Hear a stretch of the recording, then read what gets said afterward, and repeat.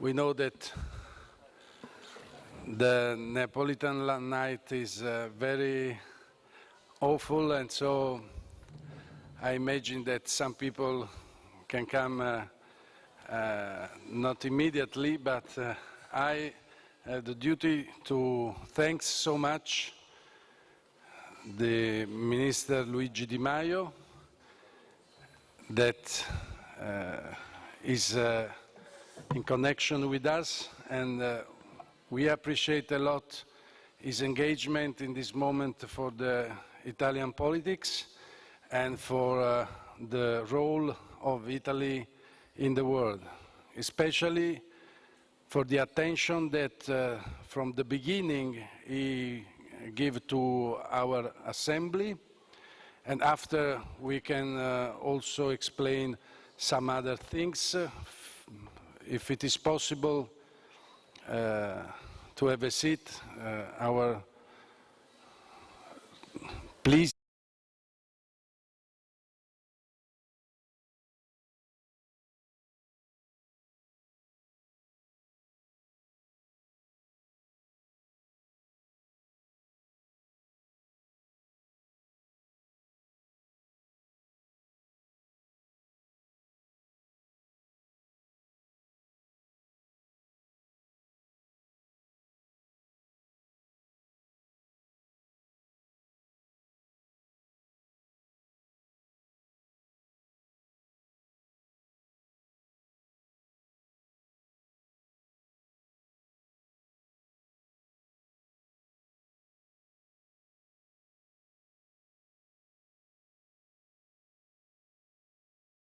President Migliore, thank you so much for your words.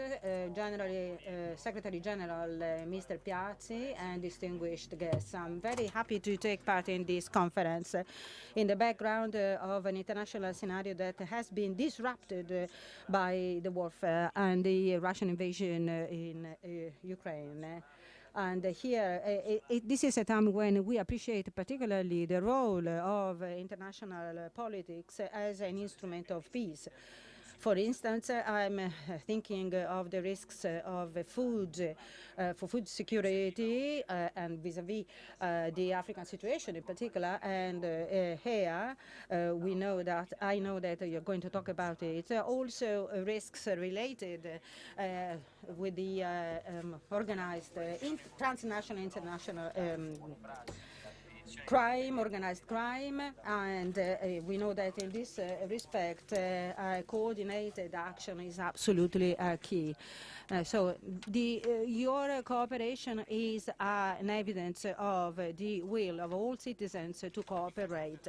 And so it gives us hope for the future. Remind me to remind the words of Giovanni Falcone, one of the first ones to understand the importance of international cooperation to combat the international mafia. So we have recently remembered in Palermo Giovanni Falcone and his thought. He has defined the guidelines for the judiciary approach in Italy, and at the Ministry of Foreign Affairs we have welcomed his words. Today, Italy is unanimously considered internationally as the guiding country when it comes to fight corruption. A few weeks before being killed, Judge Falcone participated in Vienna in the first conference of United Nations on the prevention of transnational or international organized crime. So the Convention of the United Nations that has been undersigned in the year 2000 with the Palermo Convention actually embodies the words and the thoughts of Giudice Falcone, according to whom states, in order to combat the organized crime, must unite their forces. This is a principle that the party states have repeated and reiterated with the approval unanimously of a document that was entitled To the Memory of Giovanni Falcone, and that's why it was called the Giovanni Falcone Resolution. After 20 years from the adoption of the Palermo Convention, it is our duty to remember the validity and the topicity of the provisions of such a convention. The purpose is to facilitate the cooperation between the judiciary, executive, and legislative powers on a platform that can network the contributions of the government representatives and the representatives of the United Nations and the other international organizations, as well as of the academia. And so we know that nowadays the organized crime has refined its techniques and adjusted their techniques to an evolving world. These networks can only be defeated through cooperation amongst governments. That's why in the framework of the Palermo Convention with the Ministry of Justice, and that's why I thank Minister Lamorgese and Cartabia for their key roles in their respective ministries, for the actions undertaken and for the good practices by offering also training and capacity building courses. This has inspired our process of review of the convention, and this has been done when there has been a conference amongst the party states to the convention, and when two resolutions were adopted about the review mechanism, underlining the importance of the cooperation among states in order to have the best possible enactment of the convention. In addition, Italy is committed to improve the operational contacts amongst the law enforcement agencies, internationally and bilaterally, and we have undersigned several agreements with a number of countries in order to make the prevention and fight actions more effective. And we also have public officials of the Carabinieri, Guardia di Finanza, and the Ministry of Justice to this purpose. Multilaterally, we support the development of a legislative framework, a legal framework, committing all the states to combat the organized crime. This has to go hand in hand with the protection of human rights and the involvement of the civil society. Every year, Italy is present at the General Assembly on cooperation and strengthening in the sectors of prevention, fight to crime, and cooperation. A specific session is devoted to the fight against organized crime. This year we have been talking about the policies to prevent crime. And so we are convinced that youth must be fully involved in order to help them assimilate the values of tolerance and respect and compliance with the law, and be educated to be active citizens. And we firmly believe in the role played by youngsters for a culture of equality and security.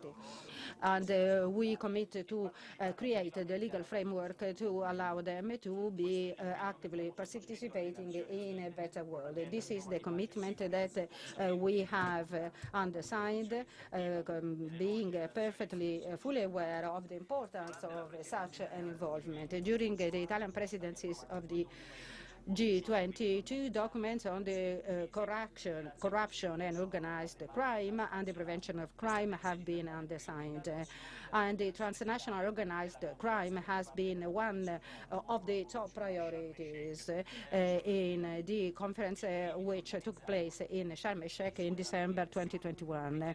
So organized crime and its ramifications require structured cooperation and a very articulated one, especially when it comes to the energy markets and the insecurity which is being generated at a global level, especially in the Mediterranean area. And we have to face such threats and challenges together. So the Mediterranean dialogue on food security that we have organized in our ministry last June in collaboration with FAO has been very important. There we have gathered international experts because only by cooperating can we achieve important and decisive achievements and results. In order to be more and more united in defending the rights of citizens and of the rule of law. And with this, let me express to you my best wishes for a very fruitful conference. Thank you once again, President Migliore, for your work. Thank you.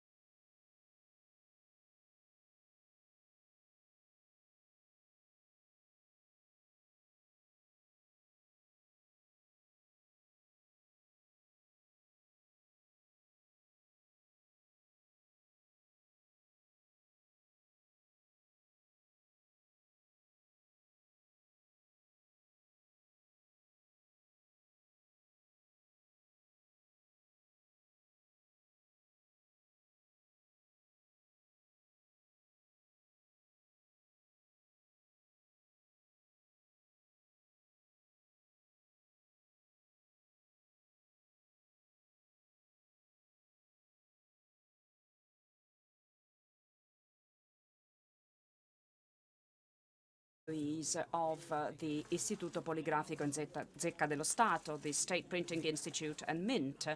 Istituto Poligrafico is a company limited by shares, owned by the Ministry of Finance, which performs services of public services.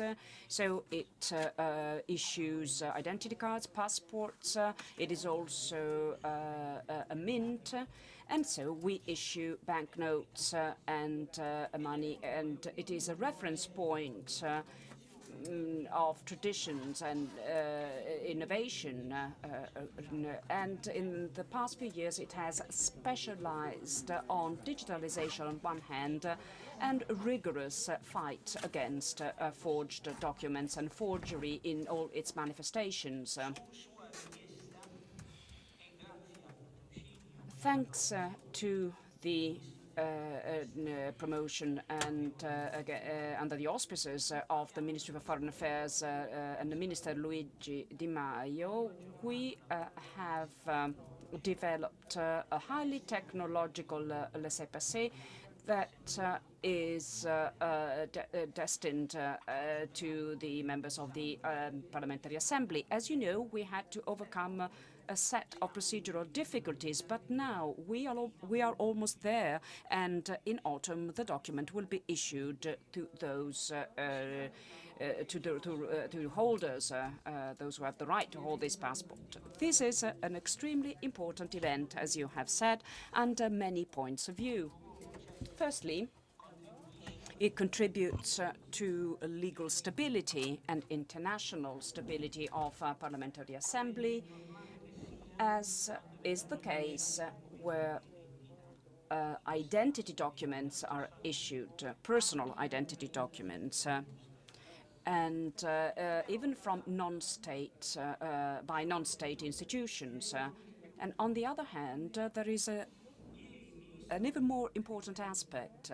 Yesterday, the Minister for the Interior emphasized how the fight against organized crime is not just a question of fighting against it, but it is important to spread the right culture and to spread values of solidarity and welcoming foreigners, for instance. And I would like to say that in the past few decades, the European Court has developed a notion of European citizenship that is not associated with nationality of member states. It has its own contents, and it goes towards a greater protection of fundamental rights.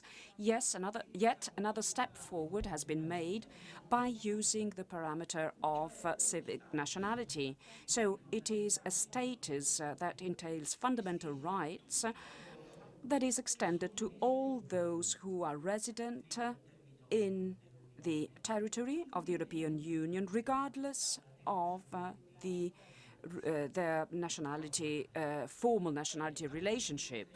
So civic nationality is the cornerstone, in my opinion, to develop a Euro-Mediterranean community that is characterized by mutual welcoming, mutual acceptance, exchanges in cultures and religions, taking into account the history of the Mediterranean, which was first and foremost the role where different cultures met and intermingled. I have to say that in the past few years, this notion of civic nationality has been blurred due to several emergencies, and a restrictive notion of civic citizenship or civic nationality has emerged. So the issuing of a laissez-passer contributes to develop civic nationality addressed to the Mediterranean basin, which is centered on the protection of fundamental rights and protection of humanity and protection of solidarity. So this is basically the most important elements of this work. It is not just a travel document. It is a place of identity which corresponds to the countries that are part of the Mediterranean basin.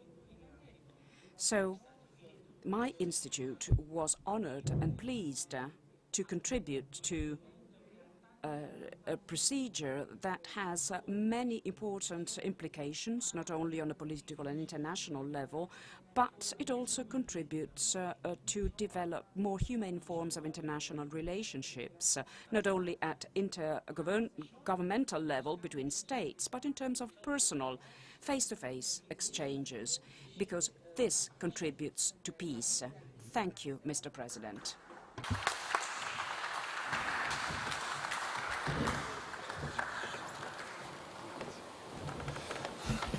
thanks to President Palma, allow us also to understand better who and what we can have to enjoy this process, this peace process that we want to do.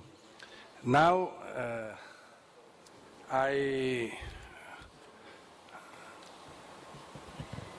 please, Amoruso, Senator Amoruso. I call on the stage Senator Amoruso, former President of the President Emeritus of our Parliamentary Assembly, and he take the floor to moderate the next session that is related to the Italian experience to the highest level for our activity in the Palermo Convention. Please. Grazie Presidente, io invito adesso. Thank you very much, Mr. President. I now invite all the panelists to come to the stage. Dr. Raffaele Piccirillo, Dr. Giovanni Russo, and Giovanni Salvi. Thank you.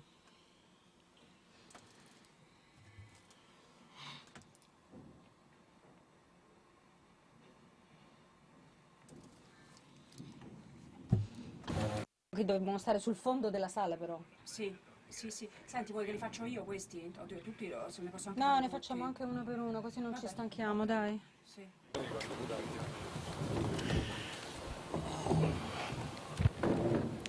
Bene, iniziamo. Well, let's start the proceedings of this session. Dear colleagues, dear guests, ladies and gentlemen, it is a pleasure for me to moderate this session that is devoted to Italian experiences in enforcing the Palermo Convention. And allow me to introduce the illustrious speakers, Raffaele Piccirillo, who's Chief of Cabinet of the Italian Ministry of Justice, Giovanni Russo, who is Deputy National Anti-Mafia and Anti-Terrorism Prosecutor, Giovanni Salvi, who's General Prosecutor of the Italian Court of Cassation and President of the Scientific Committee of the Vittorio Corso Foundation. Before giving the floor to our speakers, I would like to give you some short information on the topic of our session. Yesterday, we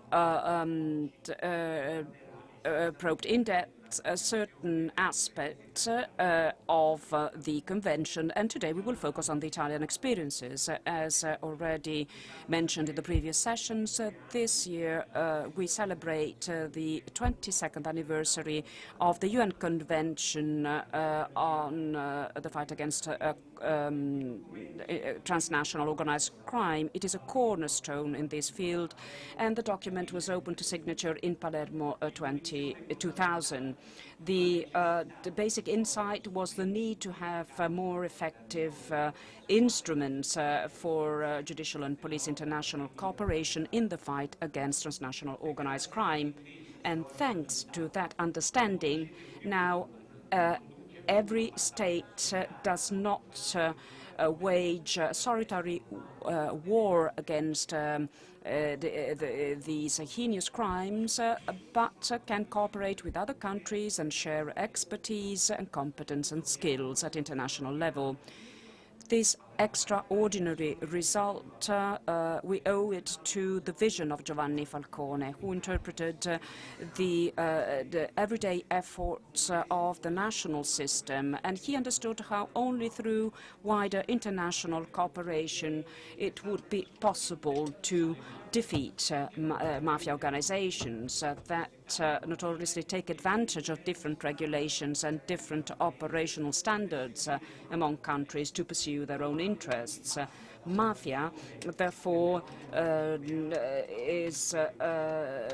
adopts not only a local vision but also a national and international approach.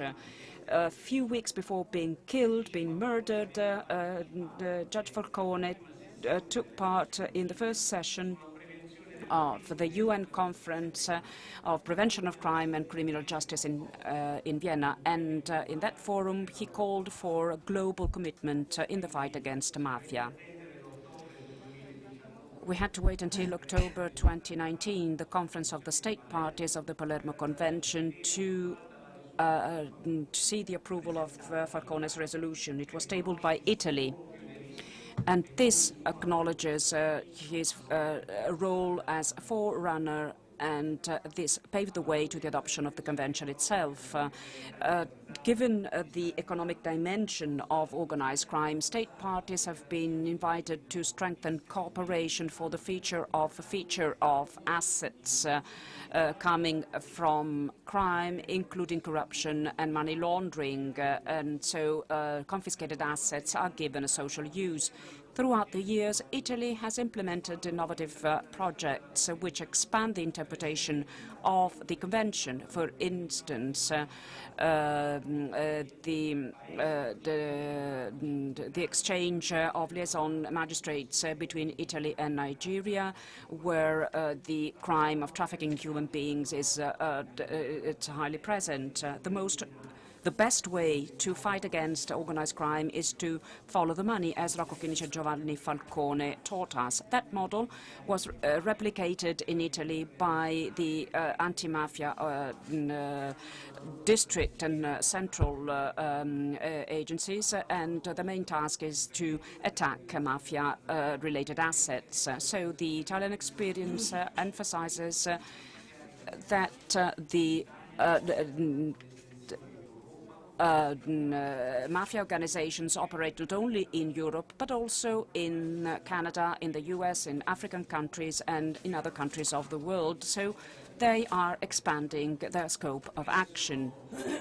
These are just a few insights that may be useful for our discussion. For me, it will be an honor to listen to our authoritative and illustrious speakers, and I would like to give the floor to them.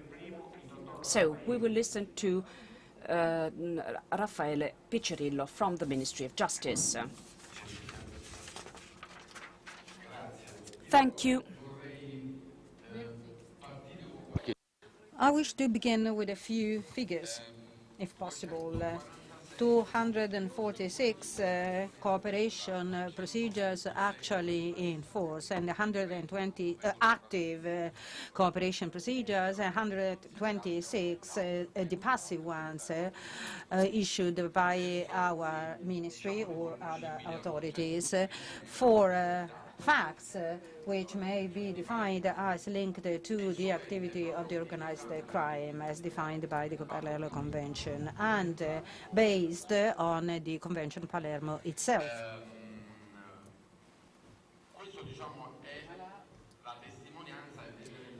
This witnesses to the importance of such an instrument. Its importance relies, first of all, in its diffusion. We are talking about 180 countries, and of course, in how broad is the range of the themes and issues covered. So the prevention issue and especially when it comes to human trafficking and firearms trafficking, the question of the confiscations or the seizure of the assets belonging to the organized crime, the theme of international cooperation, and the theme of the protection of witnesses and victims.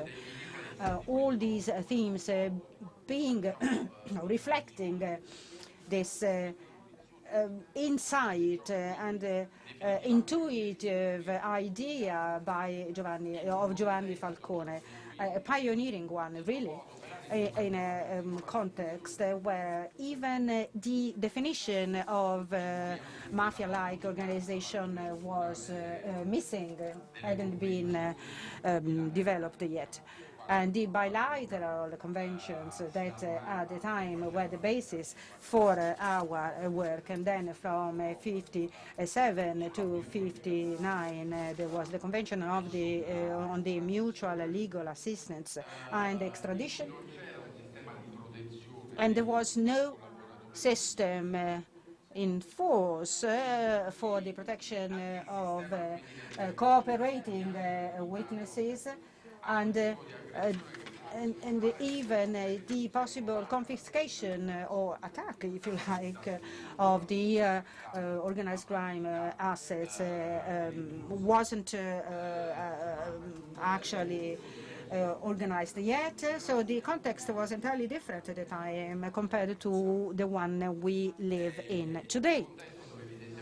A context where, clearly enough, there was no systematic or structured coordination for investigations as we have today.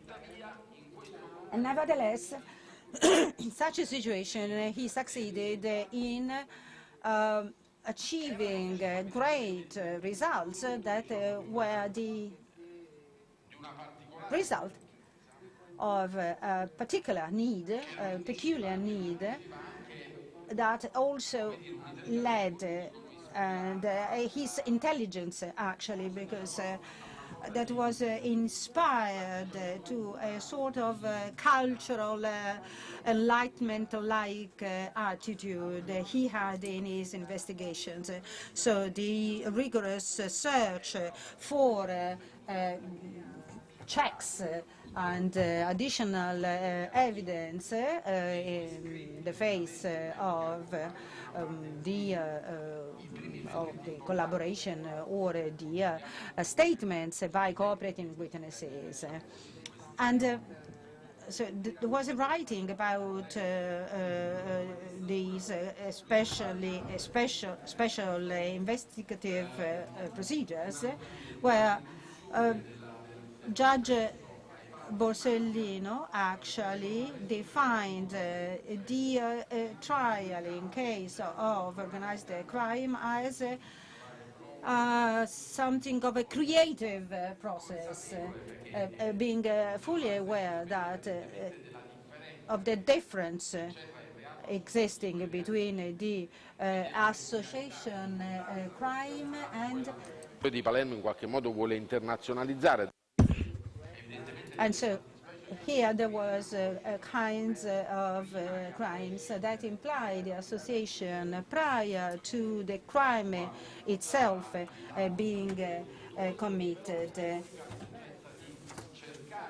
But the need to try, when investigating, searching for empirical and objective data. So this consideration obviously was also based on the fact that in the absence of a system that could really be an incentive for cooperating witnesses, but you know, when then one came to this system, the witness cannot or must not change his or her mind. And the idea of follow the money actually was exactly meant as an incentive for this activity, and trying to deprive this criminal activity of its motivation, key motivations, apart from the electoral consent or whatever. But follow the money means also, of course, a way to strengthen the evidence one has found. And he actually considered also the possibility of following the bank checks and all the banking instruments, because he said, when I ask a question by knowing already that this is already present and traced in the bank account, I am more confident the answer that will be given to me is going to be, I can rely on it. So it's an entirely different thing from, just putting together various statements by various cooperating witnesses and so on and so forth. So this is an entirely different approach. It's a systematic and organized approach to investigation. So all this experience, of course,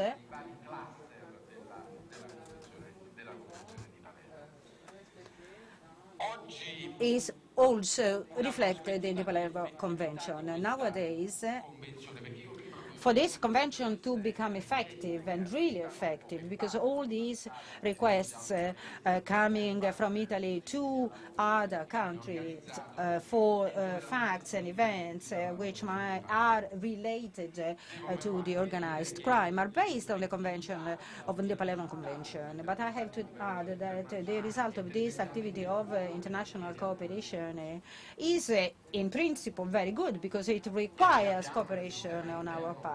Because we have internally whatever might be needed, everything that might be needed. We know how to investigate assets and incomes and the financial situations, and we can talk or listen or interrogate witnesses remotely, for instance.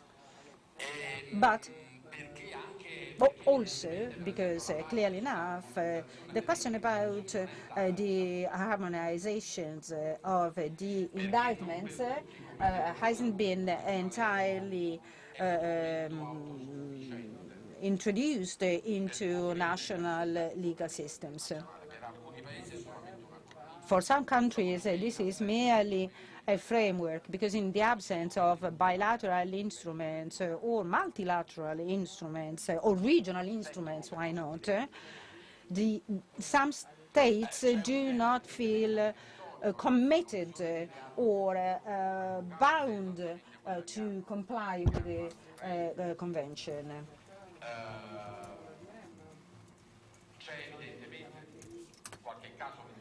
So sometimes there is the interest in remaining a safe haven for illicit money or capitals. For all this to become more effective, because I think that the review mechanism is paramount. And which I think in 2018, after being started in 2016, has started becoming effective in 2020. So what is the meaning of a review mechanism? This is a process that has somehow ensured the success of the Merida Convention, or of the United Nations, or the Europe Convention on corruption. These are all this is a way to commit all the signatories to a convention to set up a number of systems, the so-called clusters. For the Palermo Convention, this has to do with the indictments, and both in the convention and the additional protocols, and then 6 different reviews will be developed, and the review will concern and involve potentially all countries, and the countries which, depending, of course, on the legal system prevailing in each country, common law or not, and these countries may then observe and judge the compliance of other countries vis-à-vis the provisions of the convention itself. Why am I saying so? That this is something that we have experienced internally as well. For instance, when it comes to the instruments to fight corruption, we achieved for the first time in year 2000 the first confiscation, and this was based on the OECD convention. And so there have been a number of refinements of the Italian law against corruption. And this, someone says that the legal nature or the legal value, juridical value of these conventions only exist provided there is a review mechanism enacted. So if a country has to react in writing and document on a platform named Sherlock, countries have to reply what they have in order to contribute or to respond and react to the requests of the convention. And then there is an on-site visit opportunity, so a number of observers and other figures who have to assess such compliance visiting the country, and this is in the exercises of the United Nations, where these methods have been in existence for quite a long time. However, there is a preliminary investigation which is quite broad, but the results must be shared. So essentially, the draft of these reports is then submitted to the assessed country itself, and on the basis of this, these exercises, this is at least the experience we've made with other conventions, progressively improve and refine the existing conventions. So the need, the desire to actually be considered up to the task of each country certainly contributes to such an achievement. So in conclusion, I think that the Palermo Convention is extremely interesting. I was mentioning Giovanni Falcone, who tried to reconstruct the financial relations or to trace the money, that's the follow the money method. Today, this image may seem a bit romantic, considering the volatility of financial transactions, and so the activities of criminal associations or organized crime can also be hidden by means of cyber crimes. So a few figures, a few numbers. In 2021, through accounts linked to illicit activities in crypto currencies, to more than $14 billion, amounting to 0.15% of the total utilization of the cryptocurrencies, amounting to $15.8 trillion.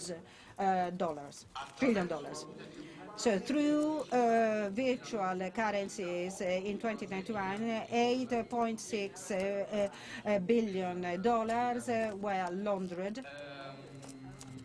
It's 30% more than in 2020, and in the cyber laundering since 2017 amounts to $33 billion. So these are very impressive figures, but what is probably more worrying is the trend. All this not only can even nullify, if you like, some improvements or steps forward that we have made in the meantime. For instance, the overcoming of the taboo of the financial secrecy. But all this cannot wait for the long times of national cooperation, of course. Investigations can't afford it and can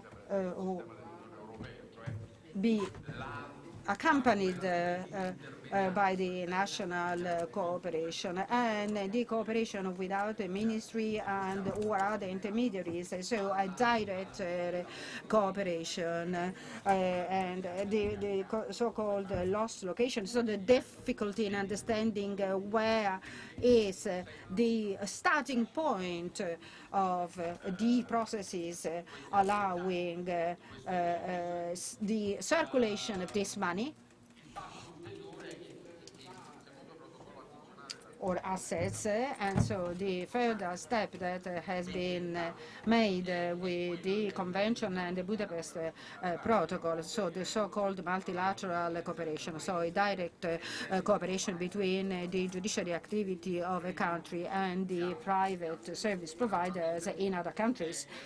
And this is clearly in the context of the evidence package of the European Union. This structure has even more ambitious goals, but we are still far away from a final definition of such final goals. But however, in the framework of the Budapest Convention covering 66 countries, it is very important that in 2019, in the context of the United Nations, an exercise has been started to complete the Palermo Convention under Article 28, which provides for the need to update, constantly update the Convention based also on technological advancements. So this exercise actually aims to create new fighting or combat instruments and tools to combat the organized crime in the field of cyber laundering and cyber crime. For instance, the ransomware activities. And I think that a whole session will be later on devoted to this question of ransomware, because actually this means updating some absolutely indispensable instruments to the broad range of Palermo Convention, where state parties are more numerous than the ones that are included in the Council of Europe. And there has been a study published recently, according to which there is by a young scholar, according to whom a young mafioso man said to us, the click of the computer is more important than the noise of a rifle. Thank you. Thank you, Dr. Piccirillo, on this important review of the Palermo Convention. 180 countries. Thank you for mentioning the new fields of action for police and judicial cooperation, and also the need to review the convention or to update the convention with the different means that are necessary for investigation.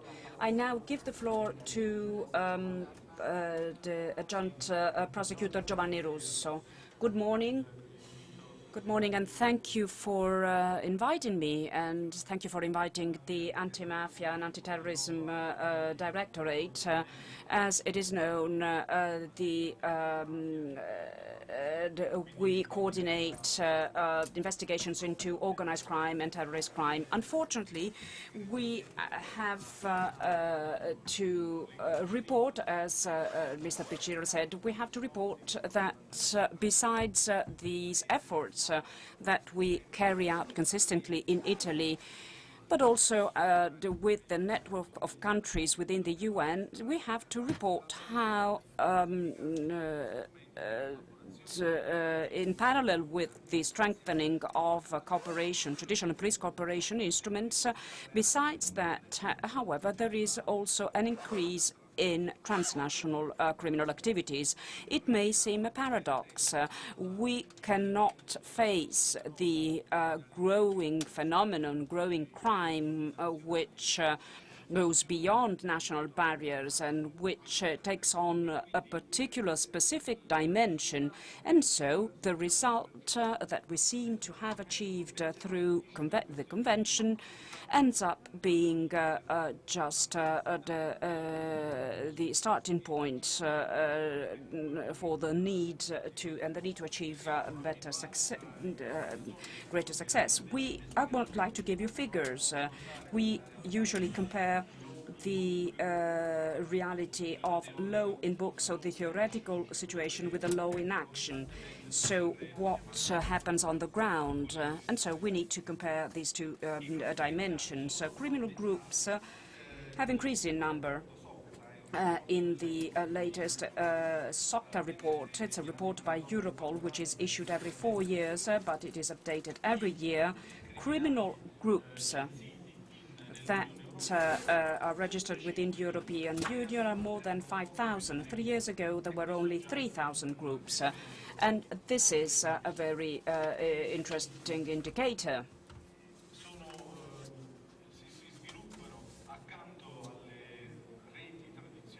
They develop close to traditional networks which are involved in drug trafficking, which is the greatest source of income. And they use new technologies. New technologies are means to communicate, to help these groups carry out their illegal activities through encrypted systems, or they are ways to launch attacks, a ransomware referred to by Mr. Piccirillo, or even activities to plan terrorist attacks, to recruit new terrorists, which has to do with another side of organized crime, terrorism. Based on the latest Europol report, we know very simply that the risk of transnational crime is greatest as ever, and it is deeply felt by our society. So we can say that we are experiencing a time in which criminal organizations have become international. Mr. Spiezza, the Italian member of Eurojust, has illustrated this transnational global dimension of organized crime with reference to the European framework. He mentioned a significant high number. In 2021, there has been the opening of 5,500 cases at Eurojust. So proceedings were initiated. So there were 5,000 investigations into criminal activities committed in 2 or more countries of the European Union, or even in non-EU countries.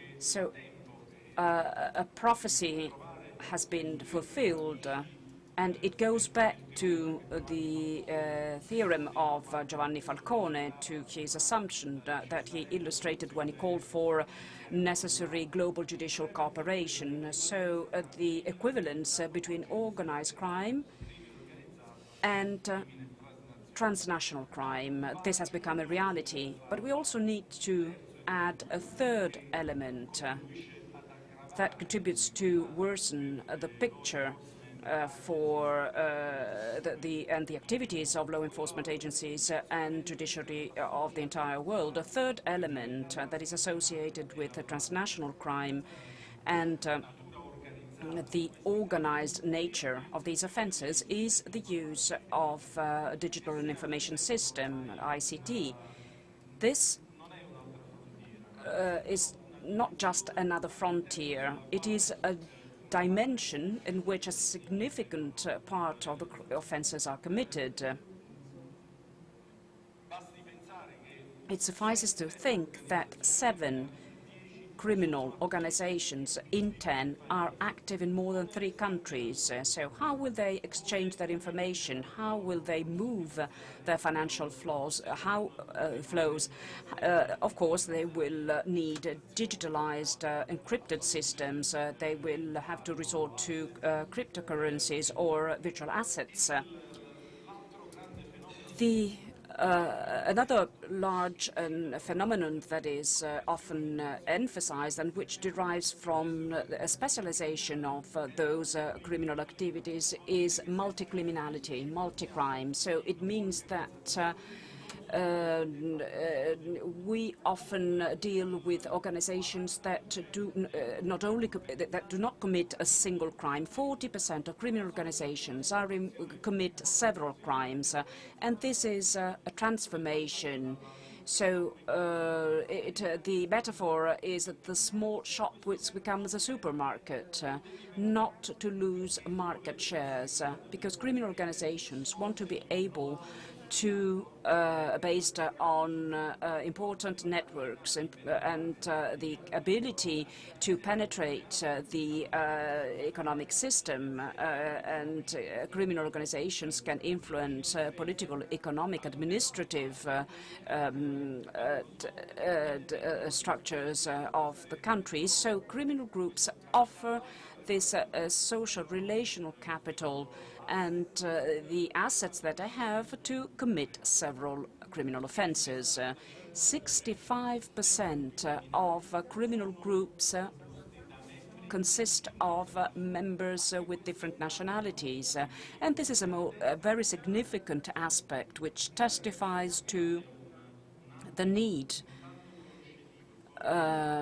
for prevention and repression that cannot just have a national dimension. So an international approach is needed. What has been done, also thanks to the conventions, starting from the Palermo Convention, of course. We try to compete with this capacity to adjust and adapt of criminal organizations. Those criminal organizations allocated their interests, their stakes in lucrative sectors where the state reaction, the reaction of the institutions was weaker. And another important field of action is trying to keep up to date with technological changes and innovations. Because criminal organizations are specialized in the web activities or in dark web, deep web. They operate on dark web and deep web, and they offer their services to several groups based in other countries or groups that commit other offenses. It is a company-like, technological-like transformation. So we're talking about crime as a service.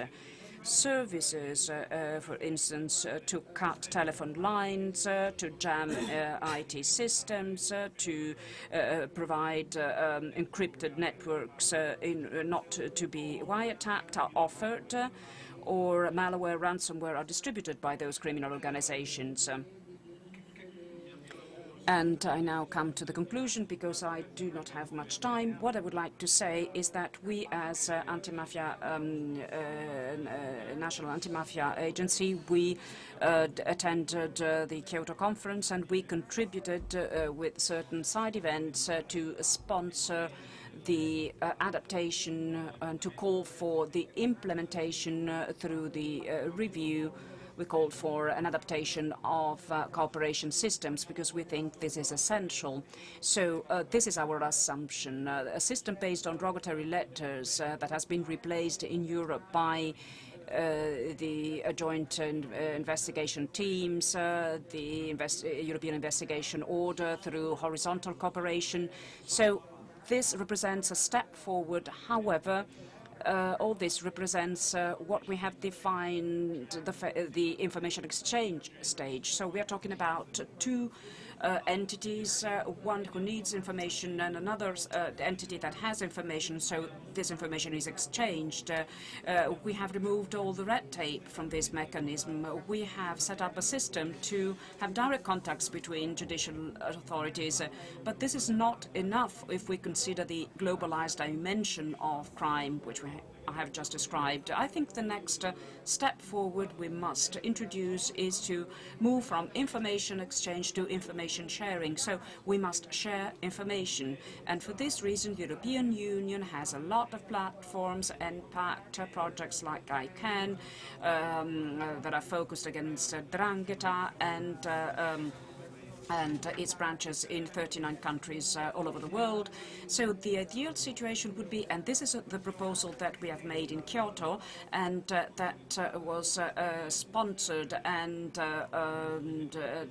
upheld by UNODC, and of course by the Ministry of Justice and by the Ministry for Foreign Affairs of Italy. So the proposal is to replace information exchange and information sharing with a co-working mechanism. So how do we do that? Mention has been made of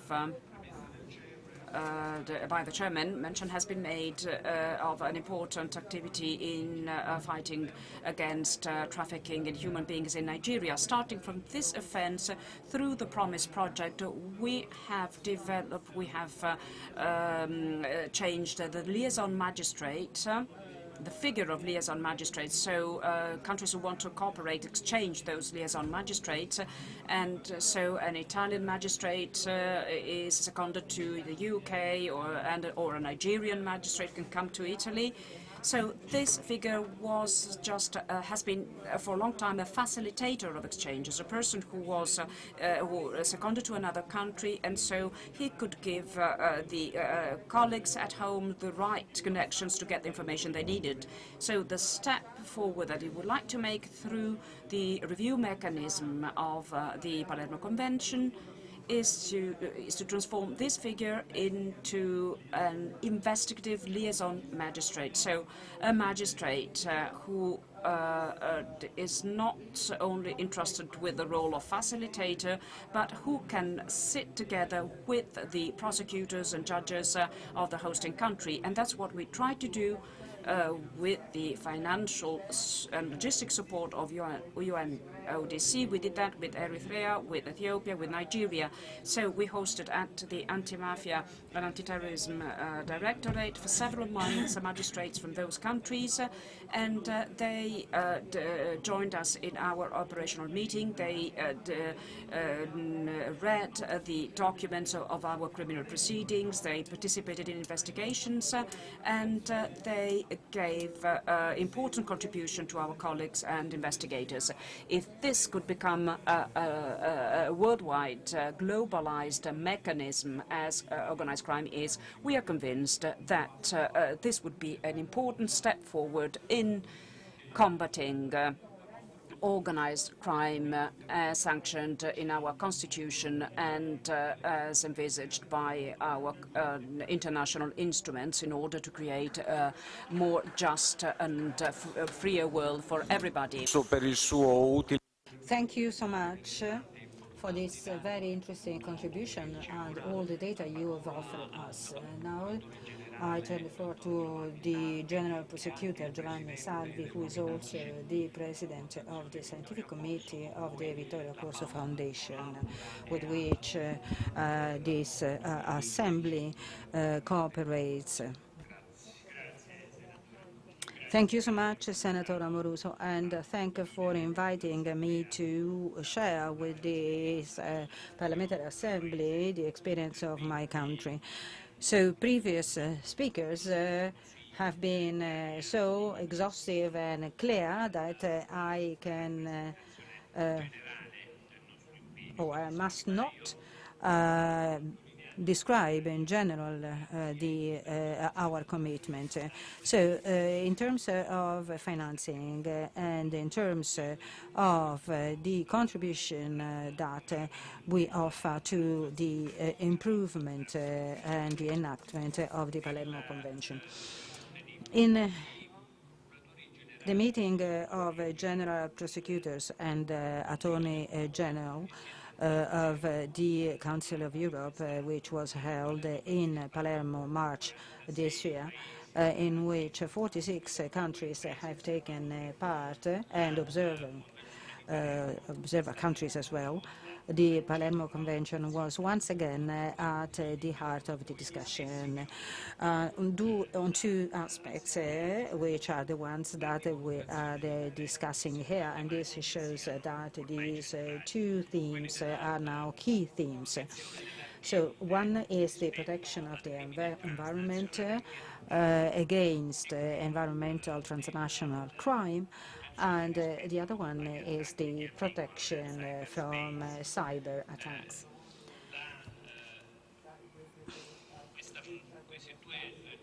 These two themes have also been at the heart of the so-called Falcone resolution that has already been mentioned by Minister Di Maio. I will focus in particular, amongst many other things that I might say, because Italy, unfortunately, I must say, since we have had an organized crime for a long time, at least 3 regions, which now has extended throughout the countries, with some ramifications in the rest of Europe as well. So we have, unfortunately, gathered a lot of knowledge when it comes to confiscate and seize assets and investigations and how to carry out investigations. And I wish to focus on the theme of jurisdiction that derives from the implementation for transnational crimes of the provisions, the transnational provisions. So I believe that the mechanism, the review mechanism, actually has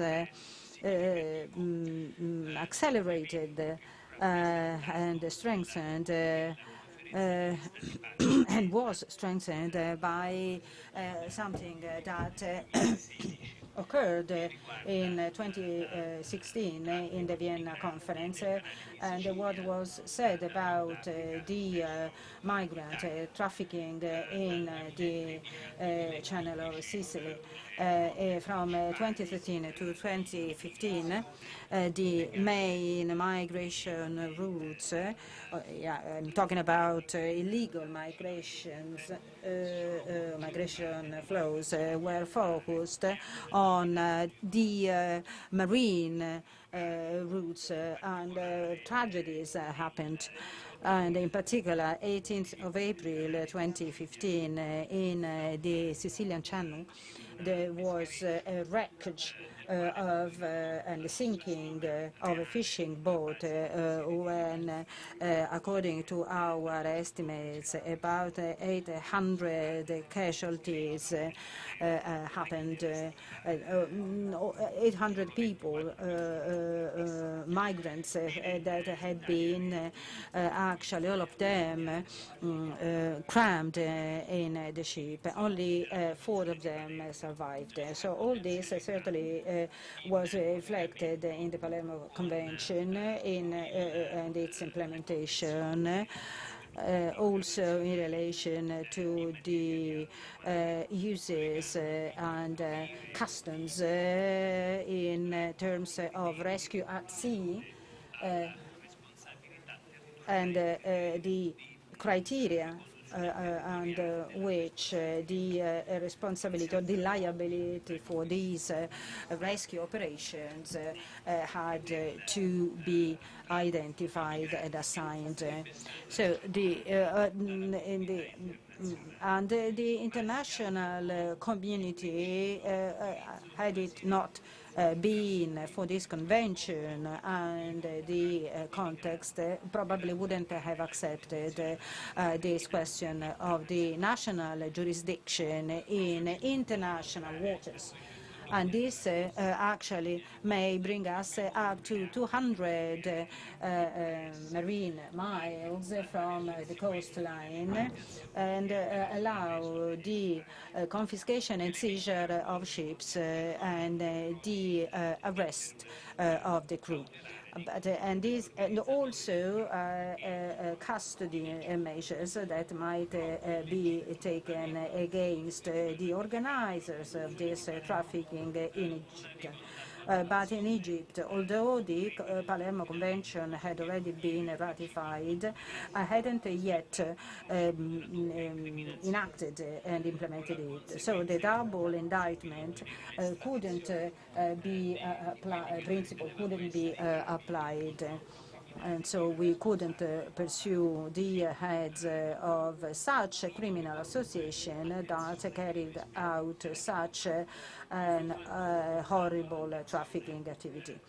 So this was brought to the attention of the conference of the state parties, and I think that it contributed in overcoming the resistances that still existed as to the implementation of a mechanism that otherwise might have been perceived as an interference with the sovereignty of the individual state.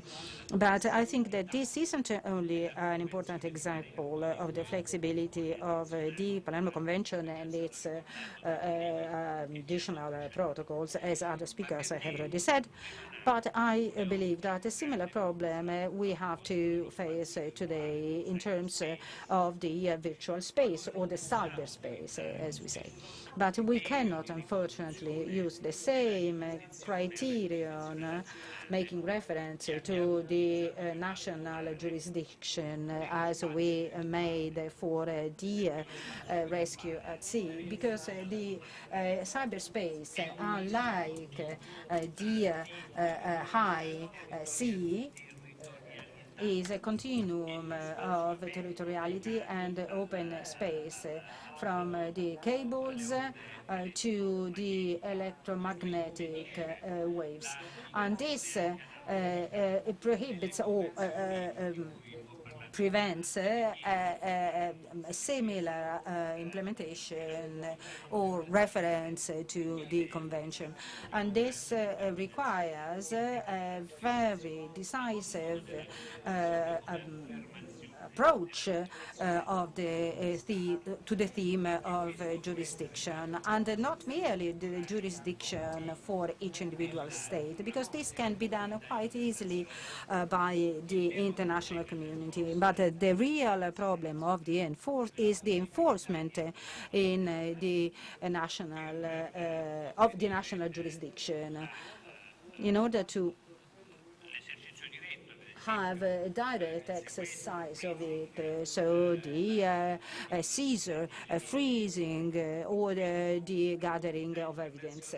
And about this, the international community is not fully in agreement or acting in concert yet.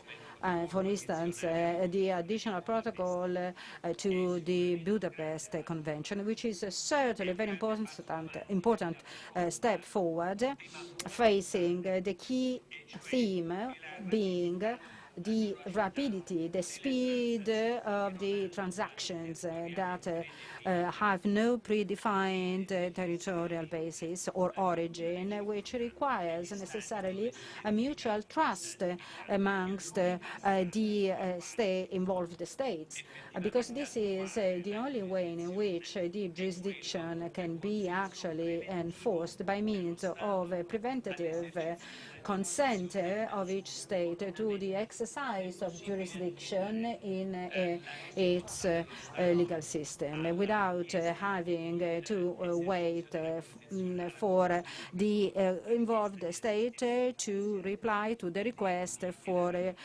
legal assistance or judicial assistance. So the lack of a fixed and predetermined location of transactions requires rapidity of action. So a second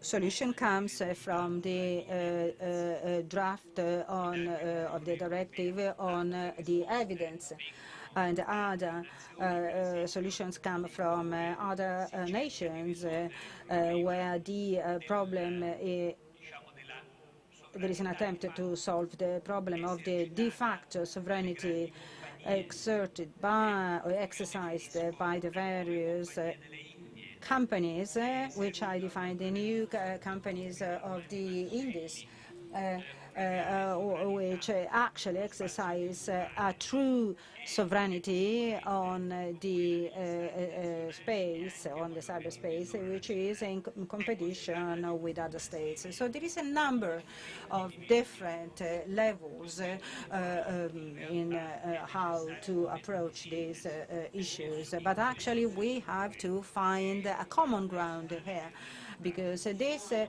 cyberspace or cybercrime, which is transnational by nature, can only be acted against by means of cooperation and a united approach. So this theme has been submitted once again in Sharm el-Sheikh in the conference for the Merida Convention. And there, the question of virtual currencies and virtual assets has been raised, not only as far as with reference to the laundering and the direct payment of bribing or the price of corruption, that's how we call it, but because our investigation methods, our current investigation methods actually offer us two new solutions, because these new technologies are a great opportunity for criminal associations or organized crime, but also are a new opportunity in terms of investigative actions.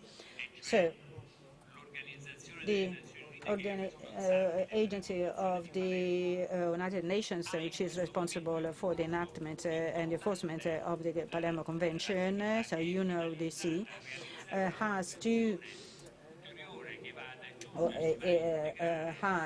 is in the process of reviewing the convention with particular reference to the themes we have been debating so far, and also with reference to another activity of the United Nations and more precisely the possibility to achieve a shared idea of the virtual space, and Italy has offered in its was suggested in its virtual paper its position. That is to say, the proposal that even in the virtual space the international public law is implemented, because this is the key point. Unless we succeed in having the jurisdiction and this effective enforcement work in the virtual or cyberspace, not only with reference to the activities of organized crime, but also when it comes to the different forms of illicit activities which may happen, the response won't be the jurisdiction, but it will be a hidden, the occult response of individual states with a progressive growth or escalation that might lead us to a neutralization of response or reaction to virtual attacks, not through the laws, but by means of the hidden or occult reaction of individual states. And we must absolutely avoid and prevent this. Thank you so much. Thank you, Mr. Salvi, for your interesting and thought-provoking intervention. I would like to thank all the speakers for their contributions and for the papers on Italy's work in the fight against organized crime. I hope that this session has been useful to provide information on Italy's experience in applying and in enforcing the Palermo Convention. This session has also emphasized the need for its review, and it has also launched and provided contributions that Italy is willing to offer in the review process of the Convention. I would like to invite Mr. Vittorio Corzio and the speakers of the second session to come to the podium. Thank you.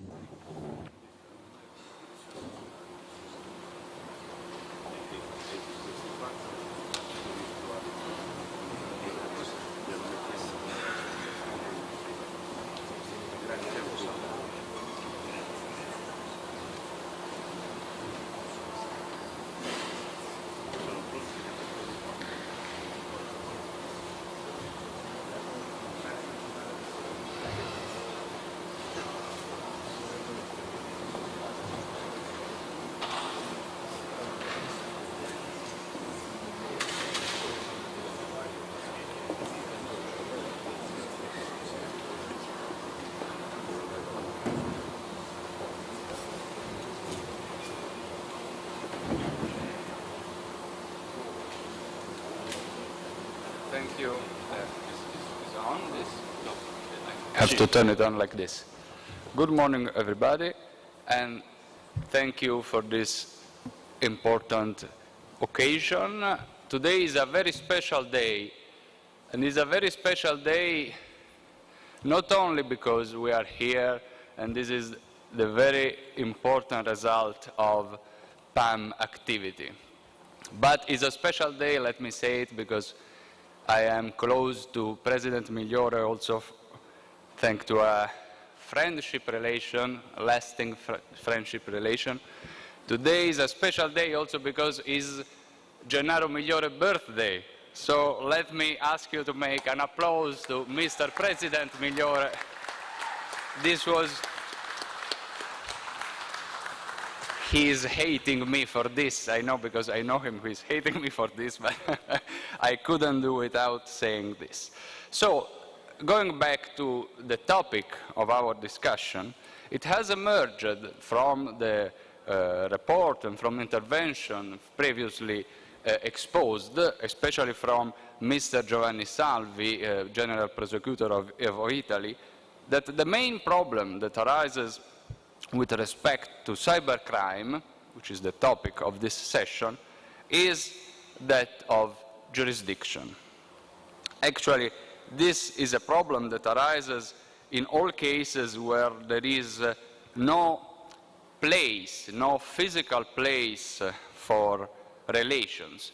And it happens both in criminal law and in civil law. Law finds its application in a space, in a physical space, within the borders. And that's why sovereignty and property have always been brought back to the same concept.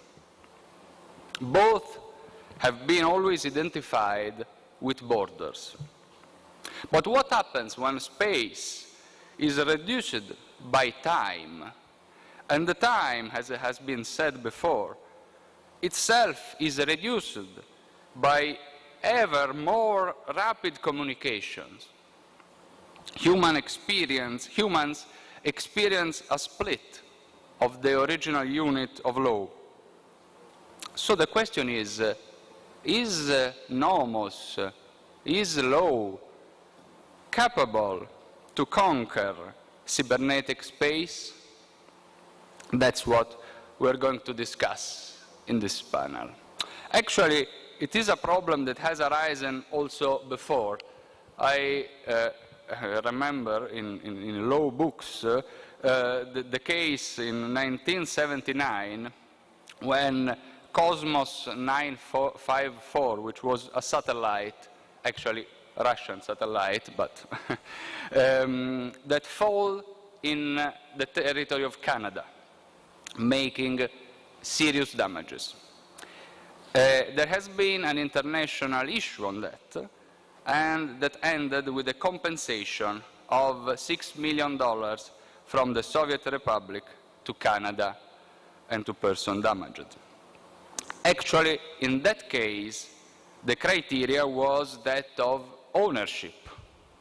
The owners of the satellite Cosmos 954 was the Soviet Republic, and so the Soviet Republic was recognized as liable for the damages occurred. This criteria not always solves the problem of jurisdiction, especially in issues regarding cyberspace. It's necessary to look for a revision also of the meaning of ownership. Think about this. Who is the owner and how ownership will be regulated in the metaverso? And I will ask to the discussant of this panel to start with this question. Which are the criteria that you suggest to regulate jurisdiction in the cyberspace? And which are the sectors in which the problem of organized crime is most relevant in cyberspace? I have in my phone an application that allows me, is a foreign bank. I downloaded this application and I opened a bank account, just putting my name, but nobody checked my name, so I could put the name of everyone else. And on this application, I will not say the name, it is a very broad and diffused application. I can buy cryptocurrencies. I can transfer cryptocurrencies just putting the name. So in a very anonymous way, I can transfer these cryptocurrencies. So the second question that I address to the speakers of this panel is which are the sectors in which the problem of organized crime is most relevant, and are the existing tools, Palermo Convention, which Mr. Salvi told us has a very broad application, Budapest Convention, are these existing tools efficient in regulating these issues? And these very delicate issues will be discussed by Susanna Pribilovic. Hello, Susanna, thank you for being here. And Sami Rianen, sorry for the pronunciation. So I will start from Susanna, to you the floor. Thank you. Thank you very much. Dear ladies and gentlemen, Ambassador Piazzi, President Migliore, whom I wish happy birthday today, Mr. Occorsio, Your Excellencies. First of all, I would like to take this opportunity to thank you most cordially for the invitation and express my satisfaction for being offered the opportunity to share Montenegro's experiences and recommendations intended to reducing cyber-organized crime in the Mediterranean region and beyond. Cybersecurity, as one of the greatest challenges of the modern age, requires intensive international cooperation and ongoing exchange of information and knowledge both regionally and internationally. With the changes brought about by digitalization and the continued globalization of computer networks, cybersecurity threats become one of the most serious challenges of our time. With even more frequent cyber attacks around the world, with no borders or checkpoints, securing cyberspace is now a critical issue globally for all governments, companies, citizens, and consumers. Almost all of us have been facing huge and complex domestic, regional, and global cybersecurity challenges today, and we all have been working hard to keep our citizens safe. Unfortunately, cyber threats and attacks are becoming more frequent, sophisticated, and harmful to our countries.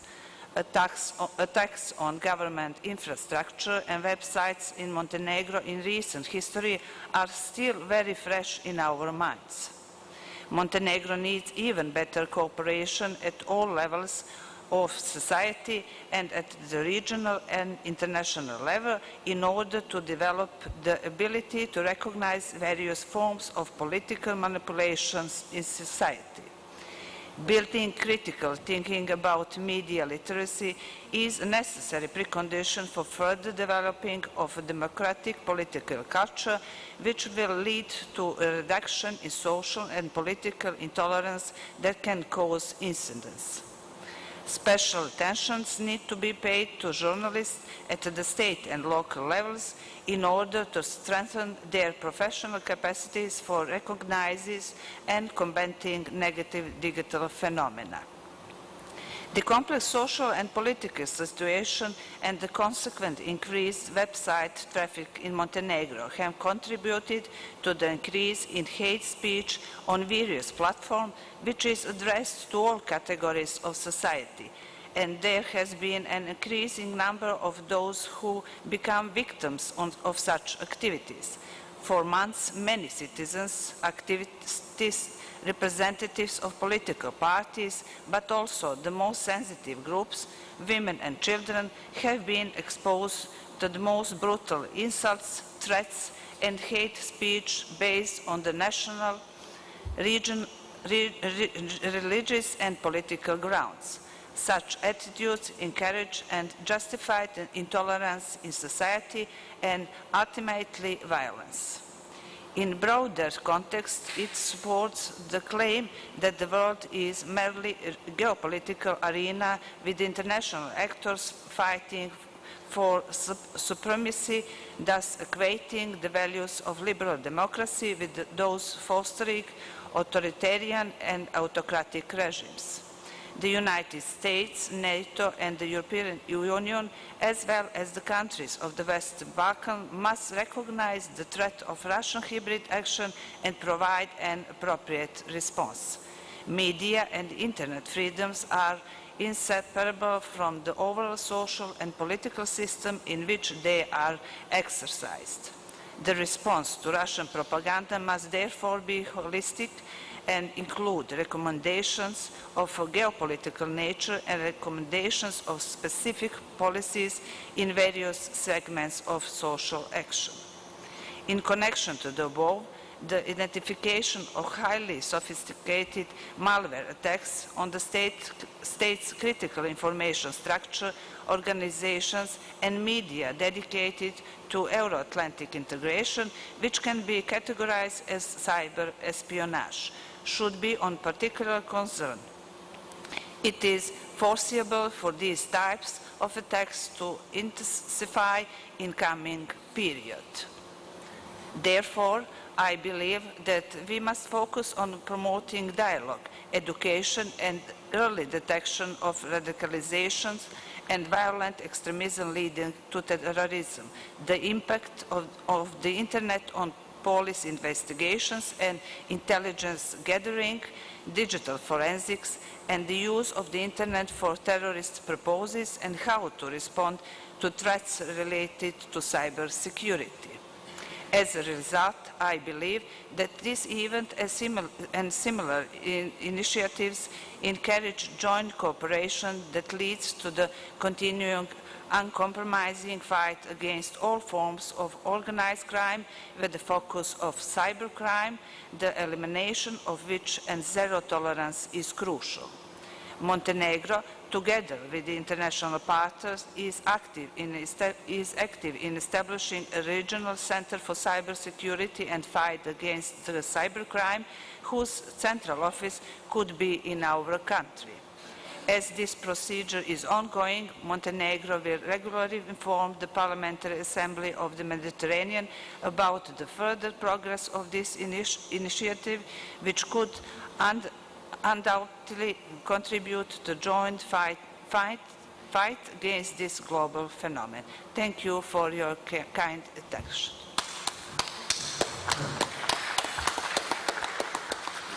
Thank you, Susanna, and thanks especially for your recall to the importance of education and to preventing cybercrime, which often arises from and has his birth from a small little action that can be prevented, and so we can avoid this to get bigger crime phenomenon if we work on education and prevention, especially because the use of technologies, smartphone, and these applications that may be on a border between legacy and illegacy is quite diffuse, especially among young people. So it's very important to work on education, memory, responsibility, and legacy. That's what makes prevention from crime, because the criminal law response has to be just an extreme ratio on this. So thank you, and let me also remind to all the distinguished guests that Susanna Pribilovic was Minister of Public Administration in Montenegro, and in this role has pursued important results in the fight against cybercrime in Montenegro, and I would say also in Europe, because I recall this to everybody.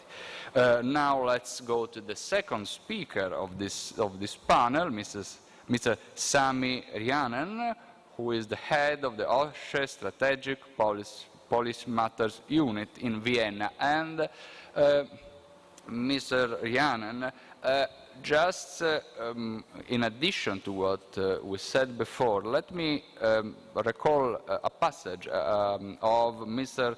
Salvi's introduction, when he said about the importance to bringing the prevention and the response to cybercrime in the field of jurisdiction, which is, in your opinion, the role of administration bodies like public authorities, which are an expression of governments, and the role of jurisdiction in the separation of powers that all democratic countries experiences. To you, Mr. Rjanen, thank you. Thank you. Distinguished members of the PAM, ladies and gentlemen, Mr. Ocorsio, Sergio, if I may be so friendly, Susanna. Maybe to start by replying what you stated before, as distinguished members in the previous session stated, jurisdiction is the cornerstone of the action in the justice system. And because the threat is global, also the response needs to be global.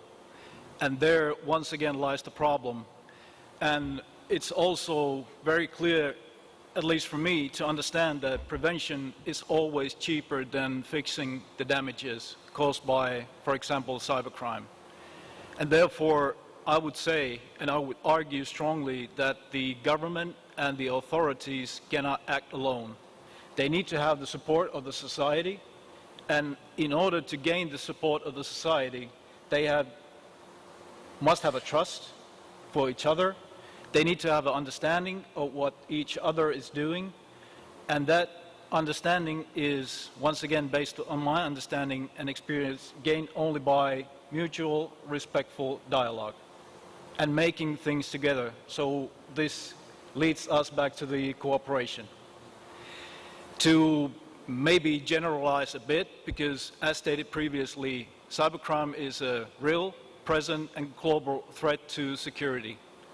And the OSCE has the three-dimensional approach to security issues. And it encompasses the political, military, economic and environmental, and human dimensions. And once again, this brought me back to basically to what we started. So in order to be effective, we need to have all the three dimensions in action, combined, continuously, and jointly, with all the sectors in civil society. And once again, we need to have understanding, and we need to have the understanding based on dialogue.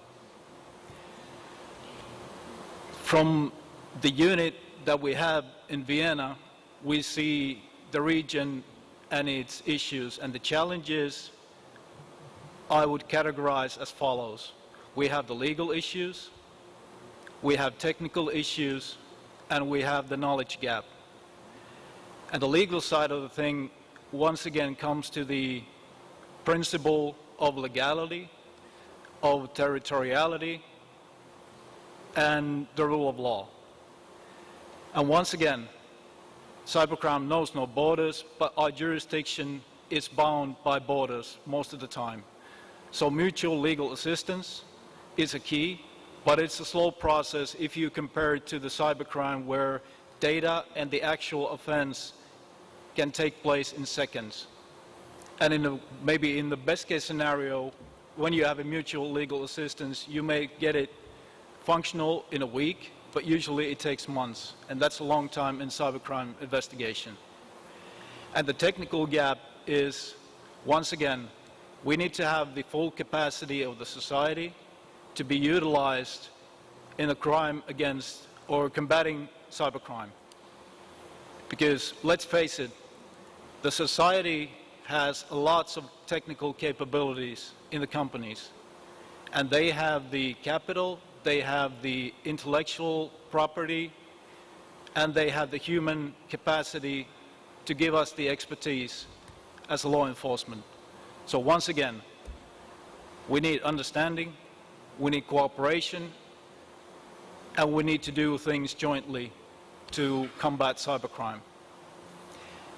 And the knowledge gap, it relates to very fast pace of the development of technology, for example, encryption tools, and the use of different platforms where we can store information, share information, and which make them susceptible for cyber crimes. So once again, information is gold, and who has the information holds the key for the kingdom. And if public institutions are targeted by cybercrime, as they are, and the cyber criminals are able to penetrate the system and the protection and steal personal information, for example, that has a negative effect on the mutual understanding and the trust between the civil society and the government and law enforcement agencies. So we have concrete problems. We want to have concrete solutions.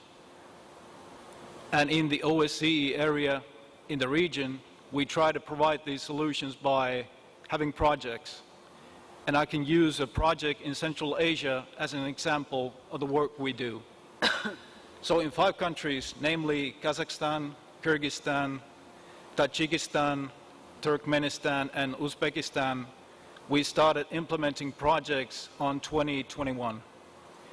And the main idea of the project is to provide capacity building for the law enforcement, for prosecution, and also to increase the awareness for the courts of the phenomena of cybercrime.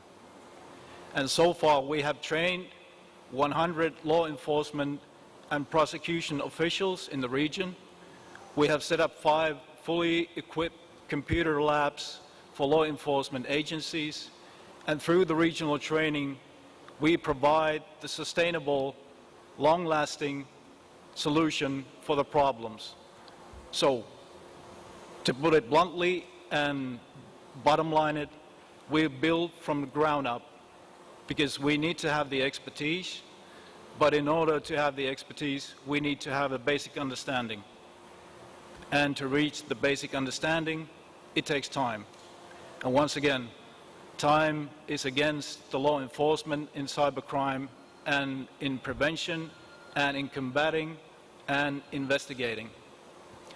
So, ladies and gentlemen, to conclude, I would say that in PAM you have excellent platform, and to have this conference, have these topics, have the possibility to open discussion, have a dialogue, increase awareness and increase understanding, it gives you ample opportunities to prevent and combat cybercrime, keeping in mind and in the spirit of the legacy set for us by such a great man such as Giovanni Falcone and Paolo Borsellino. Thank you.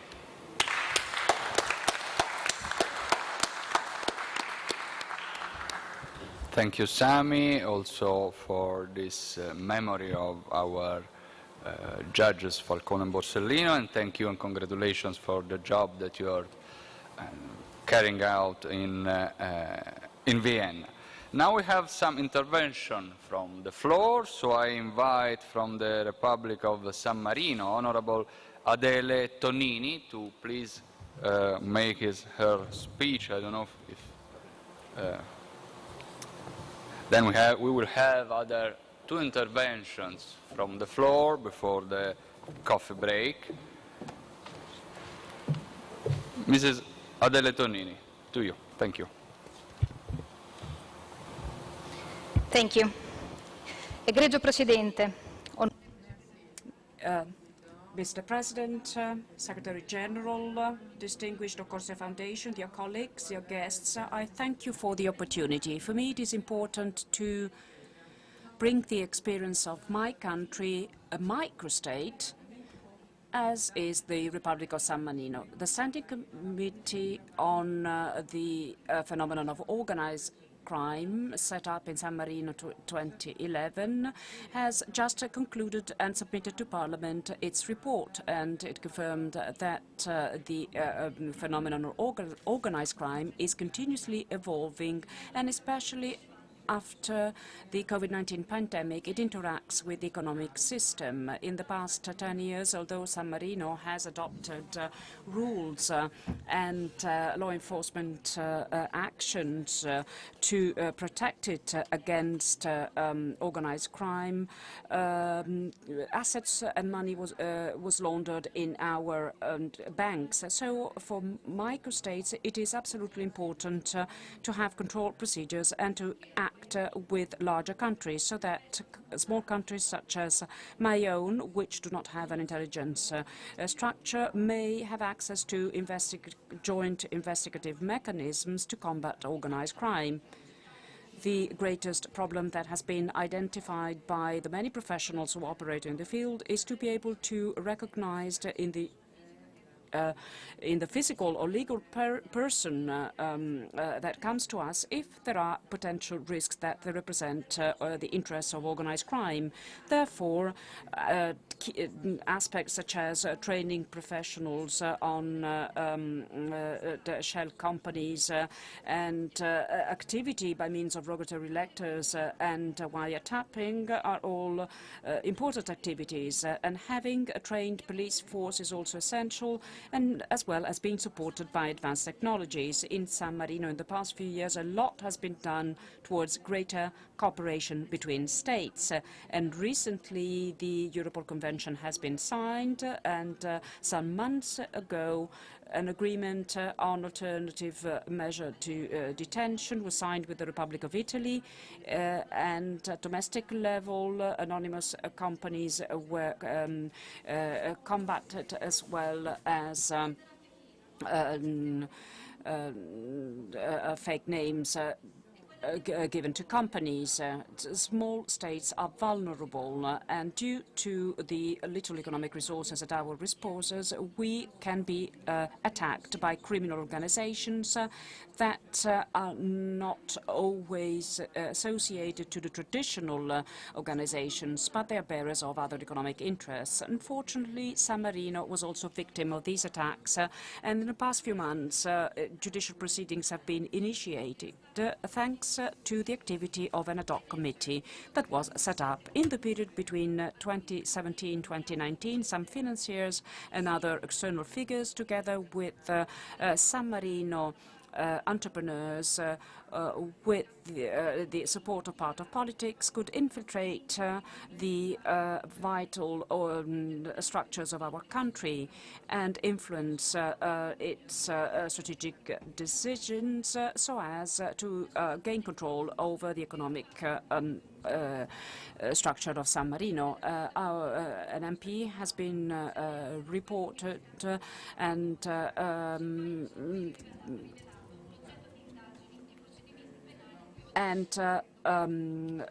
this led to investigations carried out by our courts. San Marino may decide to give part of its sovereignty to others as a form of protectionism, but our peculiarity as a microstate is being able to protect our internal independence and preserve our sovereignty. And this requires from us to use all the efforts at our disposal to protect this long-lasting republic. In a microstate, vulnerability may translate into the possibility of mafia groups to penetrate internal institutions, such as well as international institutions through the vote of San Marino. So those supranational institutions that make it possible for us to present and to share problems that we have. So international organizations may be exposed through San Marino, and this phenomenon does not only affect my country, but also other small countries. So this is why cooperation is essential. It is important to have the right regulations in place, but people who have to implement those regulations are even more important. When an institution is infiltrated, one of the first things that is attacked is legislation. Legislation is circumvented, and then it is adapted to the criminal system that they want to institutionalize. There is a deep interaction that characterizes at personal level the all small states. However, those interactions must not become interference. And this is the principle that has inspired the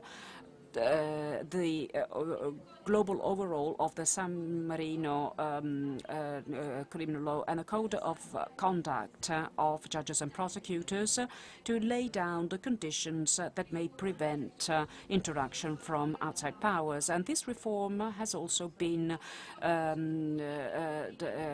complemented on by Greco. Role of media. The recent phenomenon of fake news has increased during the pandemic, and this demonstrates how distorted information undermines the work of those who try to protect institutions. Awareness should be raised on this issue, as well as instruments to protect correct information. San Marino is working very hard on the transparency of budgets and financial statements and on the origin of funding to media, as well as on setting up control mechanisms and monitoring structures, because when those mechanisms are infiltrated, they contribute to the spreading of fake news. I hope that this contribution may be considered an important case study so that the Palermo Convention may become an even more powerful instrument for interstate cooperation, small and large state. I would like to thank you all for your attention, and in particular Campania region and the Napoli city for hospitality. Thank you.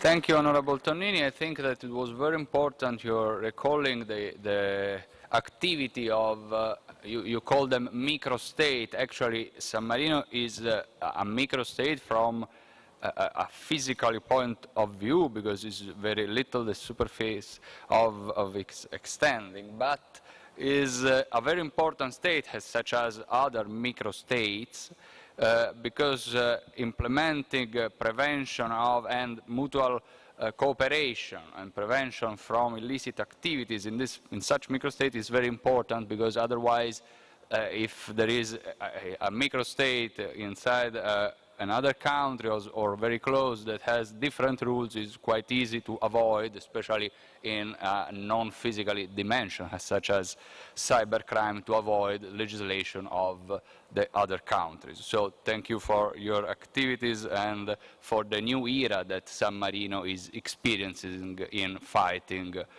illegally. Now is the moment of Honorable Bilal Qasem, who I invite on the stage. Thank you for being here. Bilal Qasem is the Vice President of PAM, and he is a senior member of the National Council of Palestine. Please. شكرا. أسعد الله صباحكم جميعا. بداية لابد من شكر المنظمين والقائمين على هذا اللقاء المهم والأحبة في نابولي على كرم الضيافة وحسن الاستقبال في هذه المدينة الجميلة. تجربتنا في فلسطين، نحن وقعنا على معاهدة باليرمو المهمة والبروتوكولات التابعة لها الثلاث. تجربتنا في فلسطين وتجربة الشعب. Thank you. I have to say that we in Palestine did actually sign the Palermo Convention, but we in Palestine have an entirely different experience.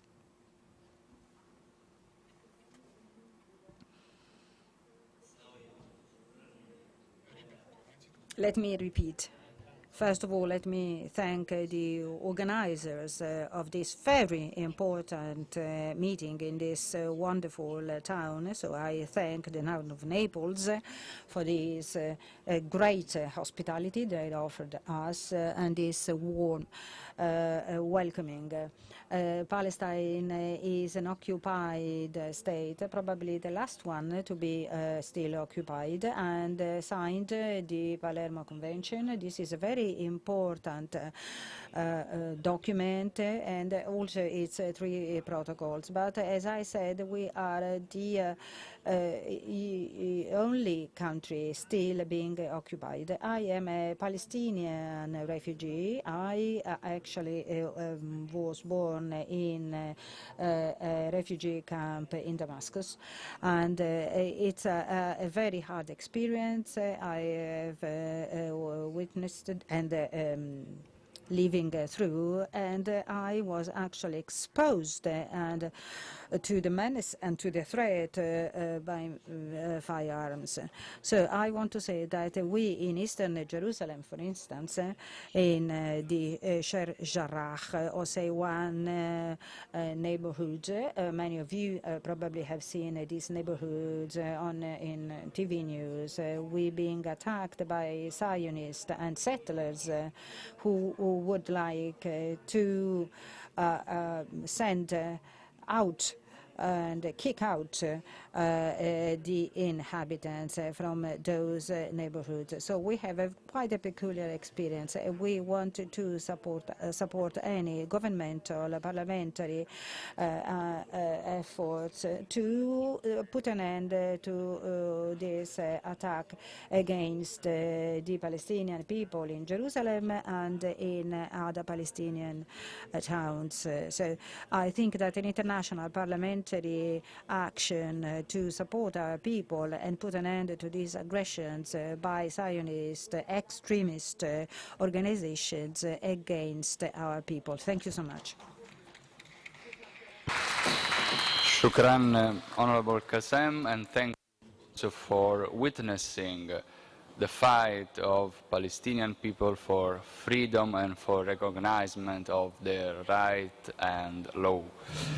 Now I will call on the stage Dr. Ahmad Khalaileh, who is a member, a distinguished member of the Jordan Parliament. Good morning. Good morning.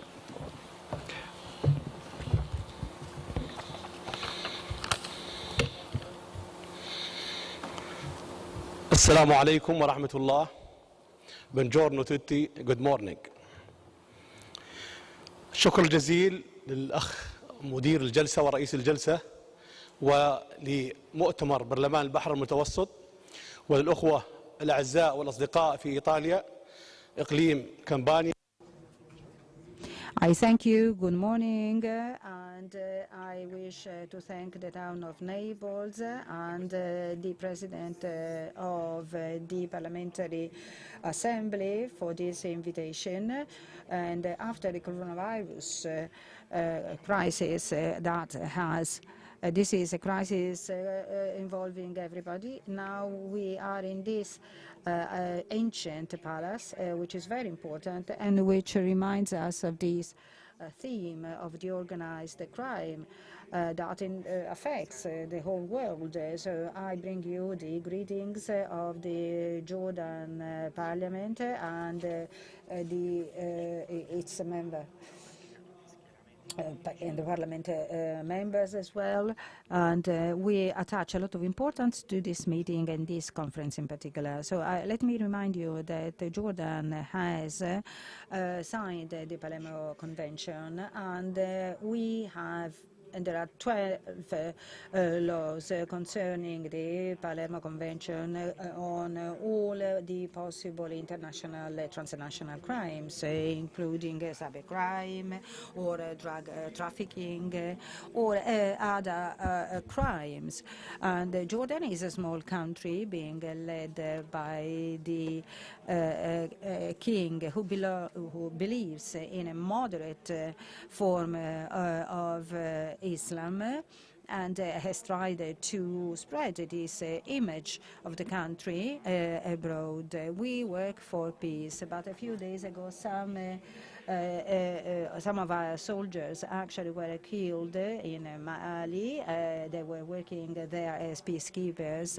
We fight the drug trafficking and also caused by the deterioration of the security state and situation in Syria. So we, according to our constitutional law, Jordan fully respects and complies with all the international agreements Jordan has signed. And we know that Jordan has actually faced many of the difficulties that were just mentioned by our colleague from Palestine, for instance, the migrant flow. And we have tried to protect the peace and security of the world. But I think that a solution has to be found for the Palestinian cause, and this has been a top priority for Jordan. And so we ask all friend countries to support our efforts to help Palestine getting rid of the occupation. And so we have to find a solution reflecting the expectations of our populations. So as Parliament members, we can actually be putting pressure onto our respective governments because we have heard yesterday about a common enemy. The only problem is identify such an enemy. But we are in favor of peace, absolutely. So we thank you for listening to us, and the peace of God, of Allah, may be with you. Job that Jordan is doing on these topics. Now is coffee time, and just a reminder that in 15 minutes we will be back here to go on with the next sessions. Thank you, everyone. Thank you for your British English.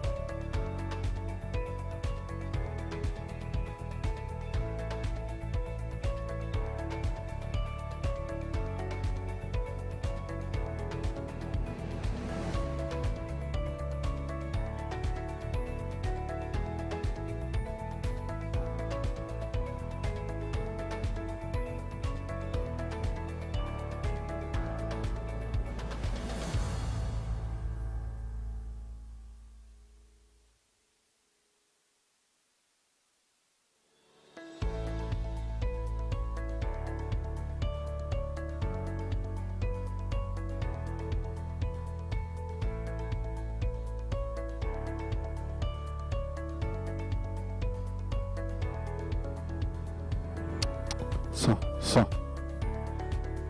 Sa. Test. Sa. Test. 1, 2, prova. Test.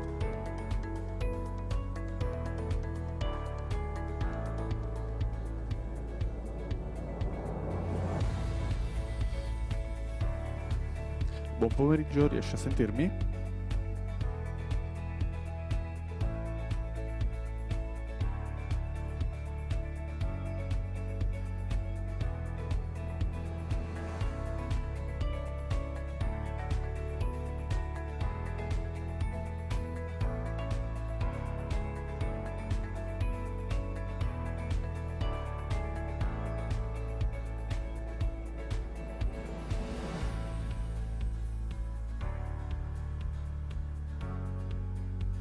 Salve, riesci a sentirmi?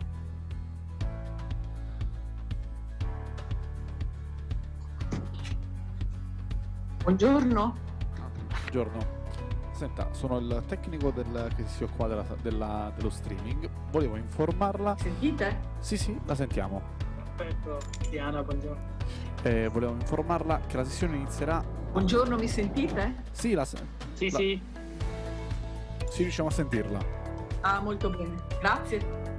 Volevo informarla che la sessione Buongiorno, inizia Diana. Dio. tra un quarto d'ora, quindi alle 11:45 per via del ritardo. Va benissimo. Perfetto. Grazie. Patricia, I think, can you hear me?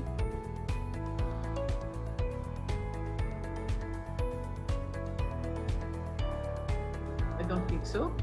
Okay. Patricia, can you hear me?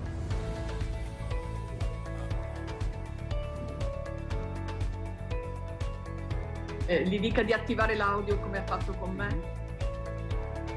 Forse è spenta.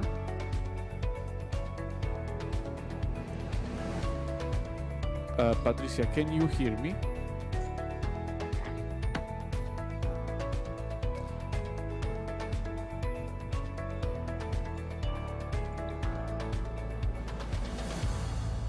Ok, semplicemente da scrivere in chat. Perfetto.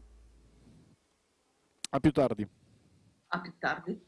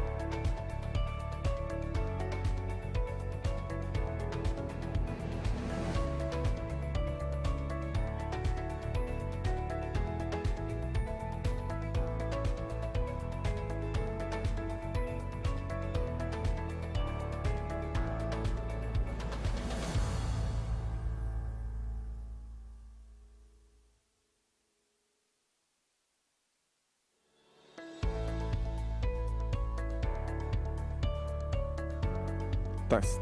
Test. 1, 2, 3. Test.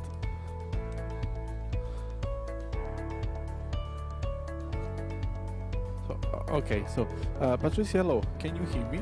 Hello. Yes, I can hear you. Oh, okay. Because we had a problem before, and it seems like you can't hear me. But now I think it's everything okay. So, just for I think 5 minutes at most, we'll start again to the next session. You will be able to see right now, as it is right now, the camera, and you will be able to hear the person speaking. Okay. So when it's your turn, I'm talking to both of you. You simply turn your camera on and unmute your microphone so you can talk. That's all. Okay. For any problem or question, you can write me on chat, and I'll be here. Okay. Okay. Okay. Nice.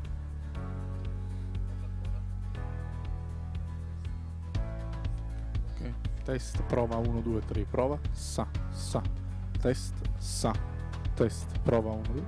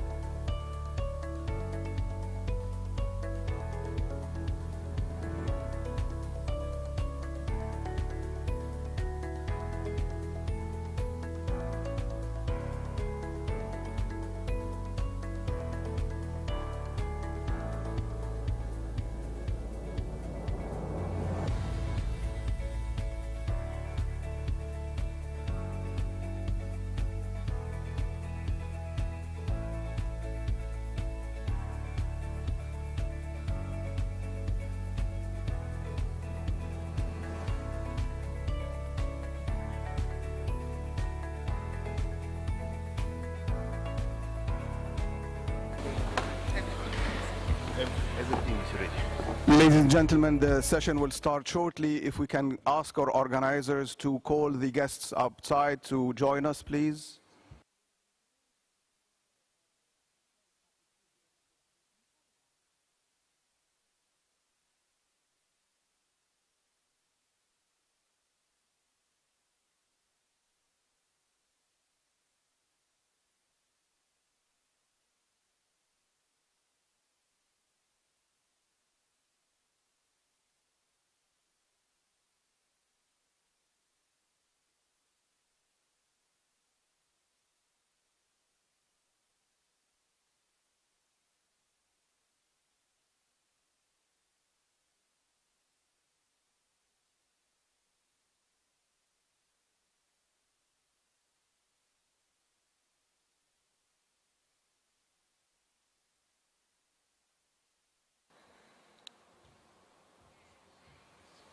Good morning, ladies and gentlemen.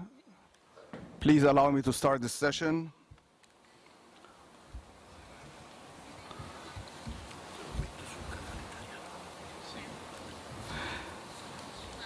And this session is dedicated to the crimes against the environment. Dear colleagues and friends, it's a great pleasure for me to be here before such a distinguished audience to moderate the third session of this conference on crimes that affect the environment. Before I start, I would like to welcome our keynote speakers and introduce them to your good selves. Ms. Patricia Mbote, Director of Law Division from the United Nations Environmental Program, who will join us virtually from Nairobi. Mr. Fulvio Bonavitacola, Vice President and Environment Counselor of the Campania region, our host. Ms. Diana Battaglia, Head of the Italian Investment and Technology Promotion Office of UNIDO, who will intervene from remote. Mr. Filippo Musca, Director at the Siracusa International Institute on Criminal Justice and Human Rights.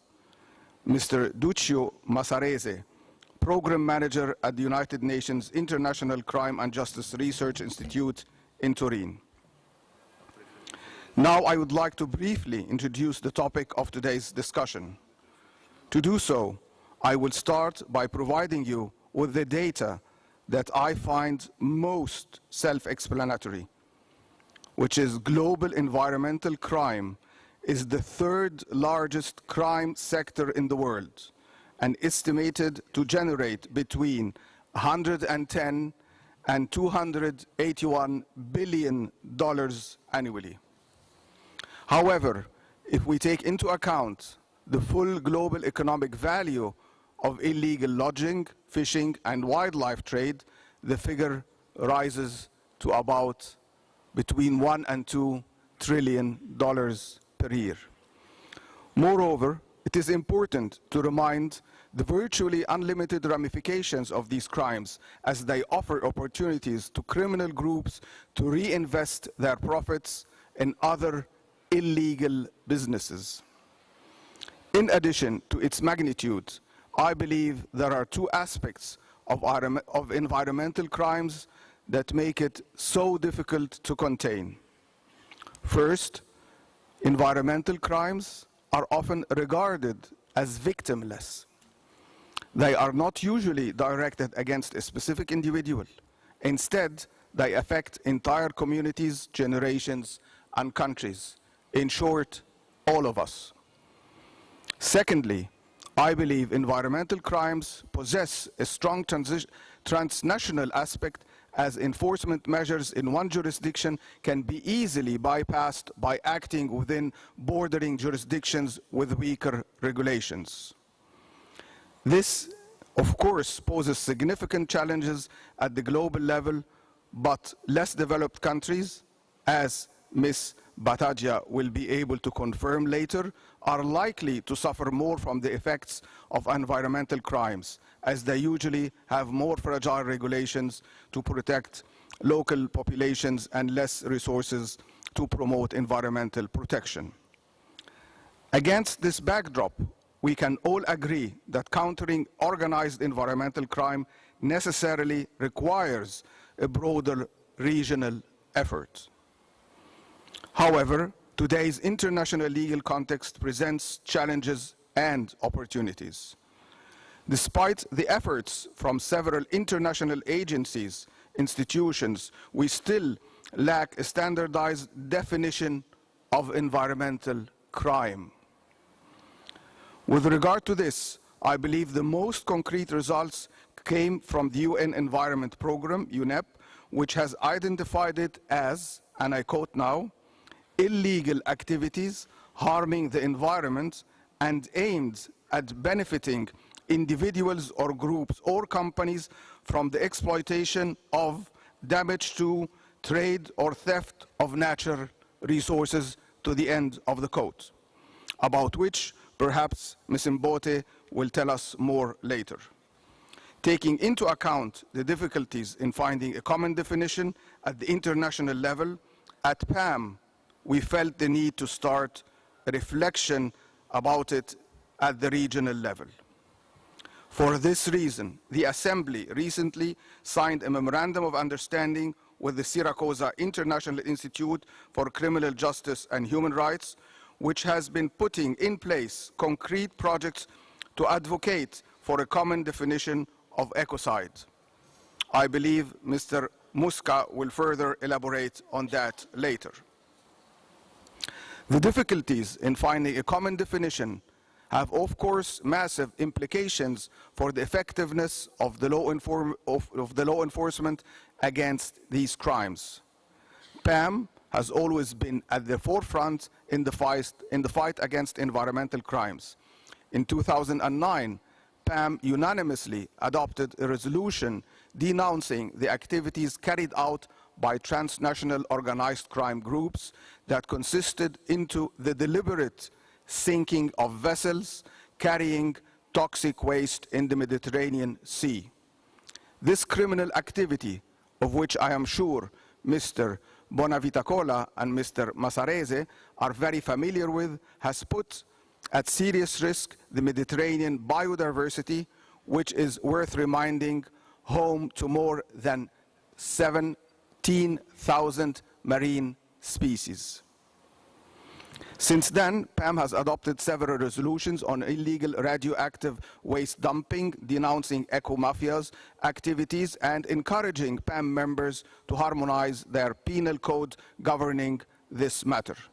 Obviously, PAM has been building up its experience from the existing international legal tools, from the Convention for the Prevention of Marine Pollution by dumping from ships and aircraft to the subsequent OSPAR Convention.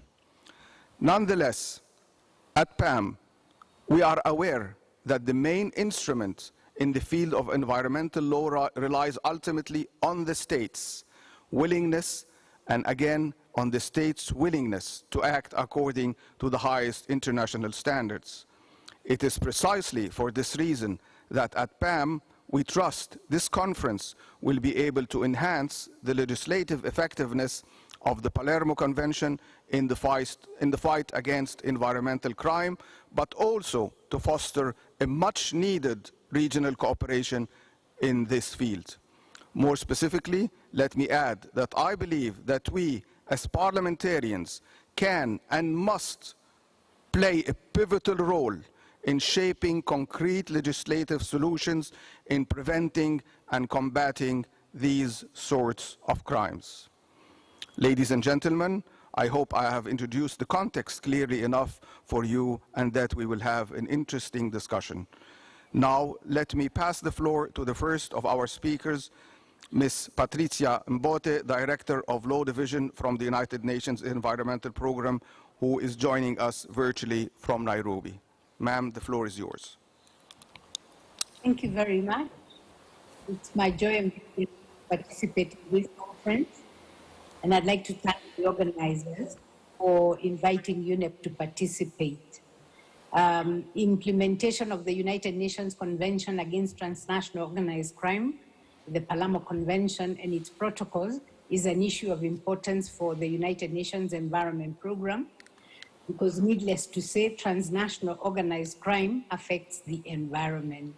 And I think in the opening remarks, we've already had that. The resolution on preventing and combating crimes that affect the environment, adopted under the Palermo Convention by the parties in 2020, and later adopted by the 76th session of the United Nations General Assembly in 2021, recognizes the United Nations Environment Programme and the Green Customs Initiative, whose secretariat is hosted within the UNEP's Law Division, as valuable contributors to preventing and combating environmental crime. The Law Division has actively participated in relevant convenings dealing with this issue of environmental crime. And for instance, where there has been meetings to develop legal frameworks for international cooperation to prevent and combat illicit trafficking in wildlife. I have about 7 key messages, and the first one is that despite being the 4th largest form of crime in the world, environmental crime is not given the attention it deserves. Environmental crime is complex because it involves criminal supply chain networks, transboundary elements, multiple perpetrators, and connection to other crime. It is actually a lucrative business, raking up about $281 billion in annual criminal gains, and therefore ranks as one of the most profitable forms of criminal activity after drug trafficking, counterfeiting, and human trafficking. It is growing at an astonishing rate of more than 5% annually.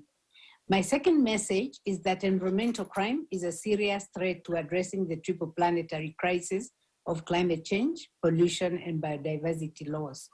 On climate change, illegal trade in ozone-depleting substances, particularly chlorofluorocarbons and HCFCs that exacerbate climate change due to their earthwarming abilities, compromises efforts to cope with climate change, thus contributing to impacts such as loss of livelihoods and climate displacement.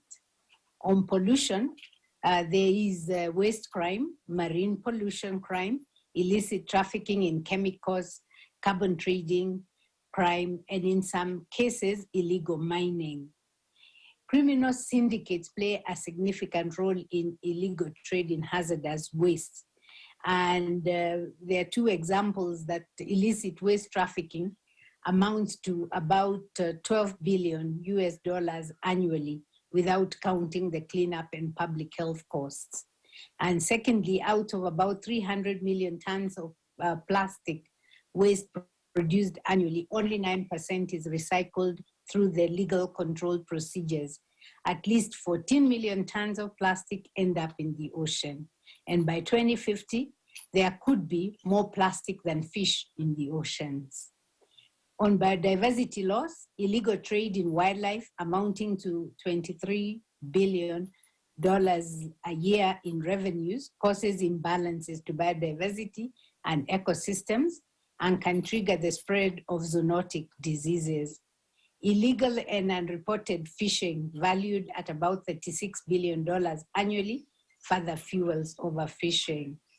Thirdly, environmental crime impacts other dimensions of sustainable development, economic and social development to be precise. It aggravates inequalities that generally occur in resource-rich, developing and middle-income countries, with proceeds often flowing into offshore jurisdictions. Low-income and marginalized communities are targeted by criminal groups who take advantage of their poverty to drive them into committing environmental crimes for easy money. Undermining legal businesses and depriving governments of revenues that legally or ideally would go to social and economic development. It also gives rise to human rights issues such as health impacts and conflicts derived from illegal mining, as well as intimidation of human rights defenders opposed to actions of the criminals. For instance, illegal logging, and we see many cases of these around the world. Fourthly, environmental crime is inextricably linked to other forms of crime: organized crime, money laundering, fraud, tax evasion, corruption, drugs, human trafficking, and cybercrime. And this is why we were saying in the earlier point that it is complex. The United Nations General Assembly recognized environmental crime as part of transnational organized crimes. And in 2016, 84% of countries surveyed reported a convergence between environmental crime and other serious crimes, such as corruption, counterfeiting, cybercrime, and so forth. The fifth message is that lack of and limited use of legislation are major challenges in addressing environmental crime. Environmental crime is high profit and low risk, contributing to laxity in the level of its regulation. Lack of proper legislation is a major driver for the rapid growth of environmental crime. States typically have different levels of regulation, making enforcement related to transboundary environmental crime challenging. And existing laws tend to exclude transnational component of crimes, which is self-defeating. The violations also tend to be regulated from an administrative law perspective rather than a criminal law perspective. If criminalized, they are usually defined as misdemeanors or low, not very serious crimes. They are not felonies. Our sixth message is that UNEP hosts several multilateral environmental agreements that address transnational crime. And these are the Basel, Rotterdam, and Stockholm Convention, the Convention on International Trade in Endangered Species, the Cartagena Protocol on Biosafety, and the Montreal Protocol under the Vienna Convention on Substances that Deplete the Ozone. UNEP is also currently convening an intergovernmental negotiating committee to develop an internationally legally binding instrument on plastic, which will deal with crimes, for instance, pollution of oceans. The multilateral environmental agreements provide common points of reference, frameworks, and definitions that can help address challenges that we face. What can parliaments such as the PAM do? States have the prerogative to declare an activity as environmental crime, so parliaments can do that. And ongoing efforts at the regional level and international level, such as the European Commission's adoption of a proposal for a new EU directive obliging member states to take criminal law measures to enhance environmental protection, is a laudable initiative. Parliaments also play a key role in developing what national level actors do. They are the ones who direct that through law. And they should consider effective legislative provisions, broadening the scope of environmental crime, aligning environmental crime provisions and penalties, introducing more punitive measures for environmentally related criminal activity, and also expanding the range of actors from individuals, small groups, companies, corporations, corrupt government individuals, and also corrupt criminal networks. They should also set out clear investigative and institutional enforcement mandates. There are certain emerging areas of concern, and I think I already mentioned that illegal plastic pollution trade is a growing area of concern, and Interpol has noted that. There is also pandemic waste, which is also an area of concern.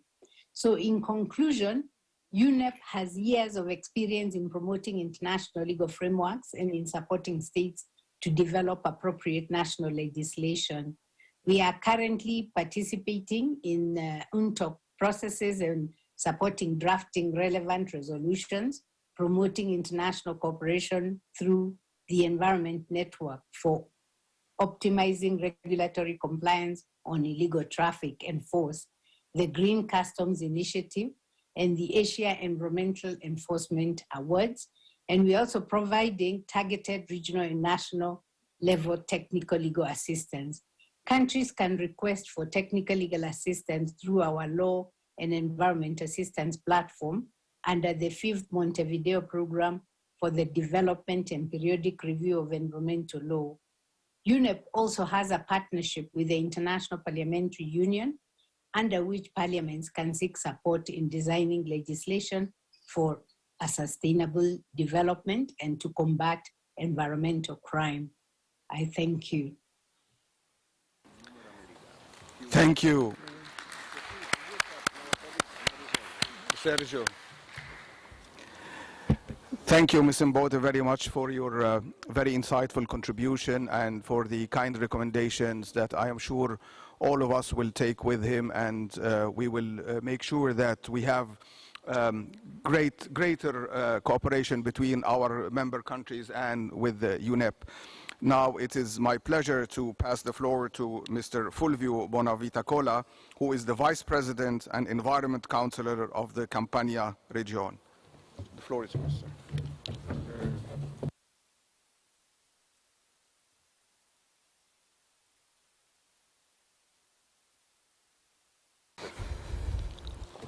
Buongiorno. Good morning, everybody. First of all, let me bring you the greetings and the welcome for this conference of yours on behalf of the President of the Campania region, Vincenzo De Luca, who couldn't attend this meeting as he would have wished due to institutional commitments and business. I believe that participants in this assembly, Parliamentary Assembly of Mediterranean countries, have been welcomed and kindly hosted in this town and had an opportunity to appreciate its beauty. For those of you who have visited Naples for the first time, I hope that this would be a reason to come back. We are following this event with great interest, and also we follow with great interest your organization for a couple of reasons. First of all, for cultural reasons.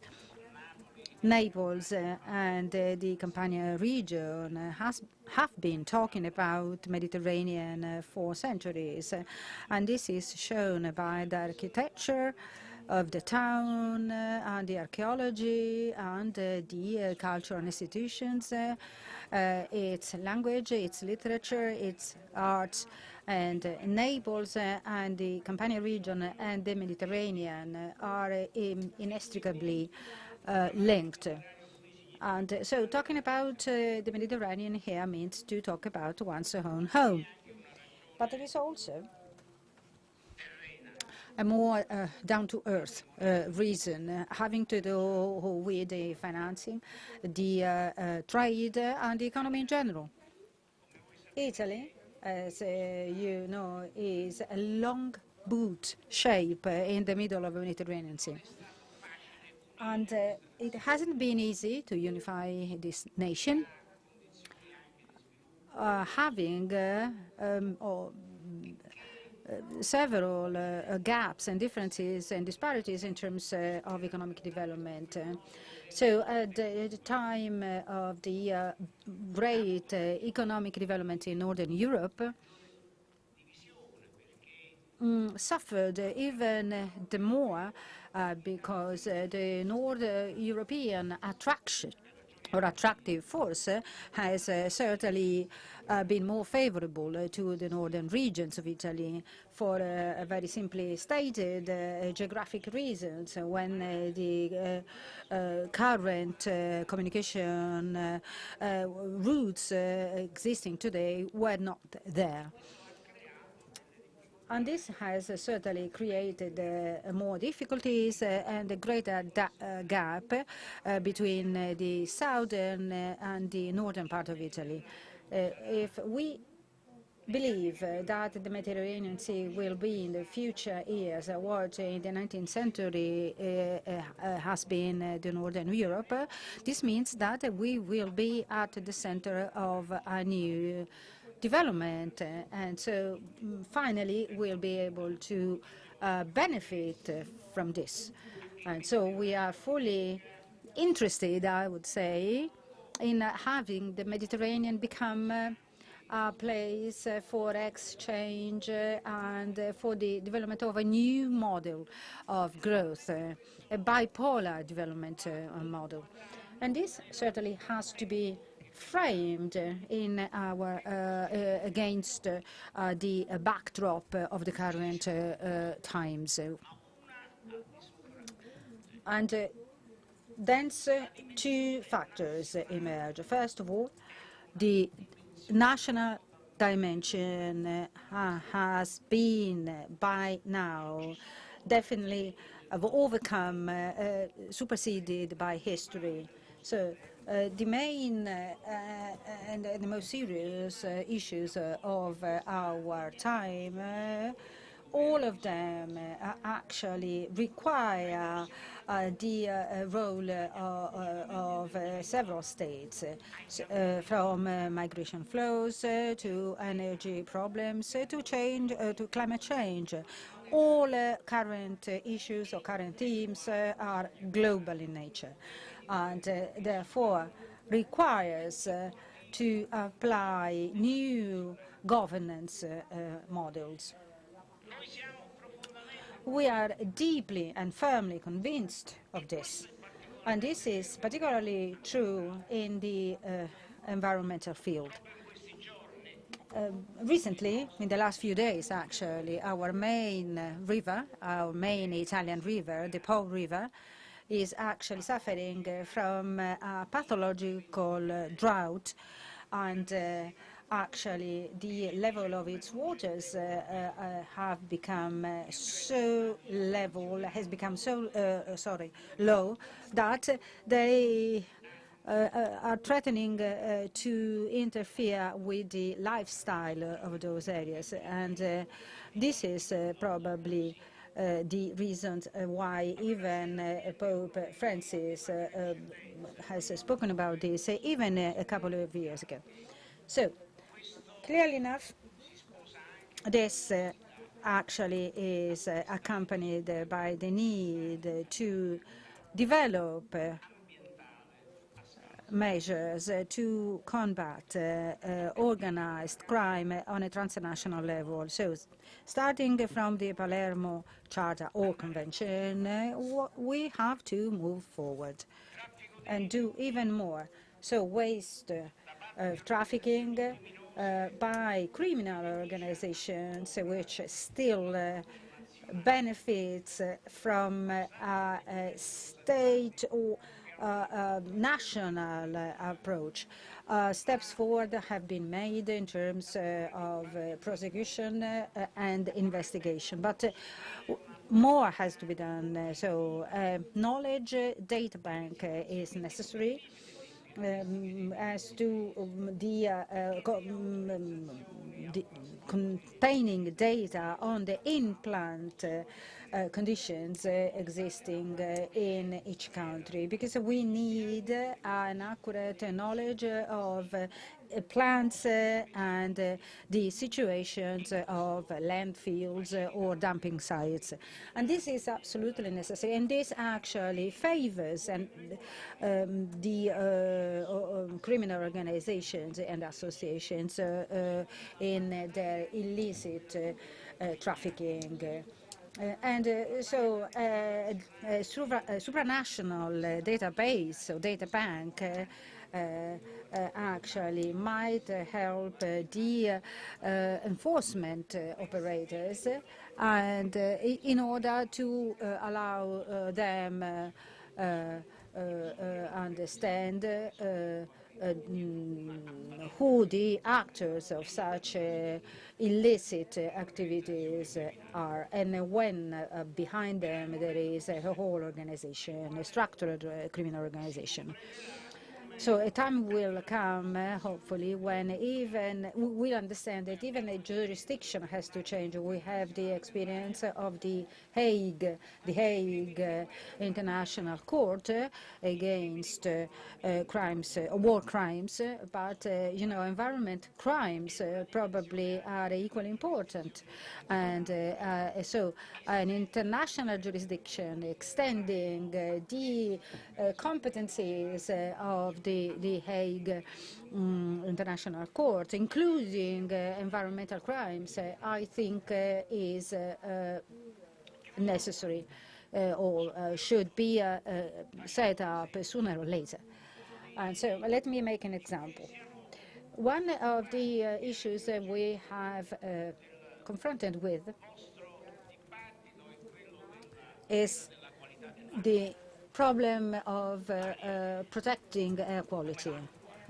Air, as much as water, is one of the universal factors we cannot do without since birth.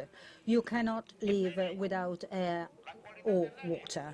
And the air quality is affected by two factors, emissions, air emissions. So the emission into the air of substances which turn air unsuitable for the consumption by human beings, and also because the lungs of our planet are attacked. And example, in Brazil, Bolsonaro kept saying that this was a Brazilian issue and that there was no reason why the international community had to be interested in the destiny of the Amazon forest, as if it were only a national issue. But we know that there are assets and goods having a global value. So their maintenance and their health is something affecting the whole planet. So that's why I say that the environmental issues are a global issue. And we still the history of we are still blocked in the history of national states and national borders. I hope that there won't be necessary centuries to overcome it. So a time will come when the Mediterranean Sea, that during history and centuries, humbly speaking, has been one of the drivers of civilization, will be included in this. So, in a humblest way, so destroying and abating political and cultural biases, because sometimes we are self-conceited and we think that we are the best ones because we have developed democratic institutions. But we all must consider that history is much more complicated than that, and other forms of government or governance are different than other than ours, may have their value. So the greatest respect and the greatest cultural and civic and civil mindfulness is necessary, because I think that the Mediterranean Sea is the perfect place to have it. So the Campania region on a small scale, but also with a view to the history and tradition of Naples, is convinced of that and will certainly keep cooperating with you. Thank you so much. Thank you very much, Mr. Bonavitacola, for your contribution. Now let me pass the floor to Ms. Diana Battaglia, who is heading the Italian Investment and Technology Promotion Office at UNIDO. I believe the floor is yours. She's joining us remotely. Thank you. Can you hear me? Yes. Yes. Very good morning, everyone. First of all, on behalf of my organization, I would like to thank the organizers for their welcome invitation to this outstanding event. Greetings, my co-panelists and all the participants to the initiative. My name is Diana Battaglia. I am the director of the Italian Investment and Technology Promotion Office of UNIDO, the United Nations Industrial Development Organization. As far as you know, our organization is based in Vienna, counts on the support of 170 countries all around the world, and has the mandate to support industry in developing and emerging countries, implementing in a holistic manner mainly four enabling functions as technical cooperation, analytical and research functions, and policy advisor services, normative functions and standards and quality-related activities, convening and partnership for knowledge transfer, networking, and industrial cooperation. Within the ambitious framework and in line with the efforts you made in these 2 decades, after the adoption of the Palermo Convention, I would like to focus my attention on how technical agencies such as UNIDO have contributed and can play an increasingly important role in the fight against transnational organized crime, especially for the environmental ones, leveraging on technology, good policies, best practices, knowledge transfer, and capacity building. Namely, UNIDO's intervention looks into transnational value chains acting as technical implementing agency, supporting countries and local community in the environmental management efforts, including the implementation of multilateral environmental agreements and the provision of sustainable energy. UNIDO helps create new green industries, establishing national roadmaps for greening the supply chain, determining benchmarks and indicators, disseminating and sharing best practices, running clean technology programs, undertaking various capacity building exercises, and contributing to international forums with the necessary research and expertise, avoiding, for example, that dangerous chemical enter and move through value chains. I would therefore start from the concrete efforts made by UNIDO in the field of the Stockholm Convention, a global treaty to protect human health and the environment from POPs, persistent organic pollutants.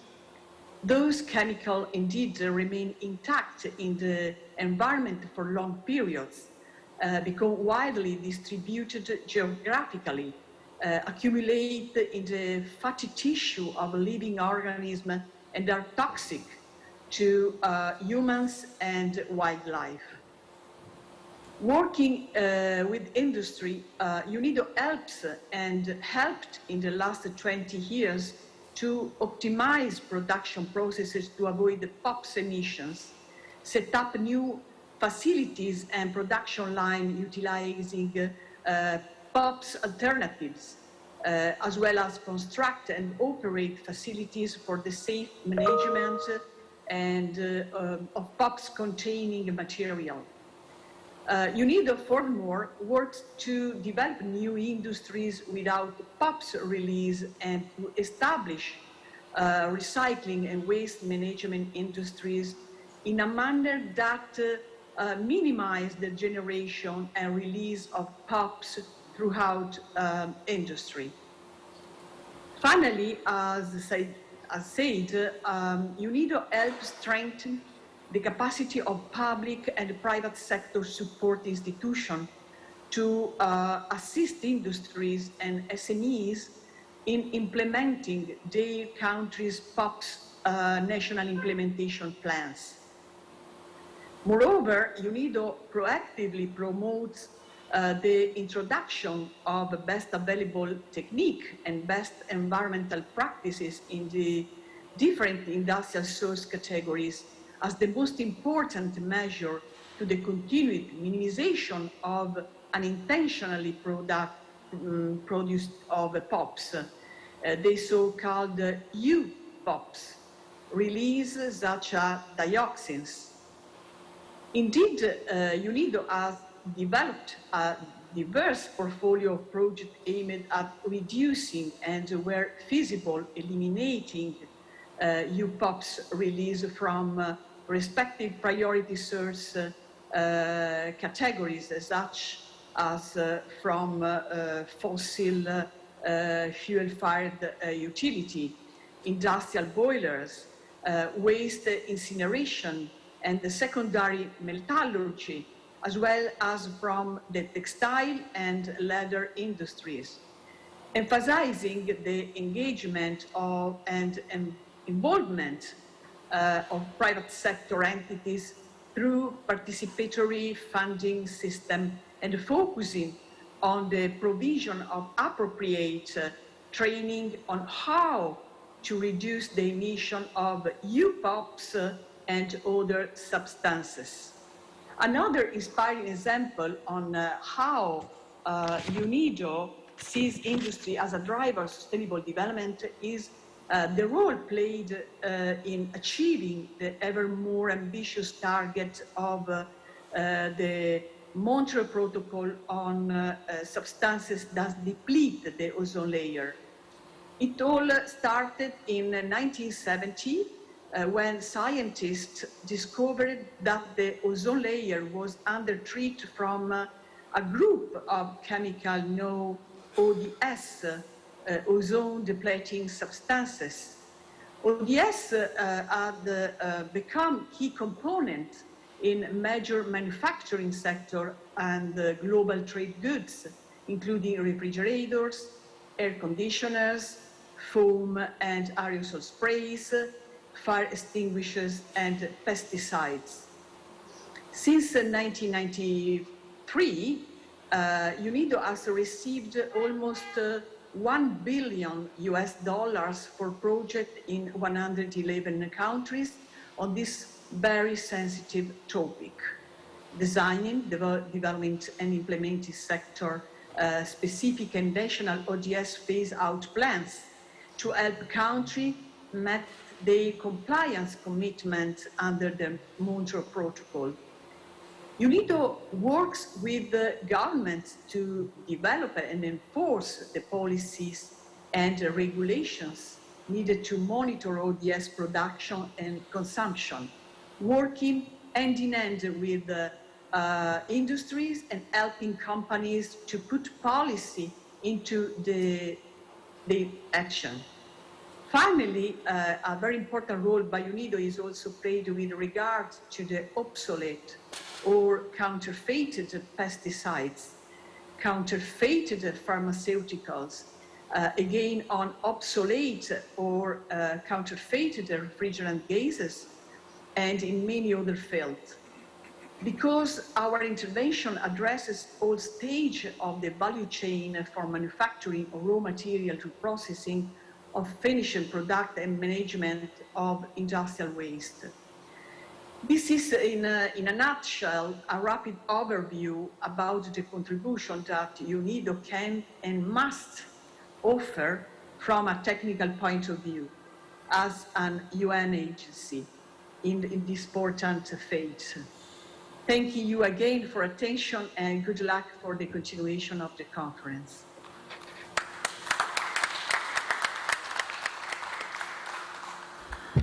Thank you very much for your kind contribution, Ms. Battaglia. Now I would like to give the floor to Mr. Filippo Musca, Director at the Siracusa International Institute on Criminal Justice and Human Rights. Mr. Musca, the floor is yours. Ambassador Piazzi, Mr. Chairman, distinguished delegates, but most importantly, dear friends. I would first of all like to thank the Assembly for having invited the Syracuse Institute for Criminal Justice and Human Rights to such an important event, especially in light of the recent signed MOU between PAM and the Syracuse Institute.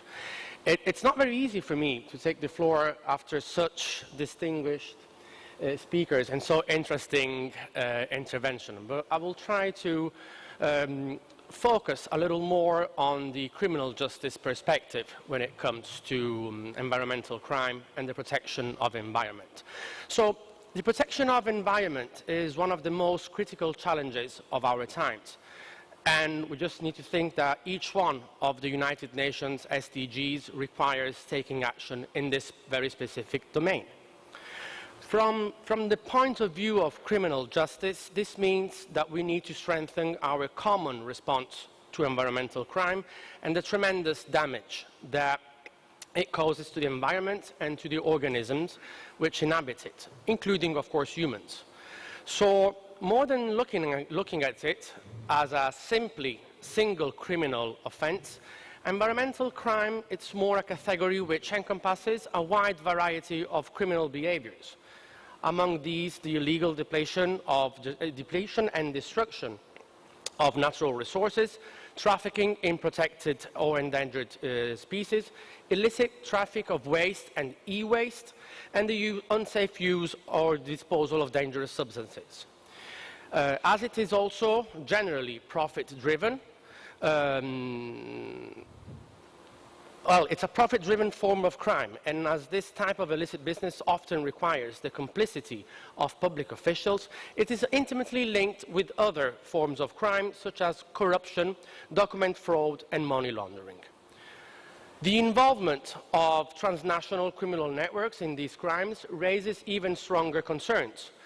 Indeed, regulation in place to protect the environment provide various opportunities for profitable criminal activities. We are now, after the previous intervention, aware of the annual value of transnational environmental crime.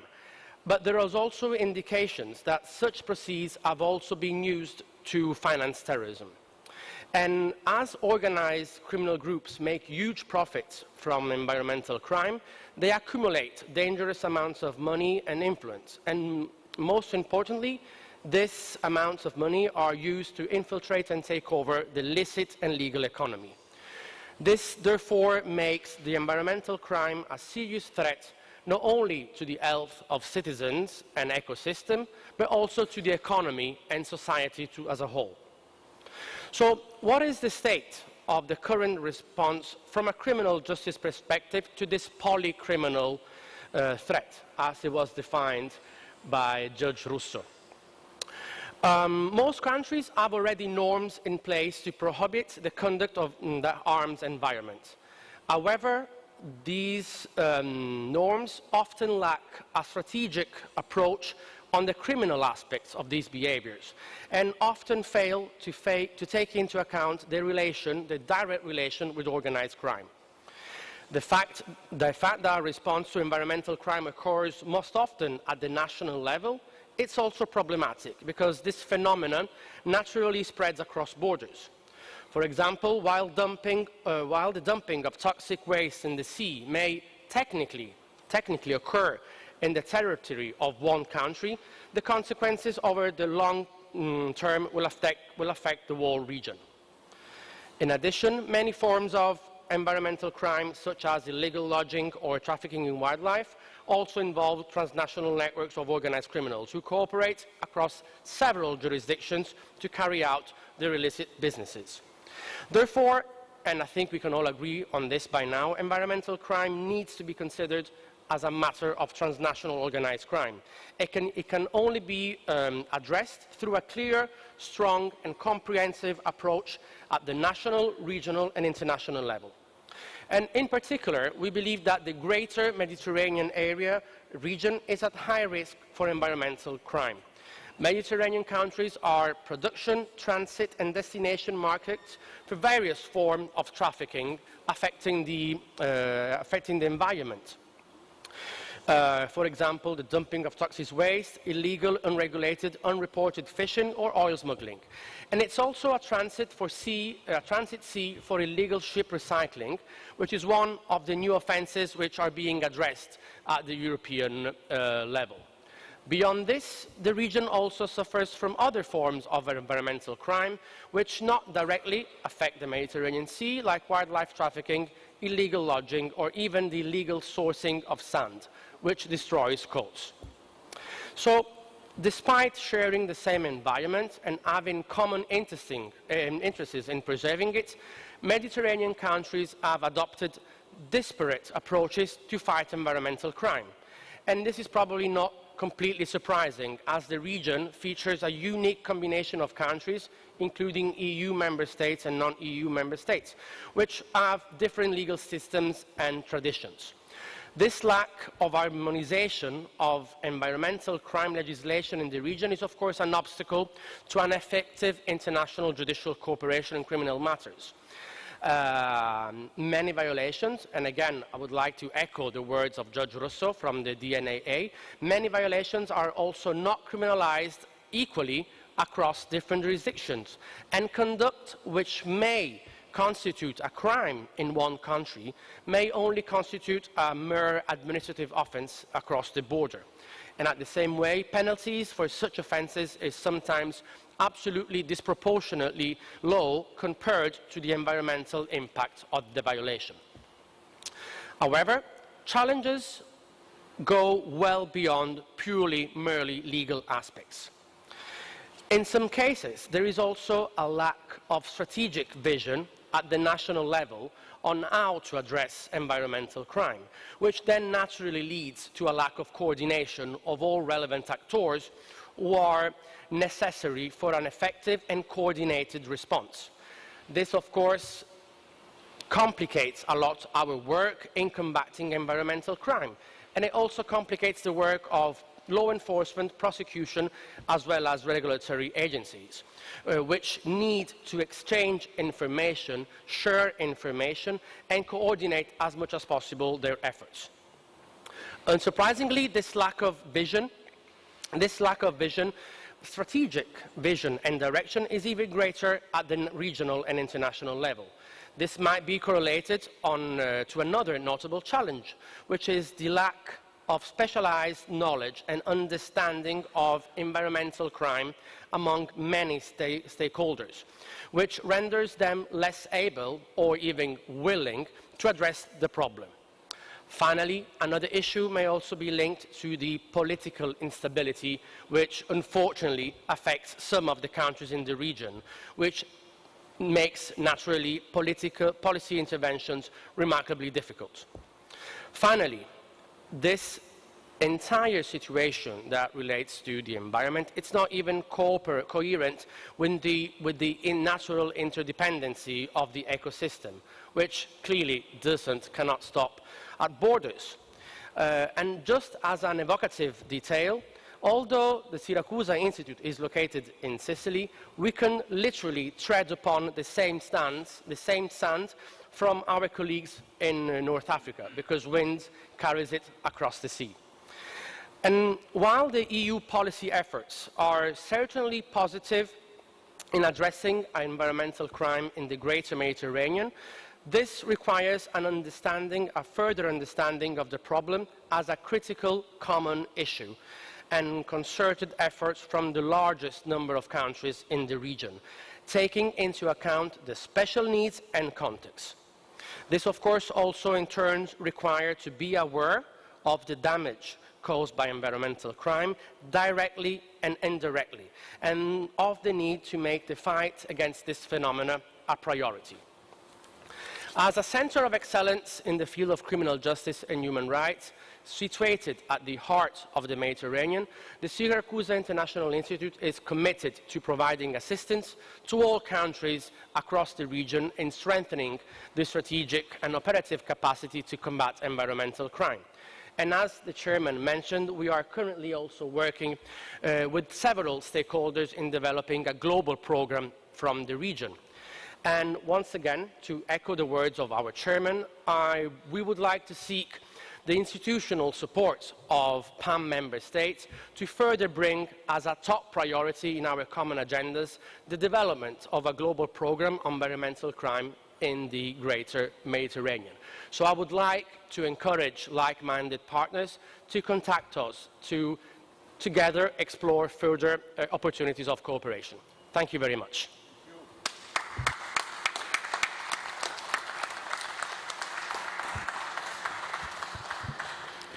Thank you very much. Thank you, Mr. Musca, for this very insightful presentation and contribution of yours. I fully agree with you. We have to harmonize our common responses and have common modality in fighting environmental crimes. You also mentioned the lack of strategic vision, and I couldn't agree more about that. It's absolutely right, as you mentioned, at the national level, and it gets more complicated if we look at the regional level and the international level as well. I wish to thank you very much for the commitment of the Siracusa International Institute on providing assistance to our member countries, and I ask my dear colleagues to definitely make use of this very kind offer. Thank you very much again, and now it's my pleasure to give the floor to our very distinguished guest, Mr. Duccio Masarese, Program Manager at the United Nations Interregional Crime and Justice Research Institute, which is based in Turin. Sir, the floor is yours. Thank you, Mr. Chairman, and thank you to all participants to this very important conference. Excellencies, distinguished delegate, ladies and gentlemen, colleagues, first of all, I would like to thank the Parliamentary Assembly of the Mediterranean through its Secretary General, Ambassador Piazzi, and its President, Onorevole Gennaro Migliore, for inviting UNICRI, the United Nations Interregional Crime and Justice Research Institute, to be represented at this high-level conference. Allow me to also thank the United Nations Office on Drugs and Crime and the Vittorio Corso Foundation for their role as co-organizer and primarily for their continued engagement and leadership to advance, within their respective mandates, the development and the implementation of fair and effective criminal justice policies and practices. Finally, I'm very glad to express my gratitude to Regione Campania for hosting this event in this incredible and inspiring venue, and sharing with us the challenges and the remarkable achievements in tackling environmental crimes, along with all the Italian institutions for their presence, which demonstrates one more the continued commitment of Italy in the fight against organized crime. UNICRI is the United Nations Research and Training Institute based in Torino, which works to advance understanding on crime-related issues. The Institute is also specialized in conducting research on new criminal trends and in channeling innovative ideas within and outside the UN system, aimed at supporting the Member States in their effort to respond to the evolving challenges and threats they are constantly facing. We are particularly proud of this last 20 years contributing to the implementation of the provision of the Palermo Convention, which remain the milestone of the United Nations in the fight against global crime. Member States are increasingly aware of the need to develop and strengthen effective crime prevention and criminal justice policies to combat emerging forms of crime. Most of these new trends are indeed related to crimes with a significant impact on the environment or which are somehow interlinked with climate change. Led by enormous financial gains and facilitated by a low risk of detection, low conviction rates, and typically featured by non-severe punishment when envisaged, criminal networks acting across borders have hugely invested in the expansion of environmental crimes in recent years. UNICRI considers these a clear and serious threat to sustainable development, global stability and security. For these reasons, since 1991, the Institute has worked toward conducting research and developing awareness on this topic, for instance, through the publication of a collection of essays on crime that affect the environment titled Eco-Crime and Justice. Acknowledging that environmental crimes may take several different forms that we saw from all the distinguished panelists today, the latest UNICRI's research and project in this field could be grouped under 5 main categories. The first one are crimes aimed at trafficking natural resources and wildlife, and in particular their connection with the abuse in human rights, child labor, gender-based violence, and illegal migration. The second groups are crime related to waste management, and in particular those concerning chemical, biological, radiological, and nuclear material, and other dangerous waste, including plastic and the invasion of plastic we have in our ocean. A third group is the production and traffic of counterfeited products. These represent a lucrative activity for organized crime and a concrete threat to security, development, health, and the environment at large. The impacts on counterfeited pharmaceutical products, for instance, are felt on many levels, including environmental pollution from dirty practice by unregulated criminal activities involving potentially toxic chemicals. Similar risks are associated to any counterfeited products, including toys or clothes and many products we use daily. Anything which is produced and traded without respecting any standard, rule, or regulatory authority may become potentially extremely dangerous to lives and to the environment. To address this growing threat, UNICRI has developed a program aimed at enhancing an international strategy to counter serious crime having an adverse impact on the environment. The project aims at identify the actors, organized crime group and networks involvement and their modus operandi and understand the supply chain vulnerabilities. The fourth group of projects we are dealing with are those related to climate security and the links between climate risk, crime and violent extremism. Already in 2009, the UN Secretary General published a report that highlighted how climate change are a threat multiplier with a potential to exacerbate existing threats to peace and security. And the Security Council is now calling for appropriate risk assessment and management in specific geographic contexts. Different studies have examined the relationship between climate change, crime and violent extremism, acknowledging that while their connection is not linear, climate insecurity can exacerbate fragile contexts, potentially triggering conflicts when combined with other root causes as potential threats in criminal and or other violent extremist behavior. Unfair distribution or unequal access to natural resources and access to natural resources compromised due to climate change are also two of the main grievances reported by local communities UNICRI work with since 2015 in Sahel and Maghreb region as well as in Chad. The last point I would like to highlight about the project we are developing is the infiltration of organized crime in the legal economy, taking advantage of the green transition process.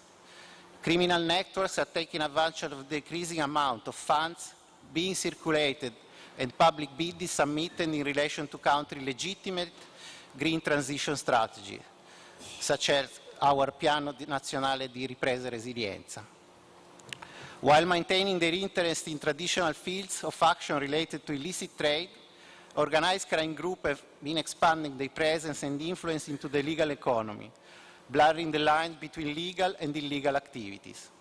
According to a recent research conducted by UNICRI, Member States should consider providing additional tools for policymakers to better support and understanding the main aspects featuring organized crime modus operandi with respect to the pollution of legal sectors of the economy.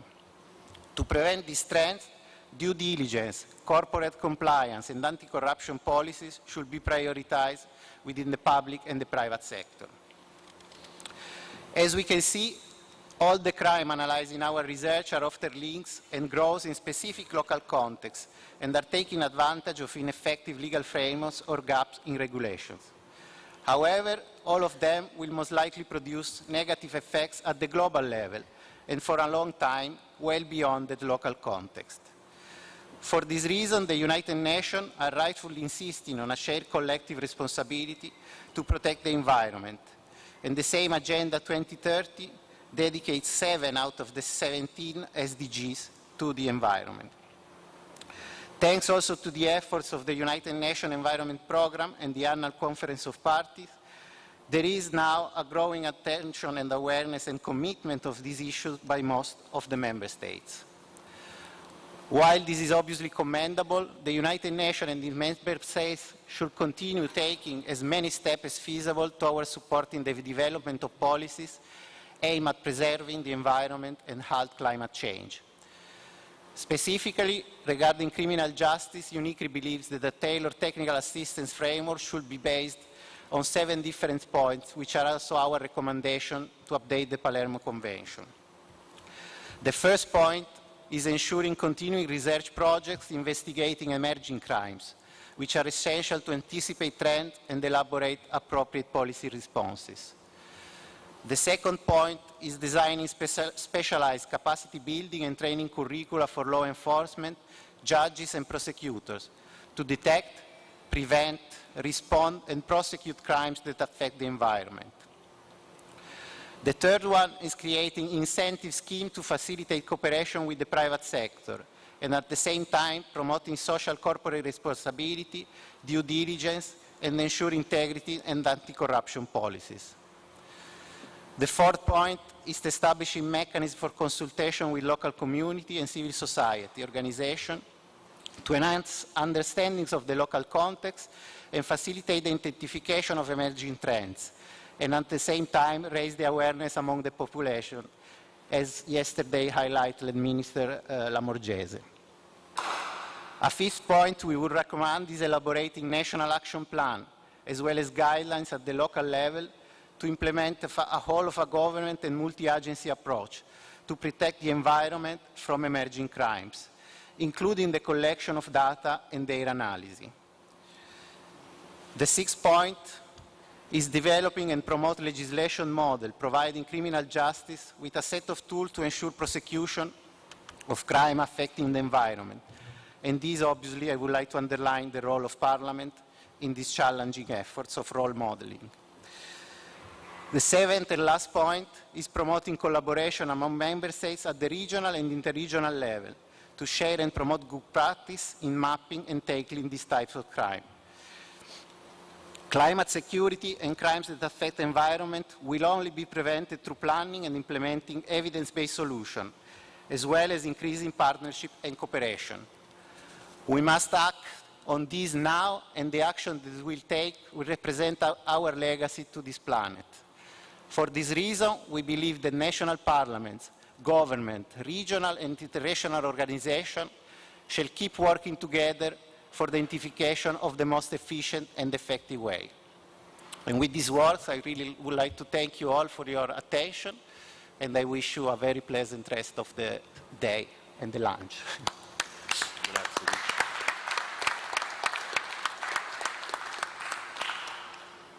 Thank you very much, Mr. Masaresi, for this very insightful presentation and contribution, and for sharing with us the 7 points that you just mentioned, and for mentioning it more than once, awareness and raising the level of awareness. I fully agree with you, and I'm sure everybody here in the room agrees with you. Thank you very much for your contribution. Now it's my pleasure to give the floor to Senator Mohammed Hayout from Morocco. Sir, the floor is yours.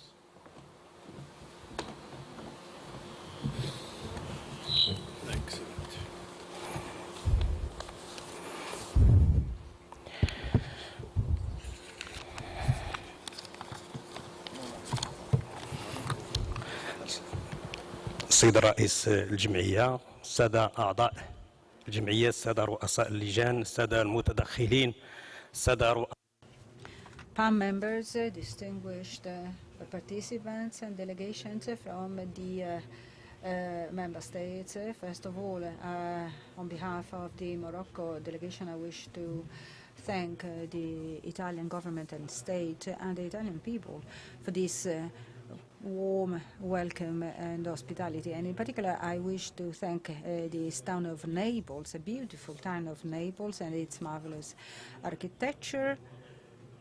And I also thank the president of the Mediterranean Parliamentary Assembly, Mr. Gennaro Migliore, for choosing this venue. So the global changes we are experiencing, the economic opening and the growth of trade among states has also led to a growth of transnational organized crime.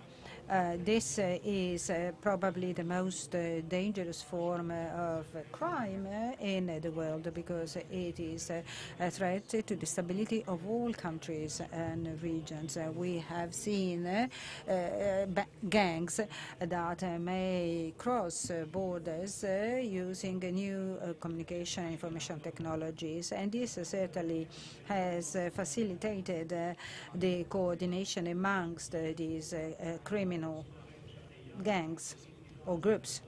And several challenges are related to human beings trafficking, money laundering, and here there is the need to fight and face these threats, and this requires a common effort, so a greater cooperation around the globe. Morocco has proposed a multidimensional strategy to face transnational organized crime, and Morocco is one of the first countries in the world who have signed and ratified the United Nations Organization agreement to fight organized crime in September 2000. And legislatively speaking, Morocco has introduced several reform bills launching a new mechanism in terms of criminal laws and on money laundering and corruption as well. Recently, the new laws have been introduced on terrorism and the relationship with organized crime. You know very well that Morocco suffers the threat from these criminals, and we work on this. We are currently working on this. We are strongly committed and putting a lot of efforts in this field. We have an office that succeeded in demolishing many terrorist networks trafficking in drugs, and we have prosecuted several crimes committed in this field. And Article 180 of the Criminal Code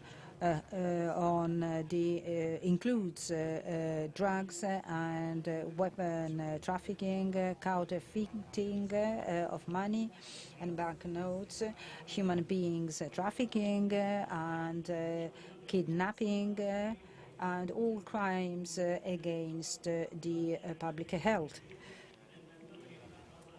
In 2021, United Nations said that Morocco has made great steps forward in the fight against transnational organized crime, and the report, according to the latest report, Morocco has been working and will work with other countries, and multi and bilateral agreements have been signed, and also agreements with the private sector to fill all the existing gaps in fighting organized crime. And in conclusion, I wish to reiterate that Morocco has also adopted this very important strategy of fighting organized crime, and I hope that this may serve as a model for other regions, and I hope that in the recommendations in concluding this conference, all these aspects may be included, and I hope that the peace of Allah may be with you.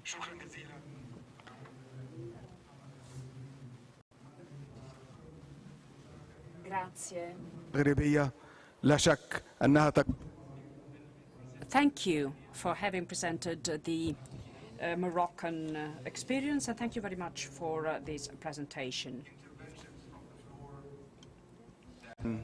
I thank you very much for attending this session, and we will have a light lunch now and resume exactly at 2 o'clock. Thank you very much all.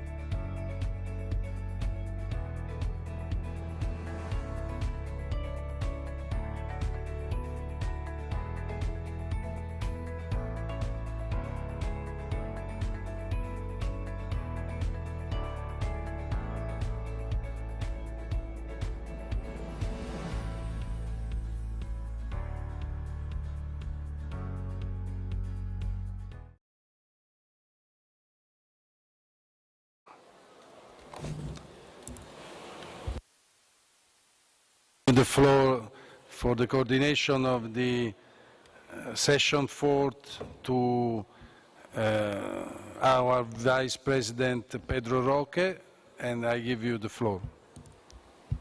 Thank you so much, Mr. President, honorable colleagues and friends, ladies and gentlemen. It is a pleasure and an honor to me to moderate this session 4, this panel. So I will start by introducing the panelists in this session. The first one is Wei-Xiong Shen, Active Executive Director of the UN Security Council, Counterterrorism Executive Directorate, CTED, who will intervene remotely from New York. Thank you for being with us. It's very early in the United States. The second one is Mailinda Bregu, Secretary General of the Regional Cooperation Council from Sarajevo. The third one, Roberto Baldoni, Director General of the National Agency for Cybersecurity, who was not able to intervene before and will be speaking about the misuses of information and communication technologies by criminal organizations. The first one is Kurasha Shionini, Program Manager, Democracy, Governance and Human Rights, SADC Parliamentary Forum from Windhoek in Namibia. The fifth, Alon Simayov, Vice Ambassador of Israel to Italy. He will intervene by video conference. The sixth is Jean-Jacques Neuer, founder of the Cabinet Neuer in Paris, who will give us an overview of the trafficking in cultural properties in the Euro-Mediterranean region. And finally, we will have Brigadier General Mohammed Sheikh from Lebanon. But before, let me just say a few words. This session, Session 4, is dedicated to the responsiveness of the Palermo Convention in addressing other forms of organized crime. This means drug trafficking, illicit trade in firearms, illegal smuggling of cultural properties, and the nexus between terrorism and transnational organized crime. Accordingly, let me give you some highlights. Compared to the time frame between 2011 to mid-2017, the period of mid-2017 to 2020 has seen a significant increase in the number of web-based drug sales, as the scale of trade increased from $80 million to $315 million. According to UNODC, cryptocurrency is suspected to be an important means of transaction. Online drugs trading is often done in the so-called dark web. Despite the disruption of the drug market during the initial stage, COVID-19 facilitates some drug trafficking patterns. Drug traffickers started using private aircrafts or waterway routes which were less scanned. Regarding firearms, firearms are the lifeblood of organized crime in the Euro-Mediterranean region as elsewhere in the world. They facilitate the trade in illegal drugs and trafficking in human beings. The supply of stolen, smuggled and converted replica guns fuels urban gang conflict. Firearms are typically used by all organized crime groups to intimidate and coerce their victims. The life cycle of a weapon begins with its manufacture. It is then traded and used most of the time responsibly and for legitimate purposes such as hunting and sport shooting. At the end of its life, it may be deactivated or completely destroyed. Criminals acquire firearms by exploiting vulnerabilities in this life cycle. They forge documents to enable false transactions, or they convert deactivated or gas and alarm weapons into operational ones. In the MENA region, Iraq, Syria, Yemen, and Libya have become arms trade hubs due to the difficulties incurred by governments to control areas affected by conflicts. Also, in the light of the Russian invasion of Ukraine, the country has become, for criminal organizations, an easy center of weapons smuggling. On the other side, Russian paramilitary organizations are receiving munitions and military hardware from Iraq via Iran. RPGs, anti-tank missiles and rocket launcher systems from Iraq have been reported to have already been used by Russian armed groups against the regular Ukrainian army. Regarding cultural artifacts, they are a popular commodity of transaction to finance transactional organized crime.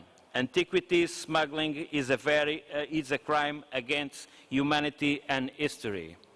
In 2020, an Interpol survey based on data from more than 70 countries found that global law enforcement has seized more than 850,000 ancient objects in that year alone. Everything from rare coins, paintings or sculptures to archaeological pieces. Experts say the focus on the antiquities trade has sharpened as a clear line is drawn from stolen treasures to funding for terrorism. At the height of the Syrian civil war, experts noticed a flood of antiquities hitting the global grey market. Some show it up on Facebook and other social media platforms. Investigators soon learned that ISIS fighters were plundering ancient sites from such treasures, the ancient site of Palmyra in particular, and then enlisting Syrian smugglers to move them out of the country. Similar operations were run from Iraq. But last but not least, we will work on identifying linkages between terrorism and organized crime. Over the past years, PAM member states have expressed increased concerns about terrorists benefiting from organized crime as a source of financing or logistical support. Some of the most notable terrorist organizations, such as ISIS and Al-Qaeda, have been beneficiaries of transnational organized criminal activities. Terrorist organizations often turn to illicit trades to find the funding for their terrorist activities. But before starting our session, I have the pleasure to show you a video message from Mrs. Krista Picat, Director of Culture and Emergencies at UNESCO, about the fight against the illicit trafficking of cultural property. Thank you. Ladies and gentlemen, on behalf of the Director General of UNESCO, I would like to thank the Parliamentary Assembly of the Mediterranean, the United Nations Office on Drugs and Crime, and the Vittorio Occorsio Foundation for inviting UNESCO to this important conference on the United Nations Convention against transnational organized crime.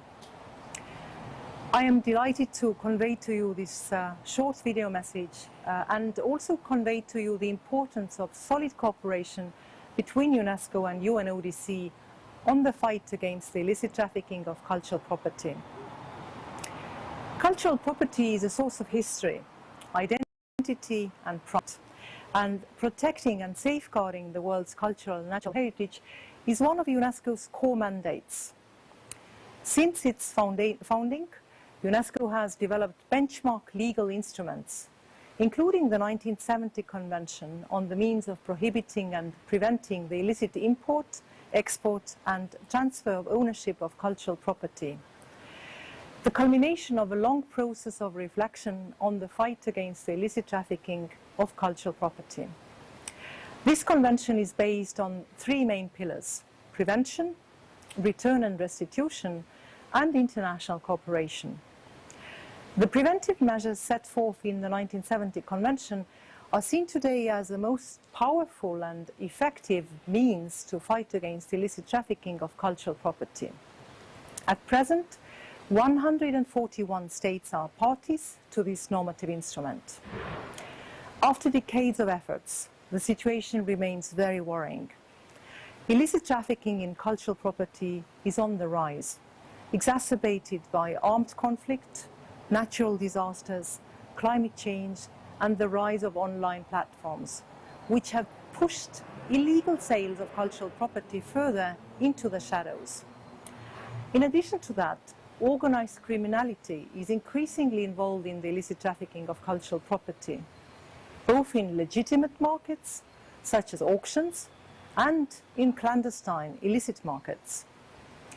Indeed, there is evidence that leads us to establish the link between trafficking of cultural property and other types of transnational organized crime, such as the drug trade, arms smuggling, violence, corruption, and money laundering. These links led states to recognize the need to extend the application of the United Nations Convention against transnational organized crime to crimes relating to the trafficking of cultural property.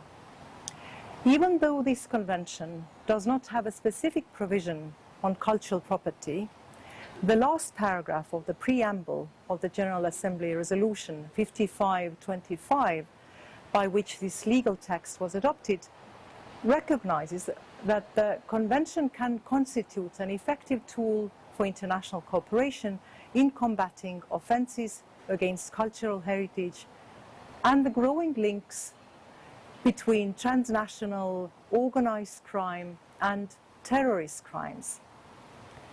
Furthermore, through its resolutions 2199, 2253 and 2347, the United Nations Security Council recognized the nexus between illicit trafficking of cultural property and the financing of terrorism, and affirmed culture's role as a source of stability and inclusion and as a driver of reconciliation and resilience. Allow me also to recall that UNODC is a key partner of UNESCO for building the capacities of the judiciary and law enforcement in the prevention and fight against illicit trafficking of cultural property, together with Interpol, the World Customs Organization, UNIDROIT, and the International Council of Museums. International cooperation is at the very heart of the protection of movable cultural heritage. This is why we look forward to joining forces with UNODC to meet the new challenges in tackling illicit trafficking of cultural property. Thank you so much for your attention.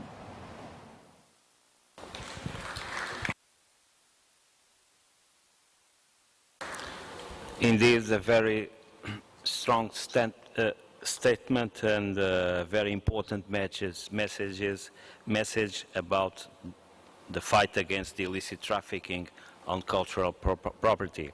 Now it's time to pass the floor to the first of our speakers. Like I said before, Ms. Weixiong Shen from New York.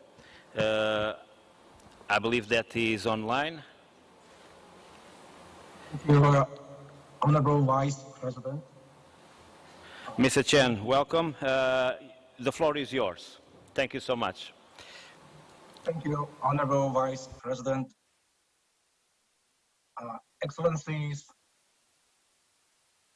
Honorable Representatives, distinguished colleagues, I'm delighted to join you live, as you said, from New York, the United Nations office, at this high-level conference of the Parliamentary Assembly of the Mediterranean. Just a couple of words first, I think, on the role of the parliamentarians, before I turn to the link between terrorism and organized crime. Parliamentarians and parliamentary assemblies remain close and essential partners of CETA, our entity. We recognize the crucial role that parliaments can play in ensuring that terrorist offenses are clearly and precisely defined in accordance with relevant international instruments, and ensuring that they also respect human rights law. Parliamentarians and parliamentary assemblies also play a key role in ensuring that governments allocate adequate resources to put into practice legal and policy frameworks to effectively counter terrorism and violent extremism conducive to terrorism. Parliamentarian oversight of the use of intelligence and special investigation powers is also critical to ensuring that counter-terrorism measures developed to implement the relevant Council resolutions are undertaken in accordance with the rule of law. Parliaments can also play a key role in ensuring that counter-terrorism measures are implemented in compliance with international law, including human rights law and humanitarian law, in accordance with the relevant Security Council resolutions.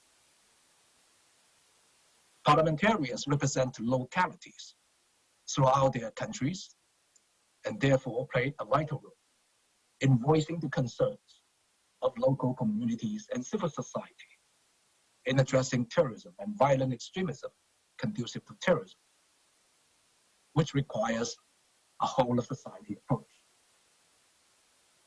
Excellencies, honorable representatives, distinguished colleagues, in its resolution 1373, way back in 2001, the Security Council noted with concern the close connection between international terrorism and transnational organized crime. CTED continues to address that nexus in the course of its assessments to member states on behalf of the Security Council Counterterrorism Committee. We also take note of member states' useful experience and related good practices. In this regard, I would recall the committee's assessment visit to Italy, during which the committee considered the legal and institutional measures put into place by Italy to address both terrorism and organized crime, and also noted its establishment of the National Anti-Mafia and also Counterterrorism Directorate as a good practice. In 2019, CTED published its first analytical paper on identifying and exploring the nexus between human trafficking, terrorism, and terrorism finance. I will also recall that in its recent resolution, Resolution 2617, the Council expresses concern regarding the connection in some cases between terrorism and transnational organized crime, including what the Vice Chair mentioned in the beginning, the illicit trafficking in drugs, arms, and persons, as well as money laundering and trafficking in cultural property, and emphasizing the need to enhance coordination of efforts at the local, national, regional, and international levels to respond to this serious challenge in accordance with international law and in the context of criminal justice and law enforcement systems, with full respect for human rights, fundamental freedoms, and the rule of law. In the same resolution, the Council encourages CTED, my entity, to raise awareness of the importance of member states' cooperation with investigations, prosecutions, seizure, and confiscation, as well as the return, restitution, and rehabilitation of the trafficked, illicitly exported or imported, stolen, looted, illicitly excavated, or illicitly as in traded cultural property through appropriate channels and in accordance with relevant legal frameworks, as well as with the United Nations Convention against transnational organized crime and the protocols thereto, and relevant regional, sub-regional, and bilateral arrangements. We look forward to exploring areas for further cooperation with parliamentarians to promote the implementation of this and other relevant Council resolutions. Excellencies, honorable representatives, distinguished colleagues, in conclusion, allow me to stress that significant progress has been made in the 20 years since the adoption of Security Council Resolution 773. We have consistently sought to adapt our responses to the many complex evolutions in the global terrorist threat, and where applicable is nexus with organized crime. That threat will no doubt continue to evolve in the years to come, and many significant challenges remain. We must continue to work together, learn from our experiences, and ensure that our efforts are informed by promising practices, including in addressing the nexus between terrorism and organized crime, and in particular in light of the key instruments such as the Palermo Convention. The Parliamentary Assembly of the Mediterranean continues to serve as a vital platform for this exchange and collective learning. So I wish all of you every success in your deliberations for the rest of the day. Thank you.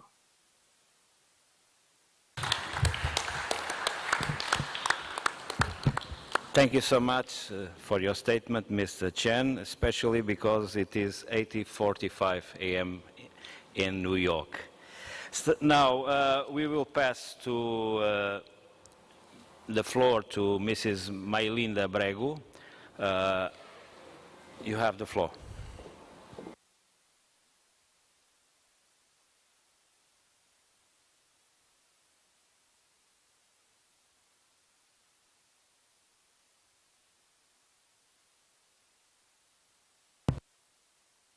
No, ecco, spero che sì, tanto la mia voce tanto. I hope that you can hear my voice. So good afternoon to all of you. Thank you for inviting me. I know that it is very difficult to retain the attention of the audience after lunch, but I will try and be brief. I apologize because now I have to switch to English, which is the official language of my institution. We often talk about the social economic transformation of the Western Balkans region. But the truth of the matter is that we always fall short if the crime is better organized than we, the region, are. In a study of geopolitics is like a rule that the first step is determining the space under observation, then examining the usual historic trajectory and geopolitical representatives that have a strong influence in that space. By the fact of geography and geopolitics, Western Balkans region is situated right in the heart of Europe, but also constituting an important linchpin on the road between the global south and the north. In other words, it is a natural transit route for many illicit traffickers and organized crime. However, it is not all about geography and history in the Western Balkans. Each of the region's economies is still underperforming in the terms of the rule of law. The social economic standards increase the attractiveness of the criminal activities and groups. You might remember that George Orwell had a famous saying, quote, "To see what is in front of one's nose needs a constant struggle." I would like to pepper a bit this talk with some latest numbers and figures from the region, while we are trying to make the advance of the Western Balkans in real economic terms. A conservative estimate of the market for the smuggling of migrants through the Western Balkans in and during the last year was somewhere between 34 and 50 million euros. While we are trying to make the region more attractive to investments, the estimate of money laundered in the Western Balkans ranges between 1.8 to 4.6 billion euros. And all of us can imagine that this is like incomparable with the actual budget of the ministries of interior of the 6 countries of the region. The situation does not go unnoticed by the citizens. We started last year the Regional Cooperation Council that, by the way, has more than 46 participants from all over the world. We started a new survey that we called Securimeter. And these are the data unpublished yet, but that I would like to share with you from the latest edition. 91% of the citizens consider organized crime as the main security challenge in the Western Balkans. 1 in 2 citizens think that the borders of Western Balkan 6 are less secure in preventing transnational organized crime. In the Western Balkans, the situation is furthermore complicated, as I said, by the rule of law implementation. And not rarely, there is a nexus that becomes dangerous between politics and the organized crime. Nearly a half of the respondents at this Securimeter do not think law enforcement is doing enough to find organized crime, and 58% blame corruption. And the least trusted institutions on this fight that are affected by corruption are judiciary by 83%, citizens' perception, customs by 81%, and police by 74%. So this low trust has some adverse effects. While for some it might raise the level of insecurity, for others it's perceived as an opportunity. And somebody else who does not even follow with some concrete actions can find this as a good terrain for illicit trafficking. Particularly vulnerable in this regard is the youth from a disadvantaged socio-economic background. One telling data is that most perpetrators from whom the weapons have been seized during 2021 were under the age of 35. So in other words, organized crime is a security as well as a social issue. And the context that we are all living in has changed drastically. There is a war in Europe, and the Russian invasion of Ukraine has shocked markets and the global politics. But we all know that conflict as well is a driver of human smuggling. And it will be, I am afraid, shocking, but at least the first data that are already being sent, that there is an increase in the problem of human trafficking is becoming a prominent one. And those and the effects after the war might be, and the numbers might be even bigger. As I told you, at the Regional Cooperation Council, the main focus is how to deepen the socio-economic integration of the countries of the Western Balkans. We do have a strong component as well in the deep focus working on the security. There is a project implemented by the RCC that is the IISG, and for some of you that might sound familiar, the Internal Security Governance Project. We do as well work pretty closely with UNDP and CSAC, and we do monitor together the implementation of the roadmap on the small and light weapons, as well as the security sector reform and its gender dimension. Finally, I would like to mention that from last year, we initiated the annual regional security coordination conferences. We call these ones jumbo conferences. One happened in Rome, another one in Paris, and there's going to be yet another one this fall time in Rome.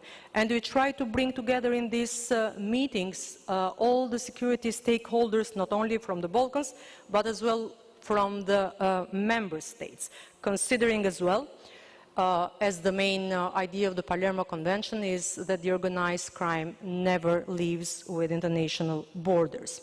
So while this topic will be further discussed, I would like to stop in here. Thank you for the attention.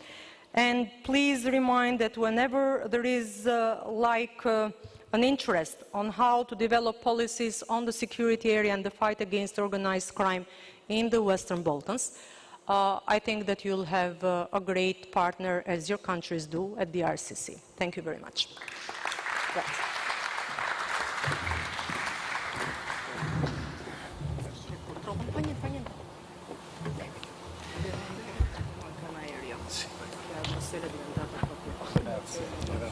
So thank you so much, Mrs. Brego, for your intervention. Now, let me pass the floor to Director Roberto Baldoni. Thank you, Pedro. And this, of course, has also another side that probably you know, the constant reduction of the classical crime that you have, you know, in the society, like, for example, bank theft. So actually, what we have seen so far is the fact that most of the crime and the organized crime has moved on the internet, and this is why you can get incredible number that we have right now. So why this did happen? For a very simple reason, because cybercrime is much less risky than the classical crime, because there is anonymity. You don't do things on the crime scene, but you can be on your sofa and attacking maybe 1,000 organizations in the same night. And of course, this can be very rewarding, as we have seen, for example, in the last ransomware campaign that actually impacted mainly all the Western countries, and Italy was not an exception to that. So this is why I believe that the security of a country will be measured more and more in the future with respect to the safety that we can give to our cyberspace. And this will mean in the future attracting, for example, more investment from abroad. So in some sense, the competition of a country will be measured as the safety that we will give to our cyberspace. And of course, when we think at how we can make safe the cyberspace, I mean, as in the classical society, we have several different aspects that we have to take into account. So, for example, the resilience of a country, the resilience of the military installation of a country and the critical infrastructure, the fact to be able to pursue the person, the cyber criminal, and also the fact of potentially do proactive, let's say, operation on the cyberspace in order to deter cyber criminals to do it again. So, on this line of reason, 1 year ago, the Italian government did a bold move to revise the cybersecurity architecture, which actually created the agency that I have now the honor to direct, which is the National Cybersecurity Agency, and that actually will look at one of these aspects that I was mentioning before, so the resilience of a country. So how to make a country more resilient to cyber attack, how to make a country more resilient to the technology risk. Because, of course, I mean, this conference is devoted to cybercrime, to crime in general. But we don't have to forget that we live in a world where, especially now, geopolitical reason becomes very paramount in this scenario. So, and we have to take into account that technology that we introduce in our infrastructure from other countries can become, at the end of the day, a risk if geopolitical conditions will change. And I would expect that geopolitical conditions will be much more fluid, especially in the future. So this is why we have to take care of the resilience of of our countries from these two perspectives. So, risk of technology and risk of cyber attack. In the reorganization of the Italian cybersecurity architecture, we actually define a dominus or a commander-in-chief that is the Prime Minister. And actually the agency is a kind of right hand of the Prime Minister in order to do two things. First, to draft a national cybersecurity strategy for Italy that we did a couple of weeks ago and that has been signed by the Prime Minister 10 days ago. And then the implementation of this strategy is also something that is monitored by our agency. And this is why, in some sense, we are, the right arm of the Prime Minister on this.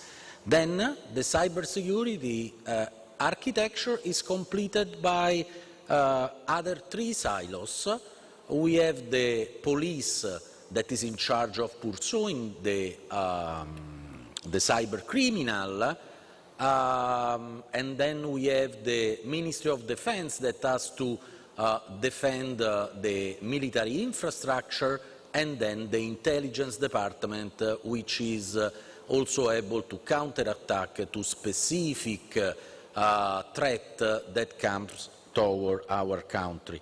So these four silos are then connected again and coordinated at a high level by the National Cybersecurity Agency. And this is why, even though we were created just a few months ago, we have objective to reach in terms of personnel, and we will be 300 by 2023 and 800 by 2028. And just to let you know how we work in Italy when some incident happen inside, for example, some ransomware attack a specific company or a public administration, we work together as a National Cybersecurity Agency with the police. Of course, the police has its own mission, so they have to find allegations and suspects. From our perspective, we have to find how the incident happened, how the system was hacked, and then, first of all, we alert all the other possible victims, and then we also help the victim to resume the operation and to mitigate the impact of the incident itself. So all this coordination, I think that even though the agency has been created maybe a little bit late with respect to other Western countries, the good thing is that we also learn a lot from the other countries which were the real problem, and as cybersecurity is completely horizontal to any sector, the coordination is actually a key factor. So the country that will be able to coordinate nationwide operation will be the more resilient one, and the law that has been voted by the Parliament unanimously in August last year is actually, in my opinion, one of the most advanced with respect to coordination aspect. So I want then to say that cyber is a cultural change. So, I mean, cyber cannot be delegated to the agency. We cannot say, okay, now we have the agency, so no one take care anymore to any cyber issue. No, it's not like that. It doesn't work like that. So if we think about our military system, then we can say, okay, we delegate to the military the defense of our country. But in cybersecurity, everyone has to defend itself, its company, its public administration. And what we do as National Cybersecurity Agency is actually to be a lighthouse that gives instruction to how to defend with respect to specific attack that can come either for the cybercrime or from some actor state.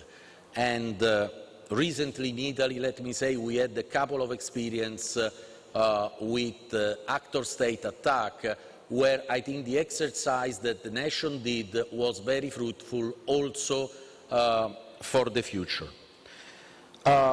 And just to remark the fact that cyber cannot be delegated is something that impacts each of us as a citizen, as a CEO of a company, as a general director of a public administration that has to understand the threat and allocate enough funds in order to make more secure the environment, the cyberspace in which the public administration does the operation. I want also to say that the cultural change will happen when each of us will realize that each click is a risk. Meaning that, you know, if you cross the road, you look at left and right. Why? Because you know that crossing the road, you are taking a risk. And this is actually inside our hardware. We don't have to think anything about that. I mean, it's automatic because we live in this world and we know that crossing the road is something that can hurt you if you don't do this. So what I think will be the cultural change is that when everybody of us will understand that following a link, make a click on your mouse, everything that you do on the cyberspace has a risk attached. And you have to understand this risk, and this has to be as natural as crossing the road. And then evaluate if you have to if you have to follow the link, if you have to open the attachment, if you have to do some action on the cyberspace. So, having said that, of course, the future that we have in front of us needs that the society makes a strong move in understanding that we live in a new world. And in order to understand this, I think that it's very important all the awareness action that have to be done at the nationwide level, and of course, as far as Italy is concerned, also with our member states in the European Union. So I think that in a world of cybercrime, where we have more and more rapidity and agility on which cyber gang will offer services to other cyber gang, to other actor state, we really need to have a society that is agile, that has to realize and to be aware of the fact that we already live in a new world and we need to reach a new normal before being impacted too much by all these attacks that will be actually one of the new normality of our future. Thank you very much.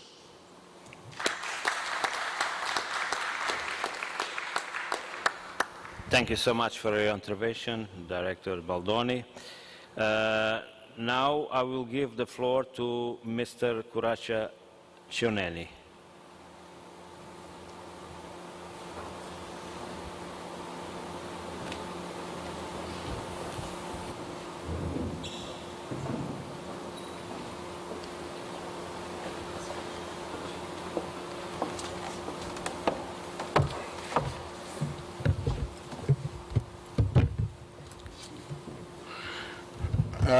Thank you very much, Mr. Chairman.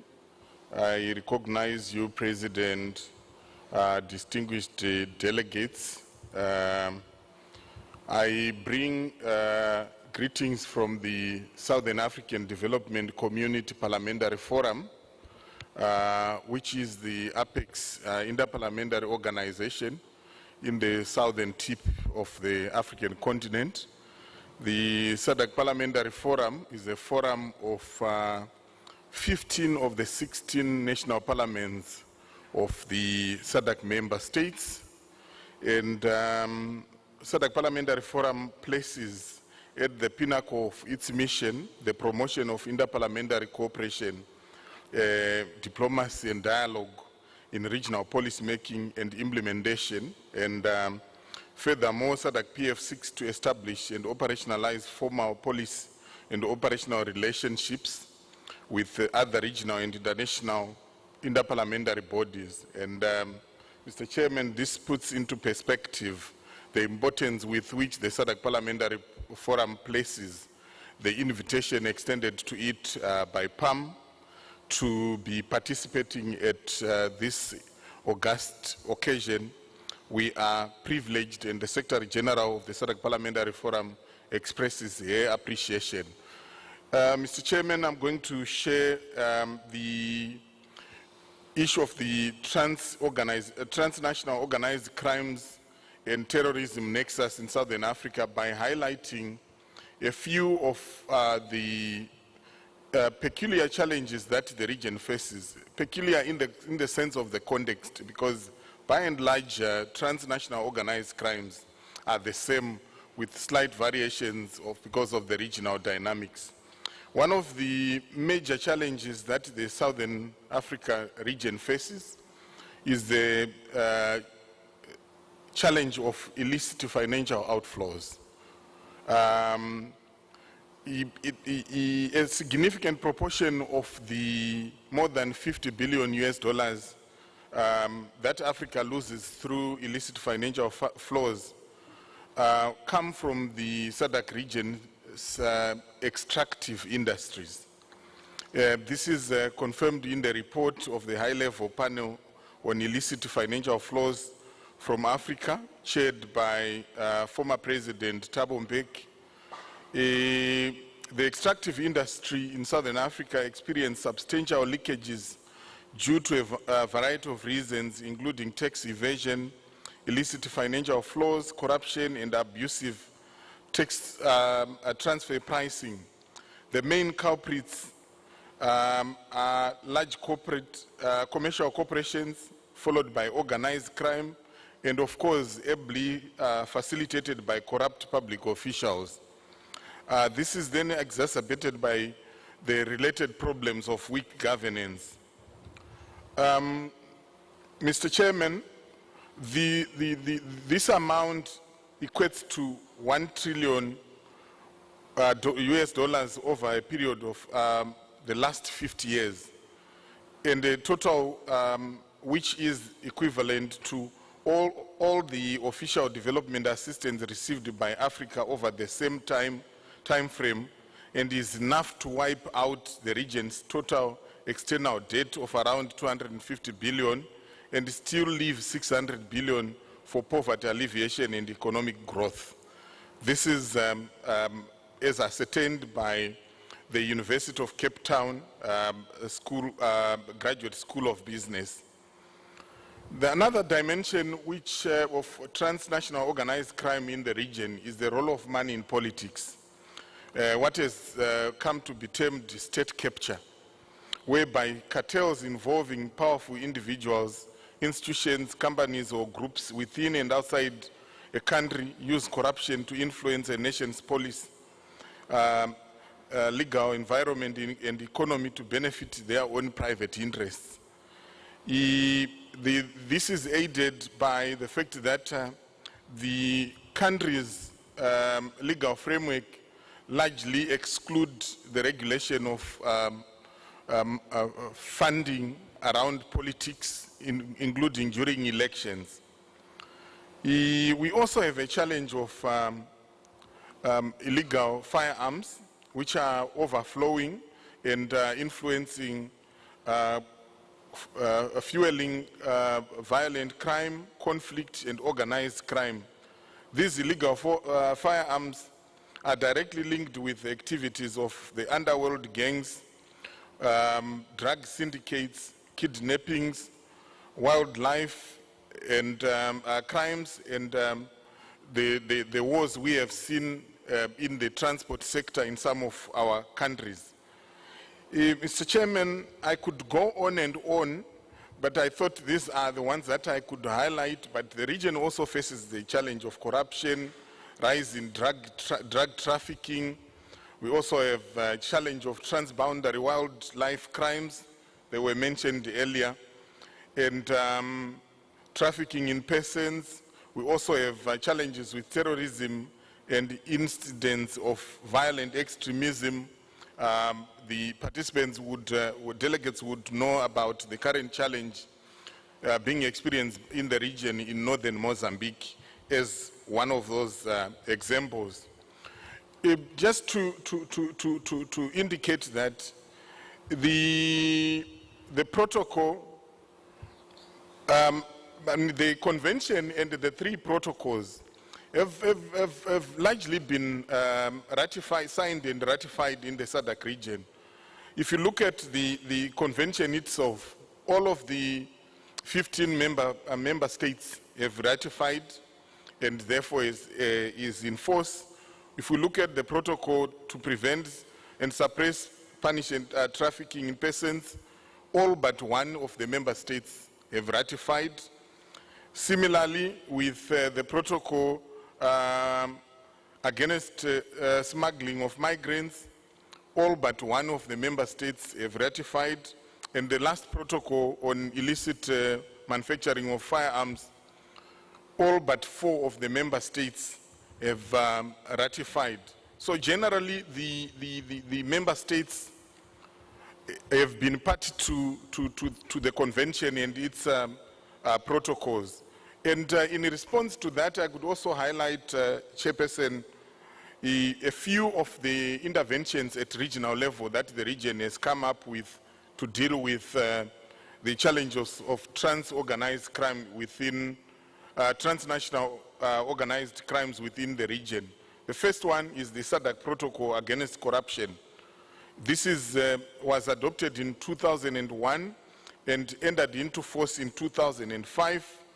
And it promotes and strengthens the development by each state party of mechanisms needed to prevent, detect and punish and eradicate corruption.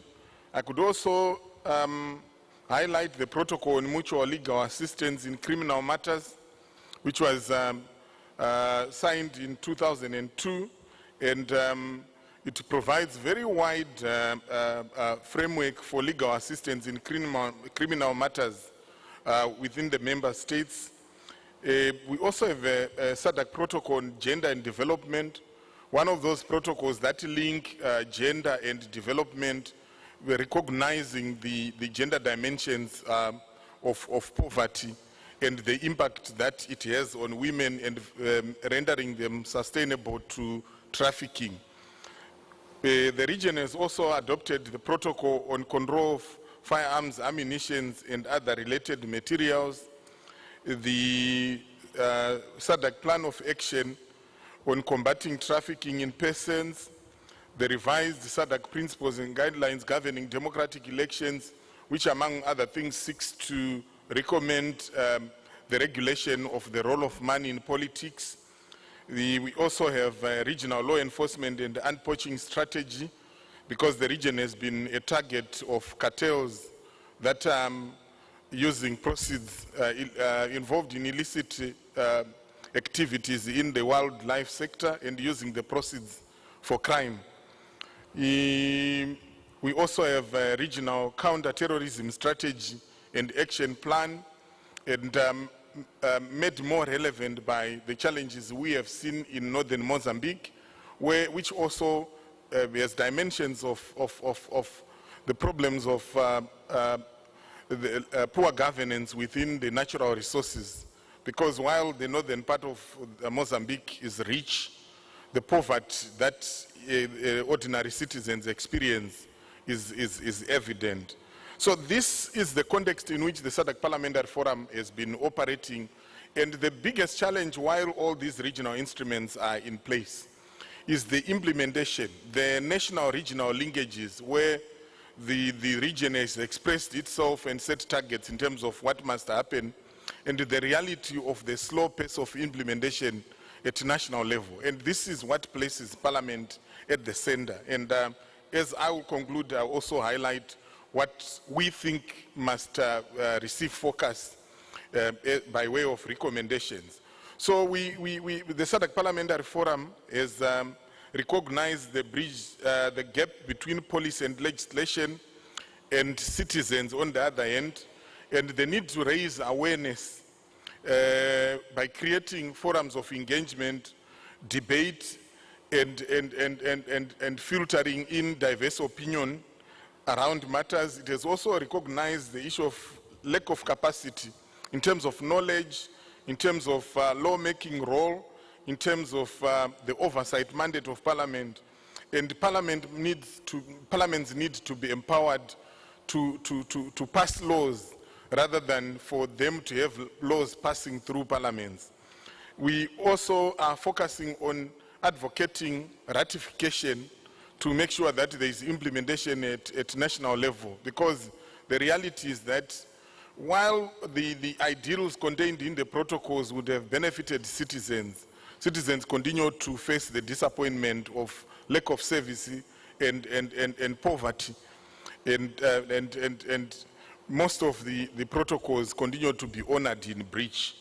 So one of the ways in which the SADC Parliamentary Forum has been facilitating the closing of the gap between policy and implementation is through the development of model laws, using persuasion, evidence, research to engage policymakers to assist in the process of bridging the gap that exists between the regional commitments and the reality at national level.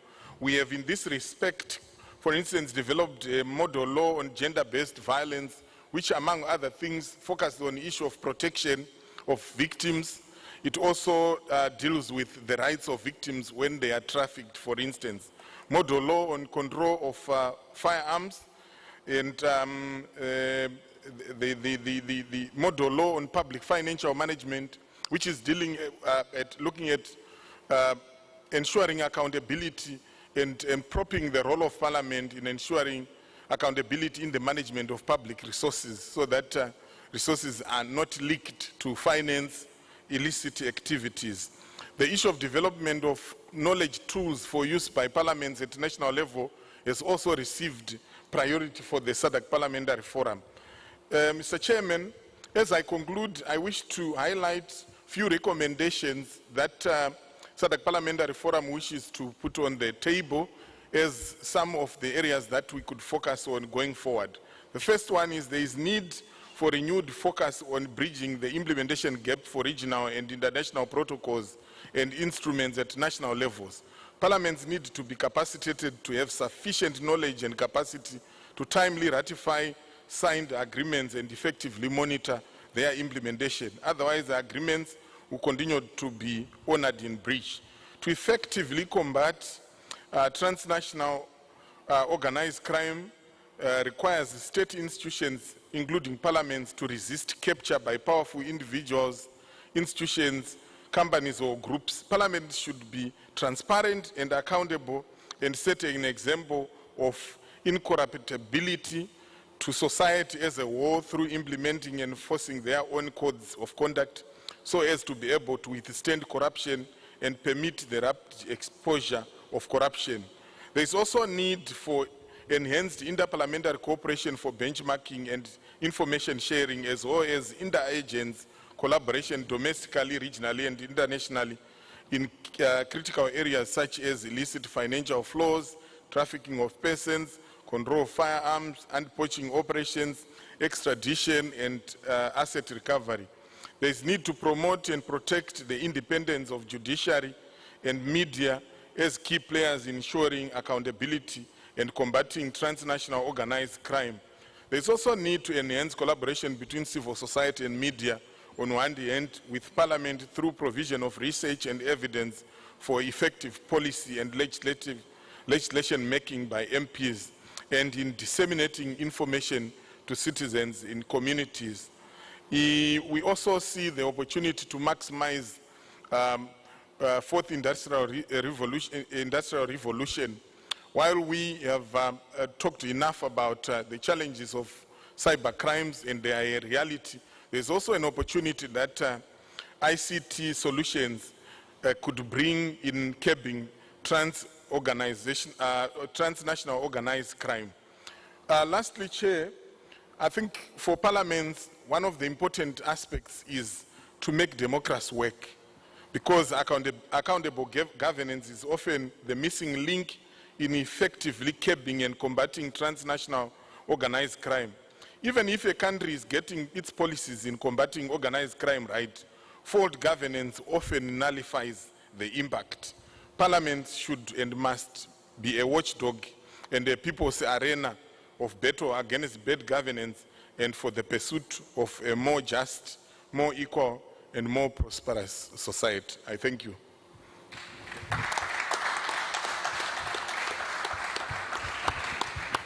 Thank you so much, Mr. Shoneni.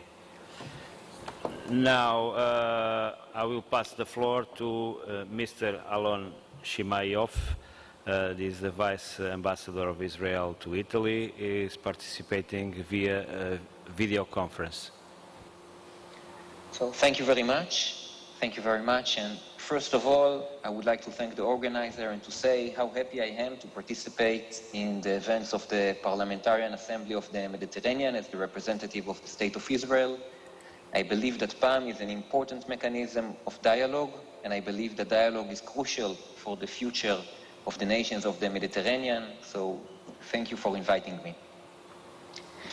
We are discussing today transnational organized crime, and I believe that international cooperation is an important element of this struggle. And the topic that I would like to focus on, it's already mentioned earlier also by Seated and others, is the connection between terrorist organizations and transnational organized crime. Unfortunately, Israel is in the front line of the global fight against terrorist organizations, and we work together with friendly countries in this struggle. So we have a lot of experience also concerning this connection between terrorism and crime. One of the terrorist organizations with which Israel is dealing with is Hezbollah, that beyond its political and terrorist activity also operates a wide network of criminal activity worldwide and acts as a transnational criminal organization. And I believe that the only way to face this challenge is by international cooperation. I would give a few examples of the connection between terrorism and transnational criminal activity. And I believe that the information that the American Treasury publishes when it designates terrorist entities is a reliable source of information. So in January 2011, the US designated Ayman Jum'a. Ayman Jum'a is a Hezbollah operative that was operating an international network of drug trafficking. He was smuggling cocaine from South America, and the money laundering was conducted in Europe and in the Middle East, while the revenues were transferred also to the terrorist organization Hezbollah. In that regard, I can say that 70% of the budget of Hezbollah arrives from Iran, but 30% arrives from independent sources. And one of the so-called independent sources is the activity of transnational crime. I'll give another example. The American DEA led Operation Cassandra. This operation revealed the international criminal activity of Hezbollah in the fields of drug trafficking and money laundering. The money laundering was conducted also under the disguise of commercial activity, for example, in trading second-hand cars and moving them between Africa and Europe.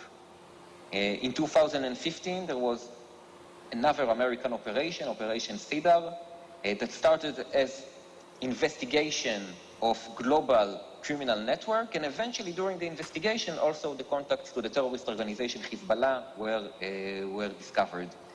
So I gave now just an example about Hezbollah, but this is something that is relevant, I think, worldwide. I'm giving a specific example from the Middle East, but this is a global phenomenon because the transnational criminal activity can be a source of financing to terrorist organizations. And when there is such a global threat, also the international community should stand together and fighting together this global challenge. The thing is that this connection between criminal organizations and the terrorist organization doesn't strengthen only the terrorist organization, but of course also the criminal organizations. Another thing that terrorist organizations use when it comes to their cooperation with criminal organizations is the procurement of illegal weapons. Hezbollah is doing it as well, and such cases were revealed by law enforcement agencies all around the world. I'll give an example from Israel in the other way around. In 2016, the law enforcement agencies in Israel discovered that criminal connections between the criminal organizations in Israel and Hezbollah in Lebanon that included trafficking of drugs from Lebanon to Israel and trafficking of weapons from Lebanon to Israel for criminal activity, later on were the basis also for initiatives of terrorist activity of Hezbollah in Israel. In the same route of the drug trafficking, 2 explosives were discovered, and they were waiting to be taken by the criminal organization into Israel in order to conduct a terrorist attack on behalf of Hezbollah. Following that, there were some arrests, but this is an example that the connection between terrorist organizations and criminal organizations are not only a source of financing for the terrorist organization, but can also be a basis and infrastructure for terrorist activity that would follow. We discovered recently another development, and I think this is something that it's important to draw the attention of the participants of this conference to this development. I believe that terrorist entities are also using international crime organizations also as proxies in order to conduct terrorist activity. It gives those terrorist entities the advantage of deniability, that in case that eventually the people that performed the terror activity and the terror attack will be captured, the direction would lead to the organized crime and not to the terrorist entity. And such modus operandi was identified in different places, in Europe, in Africa, and in Latin America. This modus operandi of using criminal organizations as proxies of terrorist entities. I believe that this is a very worrying development, and that the way to deal with it is by increasing the international cooperation. The members of PAM share a lot in common. First of all, we share the Mediterranean, we share the same sea. But we are also sharing common challenges that the way to deal with is by cooperation. One of those challenges is the connection between transnational criminal activity and terrorism. And I believe that the cooperation between like-minded countries on this topic must be increased. Thank you very much.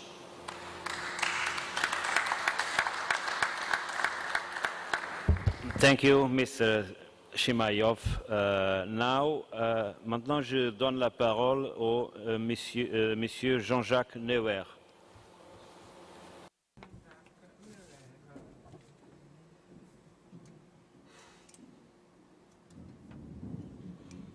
Faccio il libanese che è stato accusato.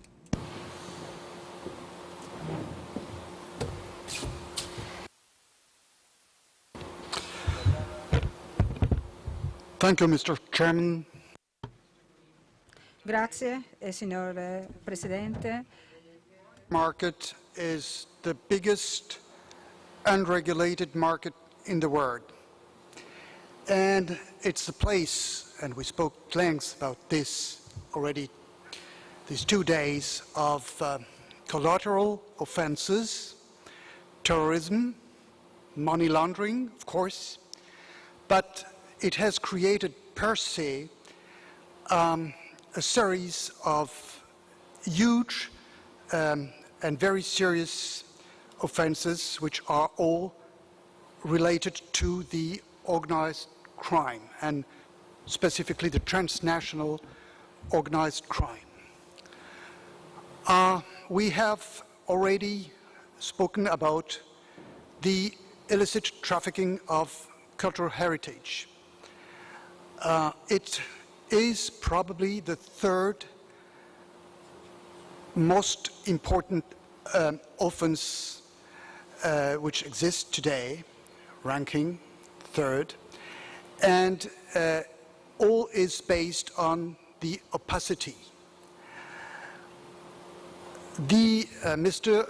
Margaritis Chinas, the Vice President of the European Commission, quoting research which has made by the German Minister of Research, said that only 2%, which is very few, of the antiquities which are on the German market could have a safe and established provenance.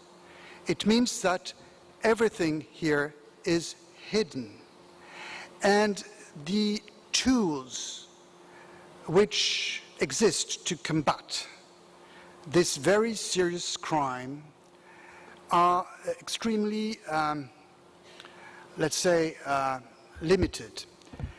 Of course, we have the UNESCO Convention of 1970, which allows for the member states to get their artifacts back, provided that the owner owning an artifact in good faith should be compensated. And I would say there is another way to see the problem. It's the collaboration which has spontaneously been established between the custom and police services around the world. I would here quote two searches which have been led by the World Trade Organization and Interpol, and by the Guardia Civil and Europol, Antenna 2 and Pandora 4. These two investigations have led to the seizure of 971 artifacts in Kabul, in Afghanistan, which were looted, and numerous Colombian and other artifacts from South America, which have been also seized. This investigation involved 103 countries, which is enormous, 103 countries. And this has been conducted spontaneously by these services, which shows that we need a legislation which should be extremely flexible, extremely light, but extremely agile and extremely efficient at the end of the day. The second offense, crime, I would evocate now is the fakes, forgeries, misattributions. The Fine Art Crime Institute has recently said that if you buy an artifact at auctions, you have a 50-50% risk to buy a fake. It's enormous, massive. I don't know if this number of 50% is true because there is no way to measure it. But what I can say, because it's my experience, is that for the Picasso estate, for instance, 90% of the artifacts which are proposed for authentication are fake. And of course it's enormous and totally detrimental for the art market. I would also insist about what the prosecutor, Mr. Salvi, said this morning. Speed is of the essence. And this criminality is, of course, totally transnational. We cannot react with the tools we already have, as it's too long. It takes too much time. It's not adapted to this type of crimes. We have to invent a new legislation and international tools to respond to this very problem of the fakes. Be aware that everything is on the shoulders of the private actors here, and not the states. In the United States, a lot of estates have renounced today to issue certificates of authentication. Warhol, Basquiat, Rauschenberg, they all have dismissed. Why? Because every time they issue, or they even refuse to issue, a certificate of authenticity, they are sued by the forgers and the criminals for millions and millions of dollars. Of course, they win at the end of the day, but the costs and expenses of all this are too huge, and at the end of the day, they renounce. We cannot base an old system of protection of the market on the fact that private actors who are fragile have the charge and the responsibility to police the market. The third point, the third crime I would mention here is related to the very issue of the NFTs. But NFTs, what are NFTs after all? It's like a portmanteau word. NFTs, there is an act under preparation by the US, the Cryptocurrencies Act. NFTs could be three things. A currency, in a certain way. Commodities, as it supports commodities. And also a share, like a share of a company. About art now. If you want to understand what the problem is for art, mainly you have to refer to the 19th century.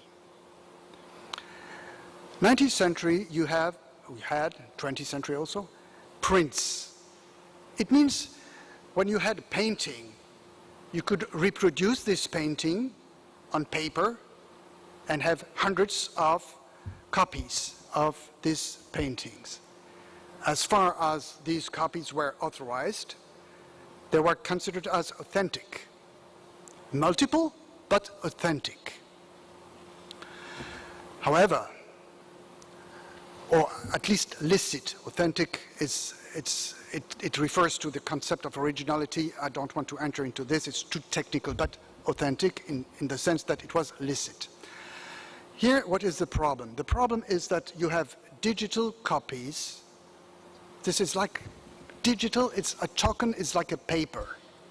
It's just to support the copy. When it's authorized, no problem. But the problem is very, very rarely authorized. And I give you an example to speak concretely.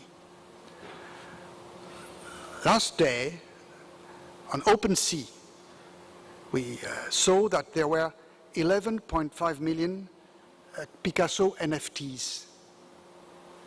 Not a single one was authorized. Not a single one was legal. How could you tackle this problem? Very complicated with the legal means. Very complicated indeed.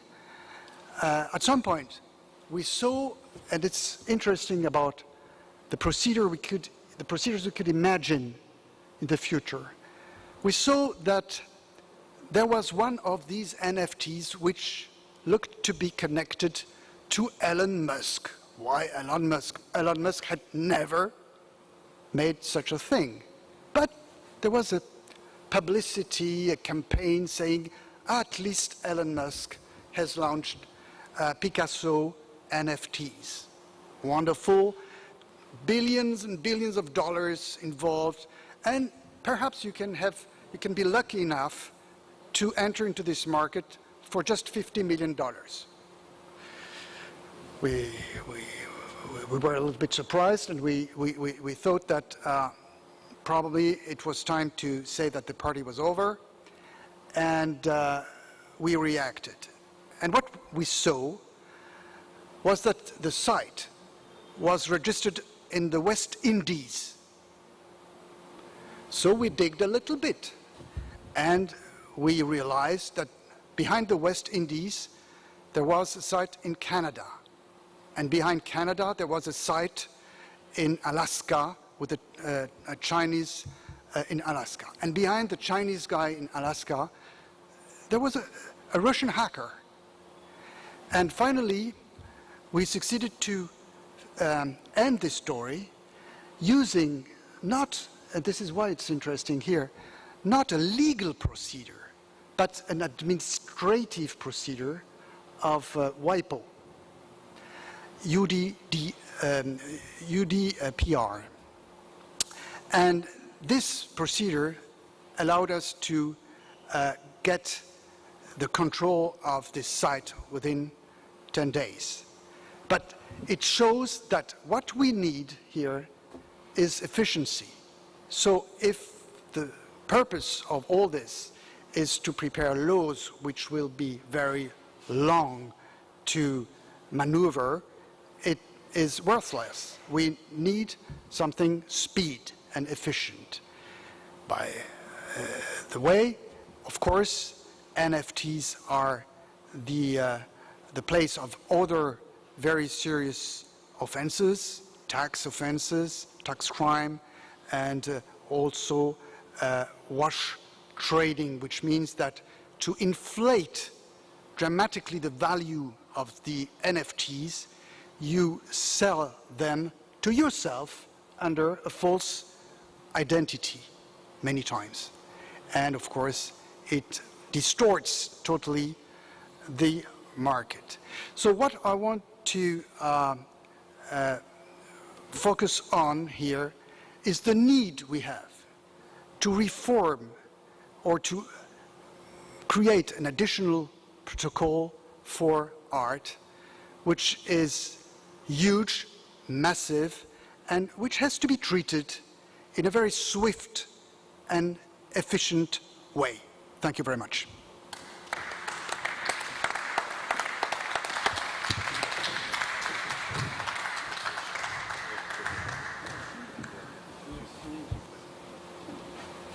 Thank you so much, Monsieur Neuer.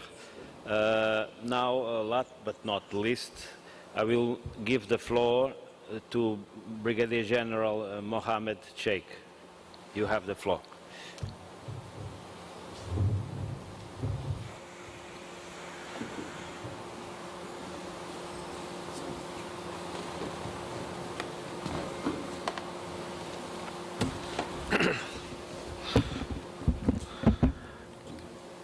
Mr. President Gennaro Migliore, honorable Parliament members, distinguished delegates, ladies and gentlemen, on behalf of the Lebanese government and His Excellency Bassam Maulawi and the Internal Security Forces, I would like to thank you for giving us this opportunity to share with you our experience and concerns. You are the legislative bodies, while we are the implementer. So I will start by giving you quick information about our hierarchy. سأتحدث بداية عن التزامنا بتطبيق مندرجات. First of all, I would like to talk about what we are doing to implement the Palermo Convention and its protocols. The administrative structure of the internal security forces has been changed. New departments were set up, and the size of other divisions has been changed in order to adjust to the convention. And these departments are all linked together, and that is a new specialized center which also takes decisions. I would like to talk about the importance of cooperation between different components. We need intelligence gathering, which is extremely complex, so how to monitor communication and also how to control smuggling routes. We need agents to infiltrate criminal bands to know clearly what their goals and the plans are. When we talk about difficulties, we do not do this to justify failures on our part, but we want to spell out the difficulties that we have to face, the conditions in which we work. Lebanon, for instance, is currently experiences an economic crisis, unprecedented crisis, and this has a negative impact on the readiness of our staff. And then there is the geographical features, the presence of mountains, and the coast itself. The coastal shore is used by terrorist organizations and criminal organizations for trafficking purposes, because we do not have the means, we do not have a coastal guard to patrol territorial waters, and sometimes we ask for help to the Lebanese military or UNIFIL, and sometimes we also try to get help from civil protection, from fishing vessels, when we know that we have to investigate into a trafficking case. And then, as far as the structure of these organizations is concerned, we have to say that we are talking about small groups that are not linked to each other. They implement plans and they have no links with one another. So this increases problems in combating organized crime. We are suffering the impact of wars in the region, and this has influenced our activities. There have been problems in the security sector, not to mention the refugees. We are talking about 35%, 1.7 million refugees from different countries on Lebanese territory. Let's now talk about facts. Let's now focus on facts and the methods that these criminal organizations use to use their profits by means of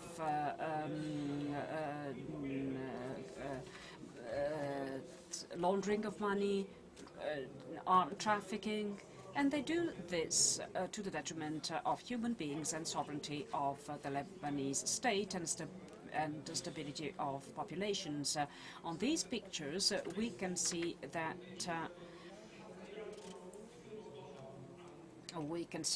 social networks that are used by them, and they show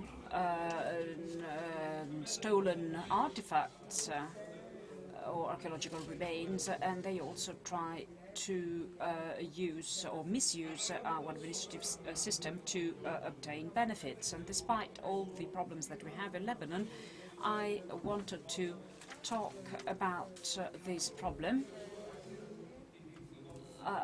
on which we focus together with the European Union. That is a project, ICMPD, and this project is not just for Lebanon, but for many other countries of the region. Last week we launched a new action plan. We started a project to understand what criminal organizations are doing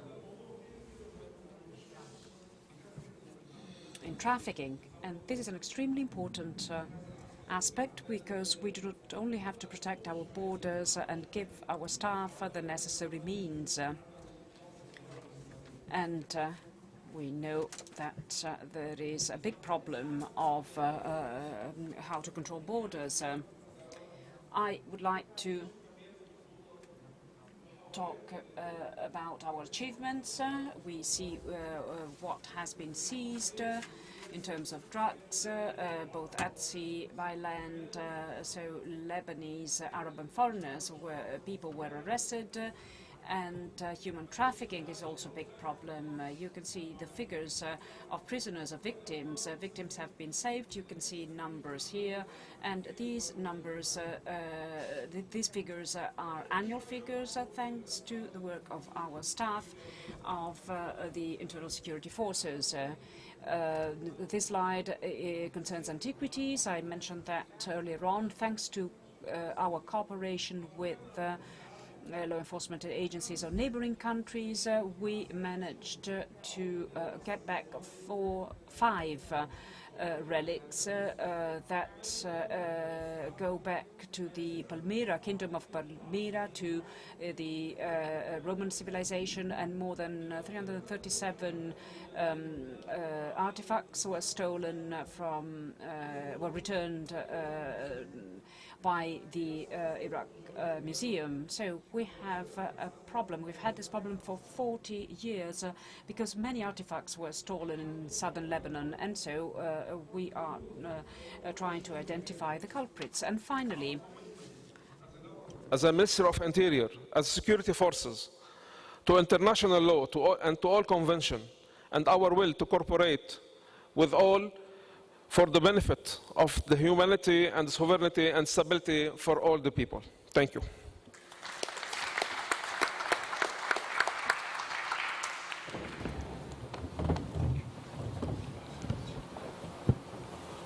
Thank you so much, Brigadier General, and thanks to all our panelists for their insightful interventions. Now, we will now welcome interventions from the floor. We have already a few. First, PAM received a request from Mr. Mazzarese, Program Manager at the United Nations Interregional Crime and Justice Research Institute. You have the floor.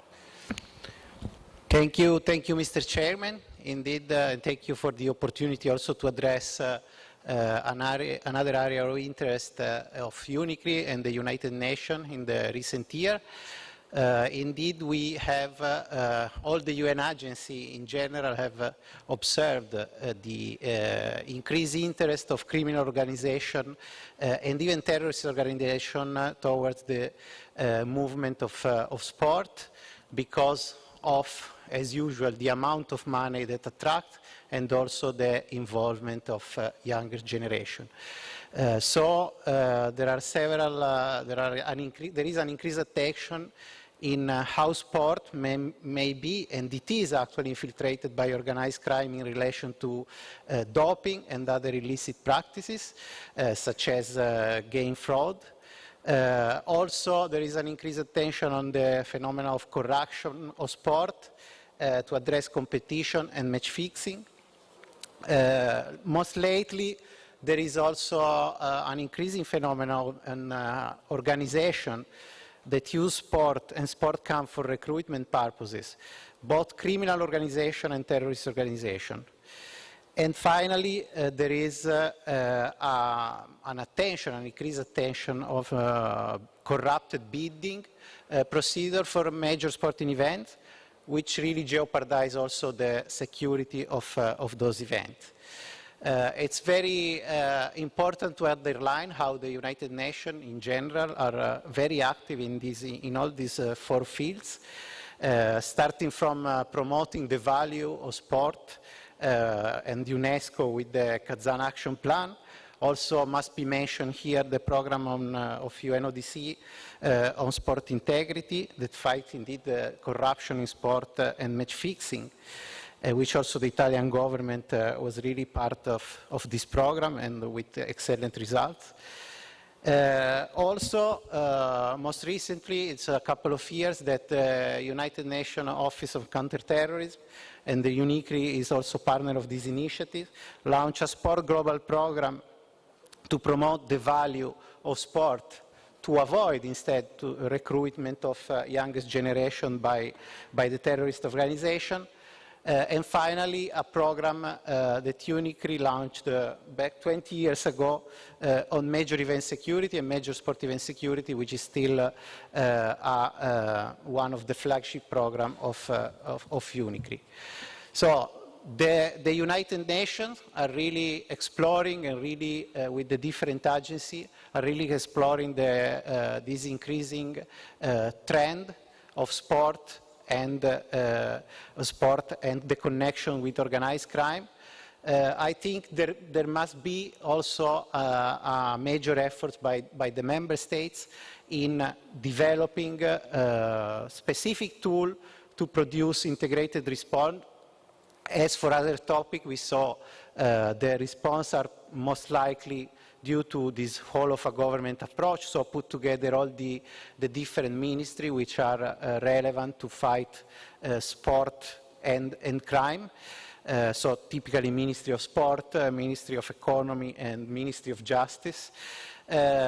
Also is very, very important and very, very relevant to build some early detection mechanism for understanding, for instance, in the match fixing trends, how and when to tackle such a plague. Then public-private partnership is key because there cannot be any action to tackle criminal activities in sport without the partnership with sport federation and sport association and civil society. Of course, specialized training, because again, we are talking about very specific crime, which requires a very specific preparation also to law enforcement and the judiciary. And finally, I think it is very important to start aligning a bit those that are the requirement of the criminal justice and the requirement of the justice of sport, which is sometimes there is a big gap, and this is very important to address, to really align what can be done and to provide a secure response to all of this. So just these couple of minutes to address again the attention on how criminal organization and terrorist organization are driving their attention to the world of sport, and to rely on the United Nations and its several initiatives, but also to really work at the national level to improve your national capacity to tackle this phenomenon. Thank you so much.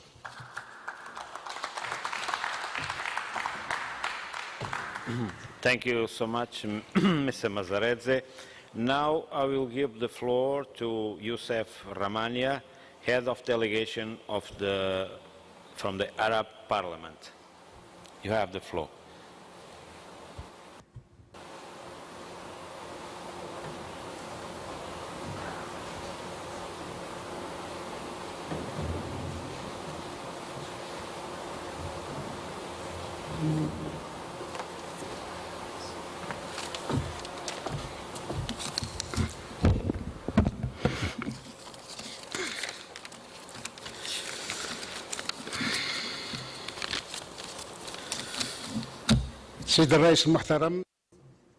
Mr. President,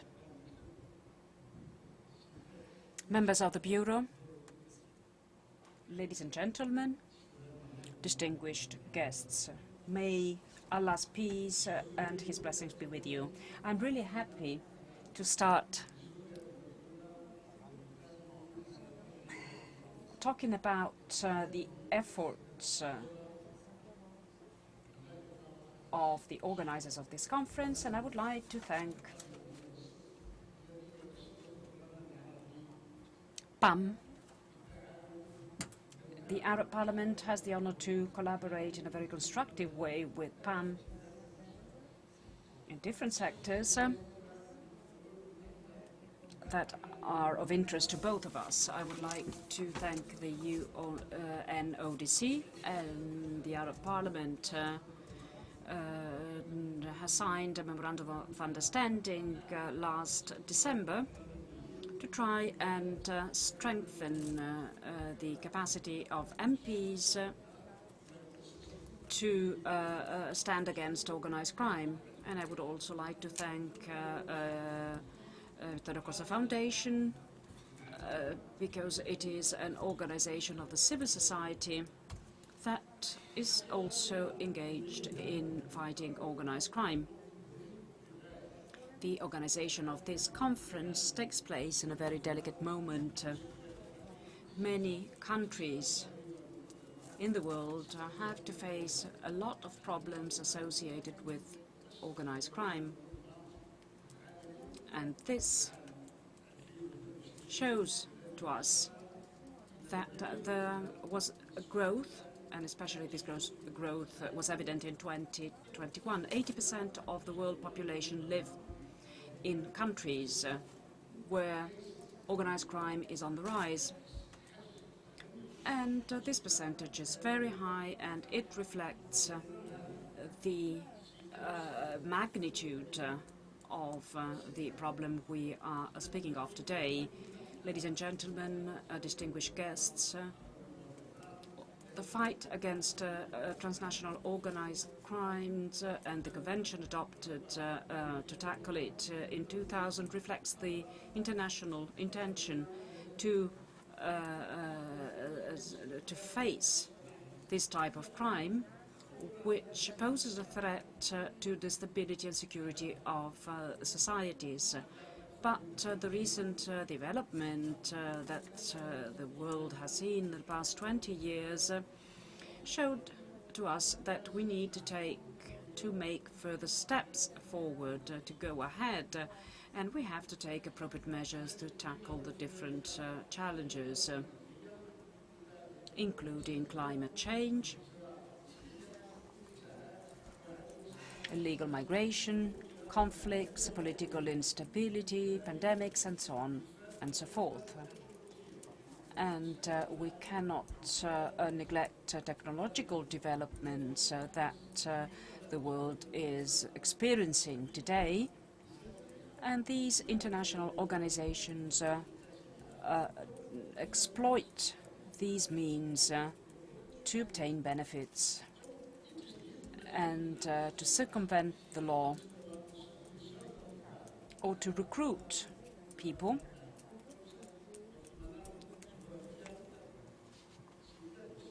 to support their activities and to commit new crimes. Ladies and gentlemen, organized crime takes up many forms, many different aspects, but the Mediterranean area and Northern Africa suffer a lot. Maybe they suffer more than other countries, especially if we consider trafficking in light weapons, and especially when we see that there are different conflicts and without being able to get to a final solution.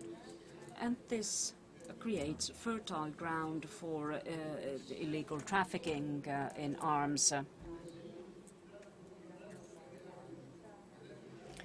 These arms are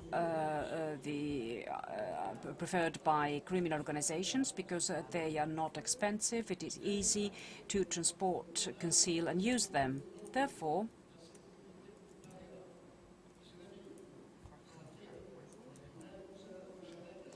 in order to tackle this dangerous phenomenon, and thanks to the participation, increase checks at borders to curb this phenomenon. This is just an example.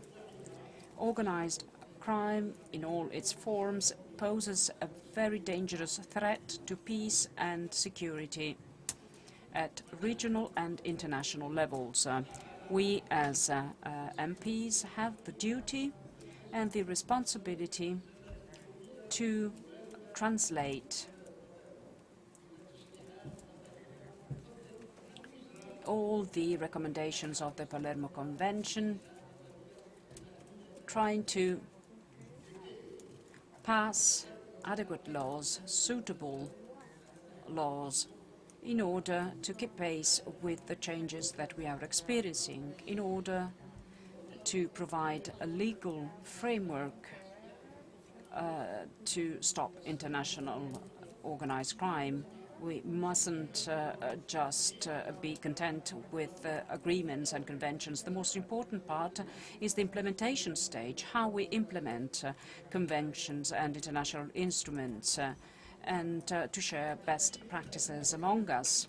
And in order to attain this goal, I would like to use this opportunity, the attendance of this important conference, to convene a parliamentary international convention, and I think this should happen in a regular way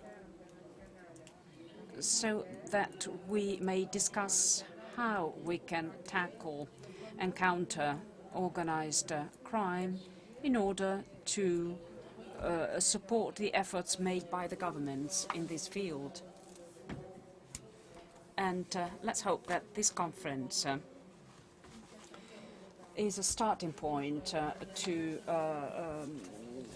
implement the initiative that I have proposed. And finally, I would like to say that this is an unconventional challenge. We need creative solutions.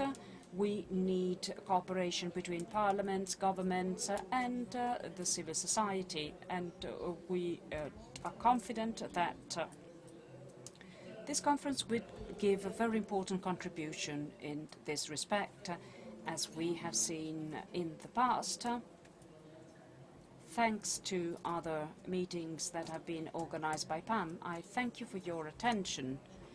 May Allah's peace and His mercy, His blessings be with you. Thank you so much, Mr. Hamalia.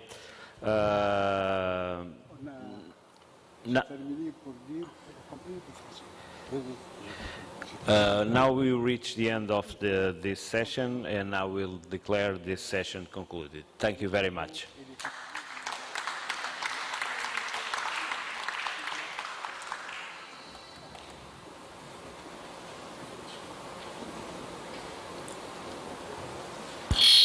So, for the resilience ones, the last session, that is for me an honor to moderate and this fifth and final session entitled From Naples to Vienna, the preparation work for UNODC mechanism review on Palermo Convention, learning from the past, inspired for the future. This very moment is the reason why we have all convened in Naples. The final purpose, after the previous preparatory session, which acting as a funnel, have brought us together so far to discuss our goals and contribution to the revisions mechanism of Palermo Convention. I wish to thank you for the commitment and the time you dedicated to conference. I will now introduce the speakers of this session. It was crucial for PAM to put together experts with different backgrounds and expertise. In this manner, the parliamentary contribution to the review mechanism of Palermo Convention will encompass as many components of the law enforcement system as possible. Thank you. The Palermo Convention is a milestone in the fight against transnational organized crime. Today, we are tasked to bring the parliamentary contribution to the advancement for the fight against transnational organized crime, strengthening preventive measures and enhancing the protection of crime victims. The last few decades marked a significant breakthrough in the efforts of the international community to improve the criminal justice system. We went from sporadic, case-by-case international instruments to a more structured and interlinked set of rules and provision of international law. Transnational organized crime undermines the peace and stability of our society, and in order to contrast it, we need also to address its socio-economic roots. I will pass now to our discussion. Let me remind you that contributions from delegation are allowed. Our first speaker will be Mr. Michel Debac. For us, it's a pleasure. It's a magistrate of the French Court of Cassation. He was the colleague of the magistrate Pierre Michel, who was killed by a criminal organization in Marseille.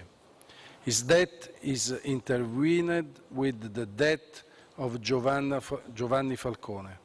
Falcone himself wanted to investigate the Italian instigator of Michel's killing, but he did not have enough time.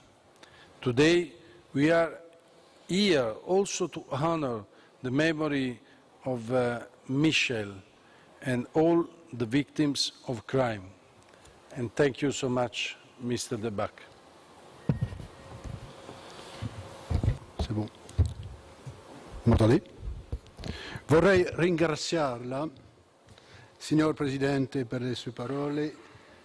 I wish to thank you, Mr. President, for your words, and I also wish to thank the Mediterranean Parliamentary Assembly for the invitation. Mr. President, ladies and gentlemen, members of the Mediterranean Parliamentary Assembly, I would like to continue in French, if you allow me so, because I want to avoid an excessive emotion here, because I used to work with Pierre Michel, the judge, and I have been working with him until his death, and I have carried out with him very sensitive procedures, and then I've also followed Giovanni Falcone story, and so to establish a possible or investigate possible connections with the pizza connection and other possible connections with the mafia in eastern Sicily, in the Catania region. Then in 1983, I was sent to Rome by the French government, and in November 1994, as a liaison magistrate, I have assisted my minister at the Naples conference in December 2000. I have also participated in the Palermo conference that led to the approval and the adoption of the Palermo Convention. On the same year, in July, once again in Marseille, another unfortunate capital of the organized crime, on the basis of the unanimous decision by Eurojust, a new institution was created on the institutional model of the Italian system. And so for Italy, the prosecutor office. Plusieurs décennies même, Eurojust fonctionne très bien. Je pense que. Okay. And this instrument is still functioning. The anti-mafia instrument continues or keeps working very effectively, and we have to learn from the past. The Palermo Conference was the symbol of the solemn reaffirmation of the need of a universal fight against organized crime, considering the place 6 years after the Naples conference. How could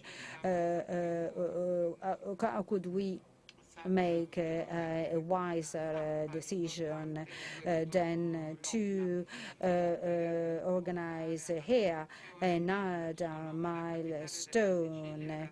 And so the Palermo had already been the seat of many tragic events in the past. So the Judge Borsellino and the investigations on these crimes, despite numerous obstacles, actually established the national growth and the strengthening of organized criminals. So the threat represented by these organizations, unfortunately, occurred progressively in the decades after the Second World War for three factors. First of all, there was the explosion of the drugs trafficking towards Eastern Europe and the rest of the world later on, and the control over these trafficking by criminal organizations in the demand region, and then the production in the supply area or production areas has grown throughout the world. But so these organizations could in this way challenge states, the police forces, the law enforcement agencies, and keeping or continuing to cause the damages on to all the economic sectors, and including civil society, the banks. The community of the states had left or allowed this sort of illegal empire grow, and individual states couldn't contain or limit this phenomenon any longer. So there were several conventions in 1979-78 recognizing the importance of fighting these phenomena, couldn't but underline the need of adequate tools and the judicial cooperation and the cooperation of law enforcement agencies. So starting in the 90s, the law enforcement agencies and the judiciary started cooperating, but after the slaughtering in Via D'Amelio and Capaci. Then a true intergovernmental cooperation actually was created. We couldn't expect such a rapid growth of this cooperation. Unfortunately, this was also favored by the killings of these two important judges.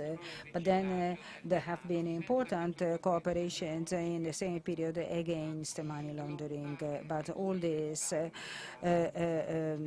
didn't assume a universal or global nature. So in the meantime, instead, the organized crime became transnational in nature. And so nowadays, the convention has been ratified by 190 countries, and it has allowed to fill the gaps or the deficiencies of some countries whose legal systems did not include the crime, or did not provide for the crime of organized crime. And thanks to the actions of the judiciary and the law enforcement in various countries, we have finally arrived at this convention. And this convention offers more effective tools to act. So including the punishment and the preventive and extradition measures. Thanks to the enforcement of the law, we on the northern shore of the Mediterranean Sea can cooperate quite smoothly. But this should also happen in the whole of the Mediterranean region. The 3 protocols accompanying the convention have extended the coverage of the protocol against the human beings trafficking or the migrant trafficking or the trafficking of small firearms. And this, I take this advantage, take this opportunity, to underline what Senator Carlotti said, that China actually plays a role in this traffic. And this country hasn't ratified the Article 3 of the convention in particular. So this new world needs a concrete action. So the process of implementation of the convention and the introduction of best practices requires meetings or regular meetings and the establishment of supervisory mechanisms or monitoring mechanisms, because unless we have a tool to measure the efficacy and the effectiveness of these measures, how can we say whether these measures were actually useful or not? And the quality of the legal instrument represented by the Palermo Convention is unquestionable, of course, but it is necessary to recognize that today there are a number of phenomena reducing its effectiveness. First of all is the accelerated growth pace or growth rate of the internationalization, which has facilitated the spread of illicit economy, $2,000 billion, 4% of the world GDP.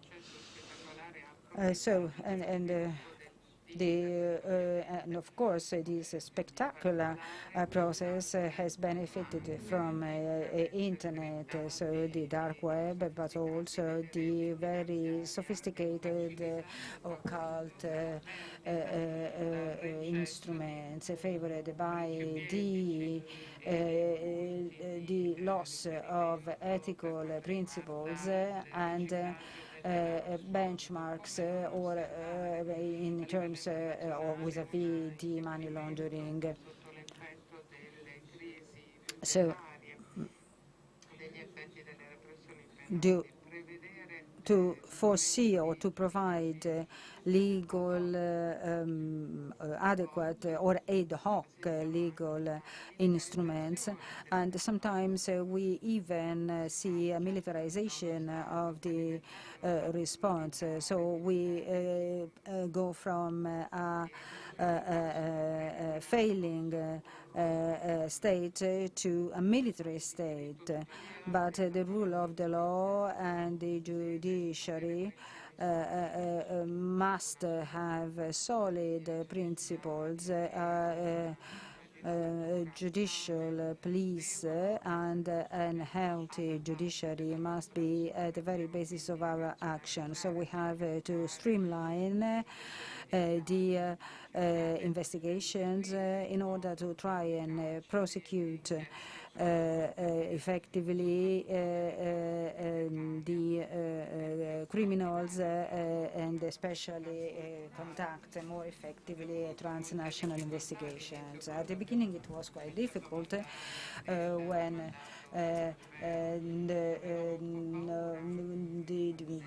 we started talking about a European mandate or warrant. but now we have great investigation capacities. If justice must remain at the core of this activity, its effectiveness certainly depends on the financial resources which are allocated to it. And this goes back to the commitment of each individual state. Each state has to allow all the necessary means for this fight to be really effective.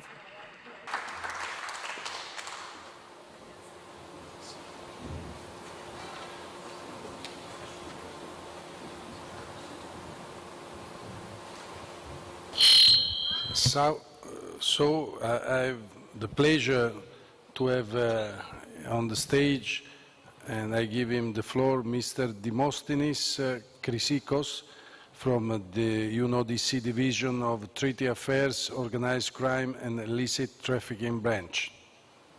Thanks.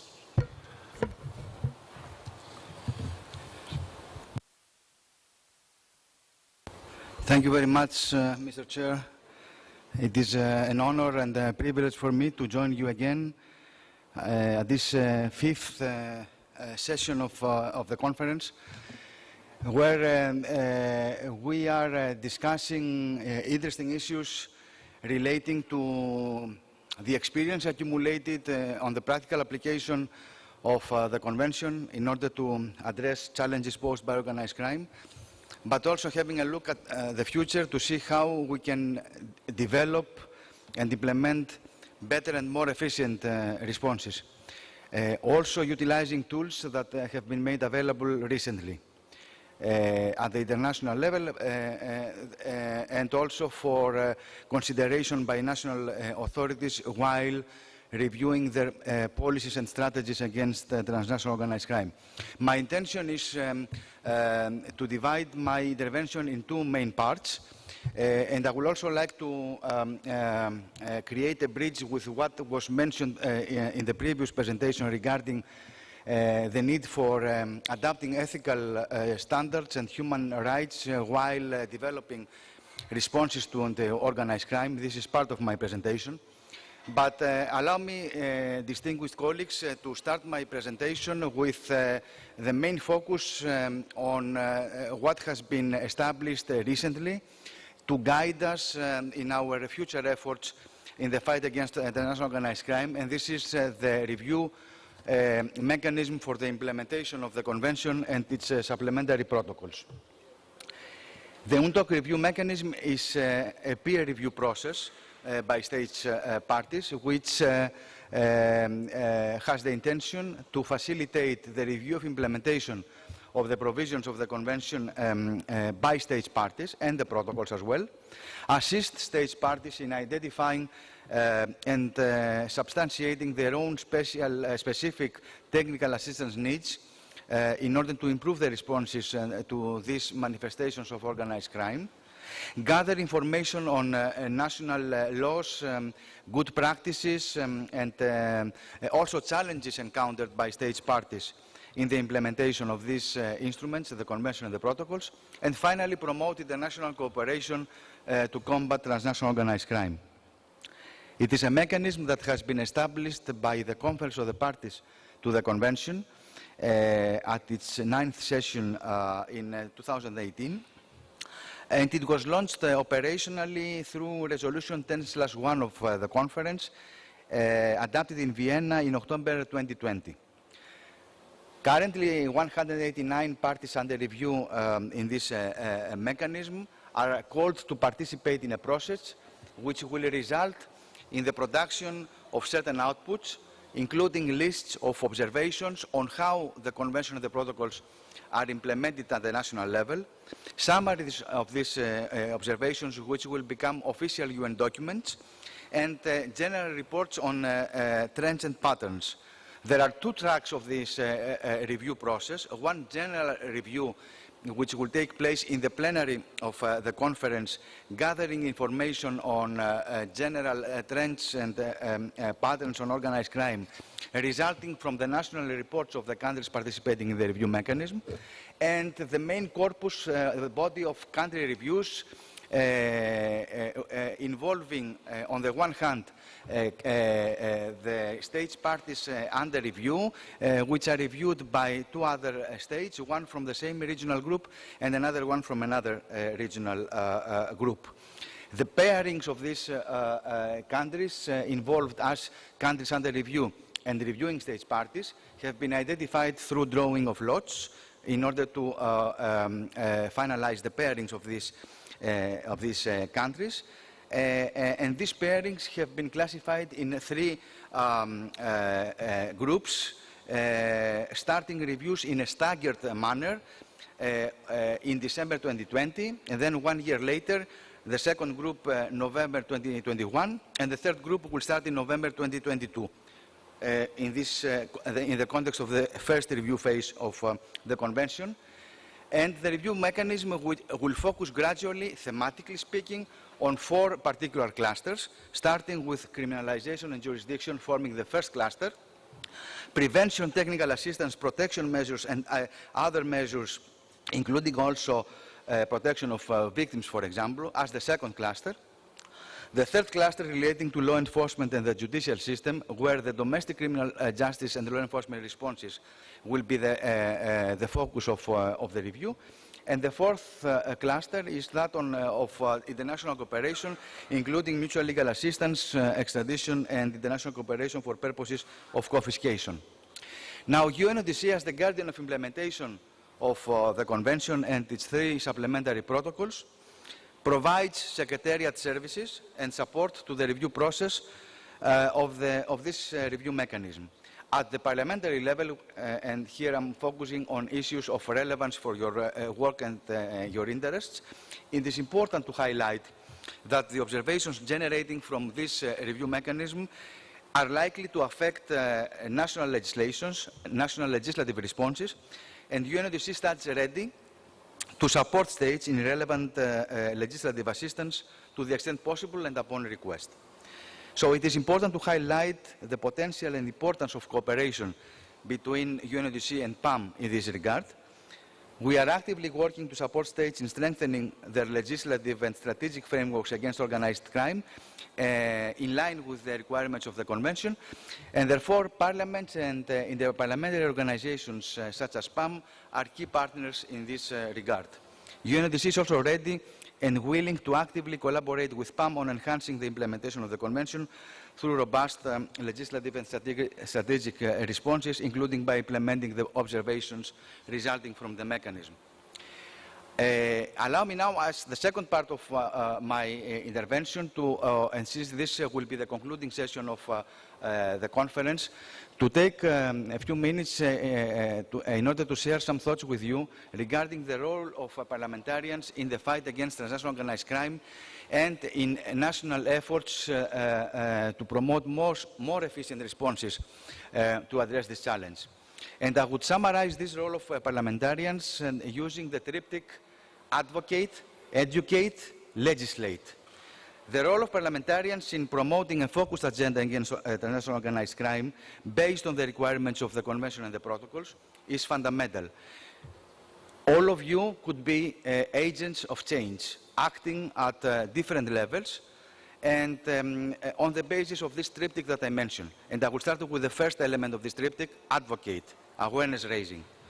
The strategy of using the parliaments to provide early warning, provoke action, or expose issues that might be otherwise conveniently ignored by governments can be an effective tool or means of pressure, I would say, towards undertaking action against transnational organized crime. From this point of view, I would say that parliamentarians can apply significant political pressure on governments to change policy priorities and policy orientations, regardless of whether these parliamentarians are in the majority or not.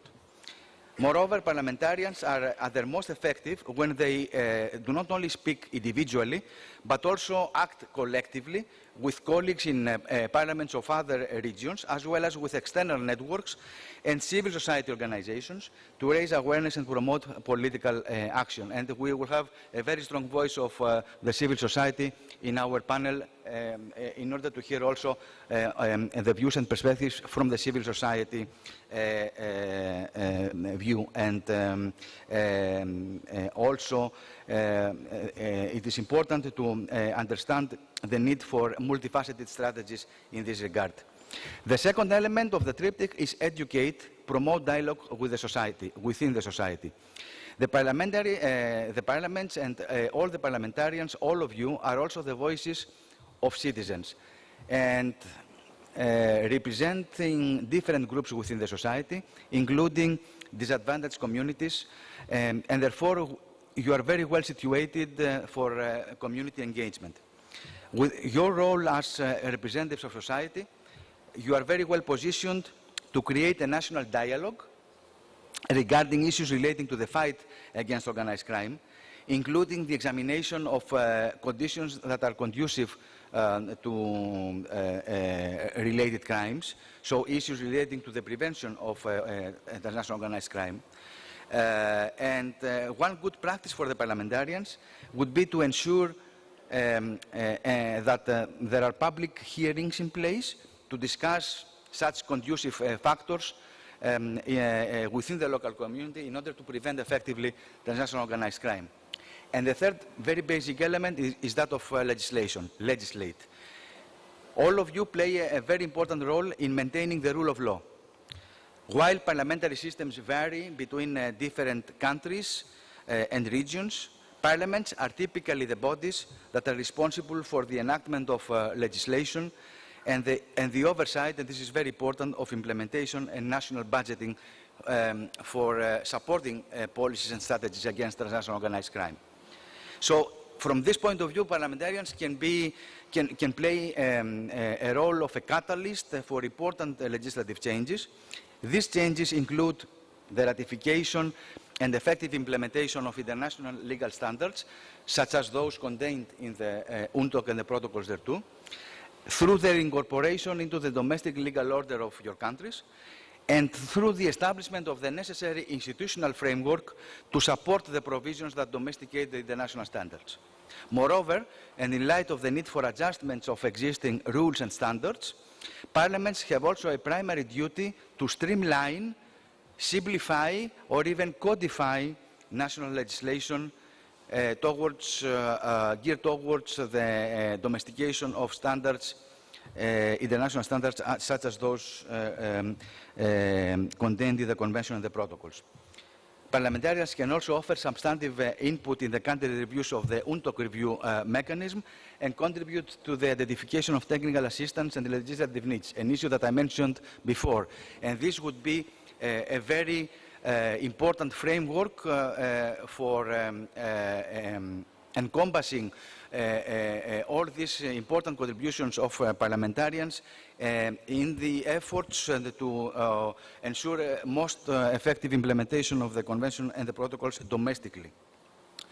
Linked to the legislative tasks, we have also the oversight functions.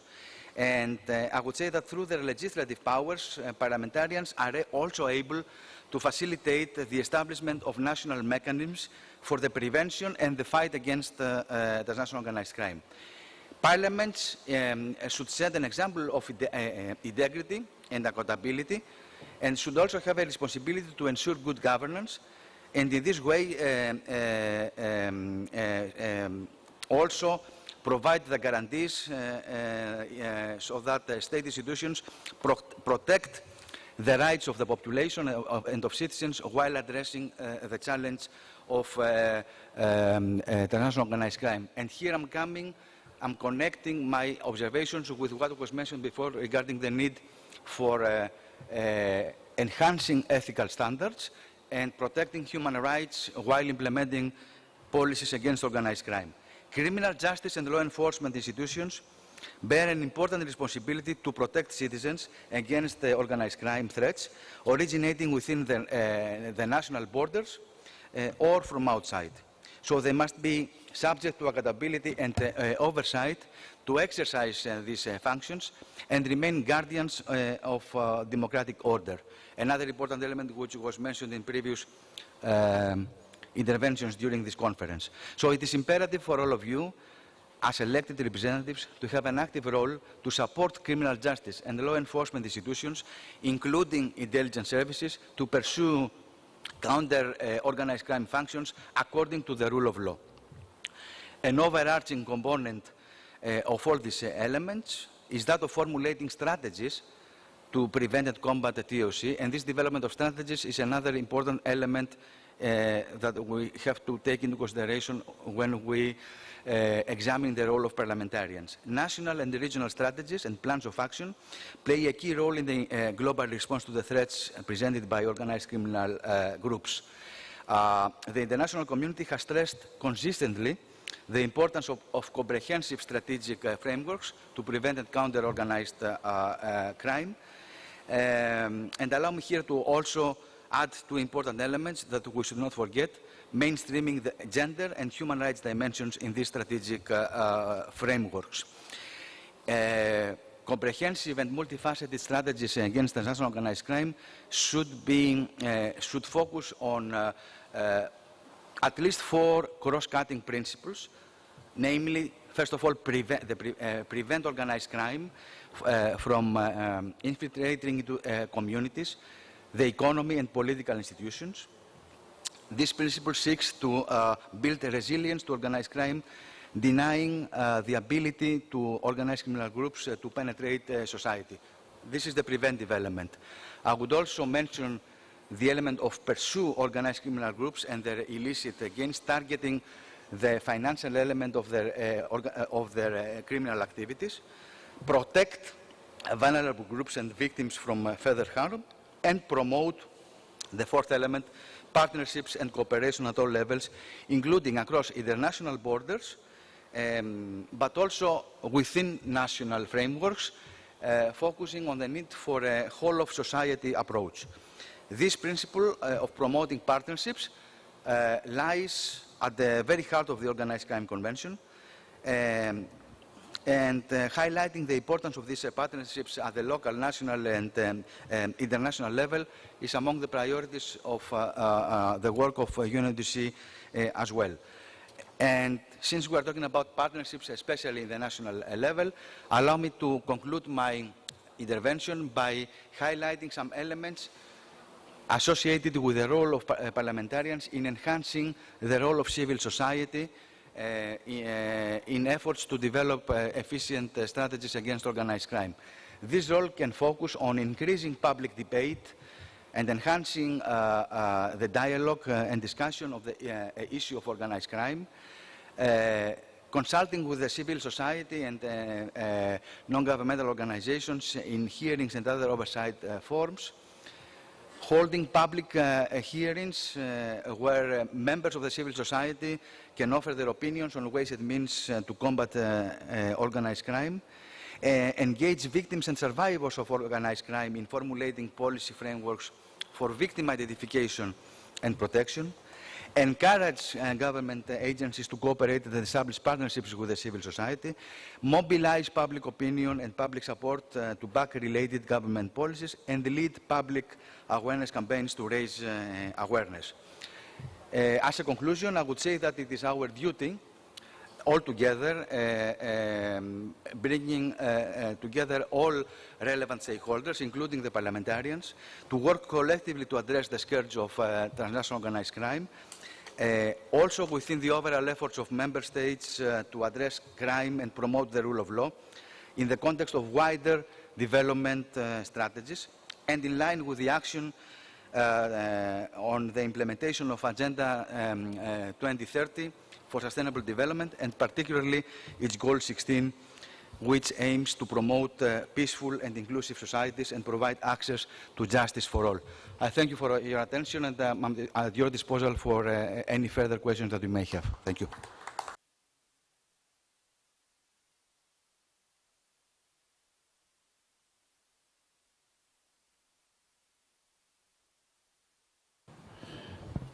Thank you for Grazie per il suo intervento.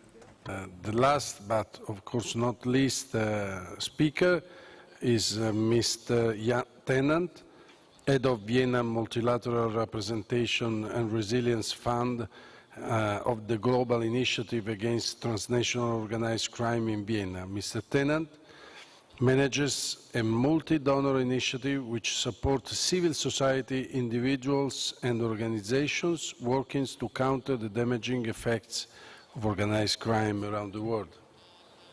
Thank you. Thank you very much, Mr. President, and thank you to PAM for inviting me here. It really is an honor and a pleasure to be invited here to address this high-level conference. I'm here representing my organization, the Global Initiative Against Transnational Organized Crime, which is a global civil society organization based in Geneva. Civil society organizations and individuals, together with parliamentarians, academia, trade unions and others, form vital components of the whole of society response that is needed to effectively address transnational organized crime. As we come together for this conference, it's almost 30 years since the 1994 conference here in Naples, which played a key role in the history of the creation of this Palermo Convention.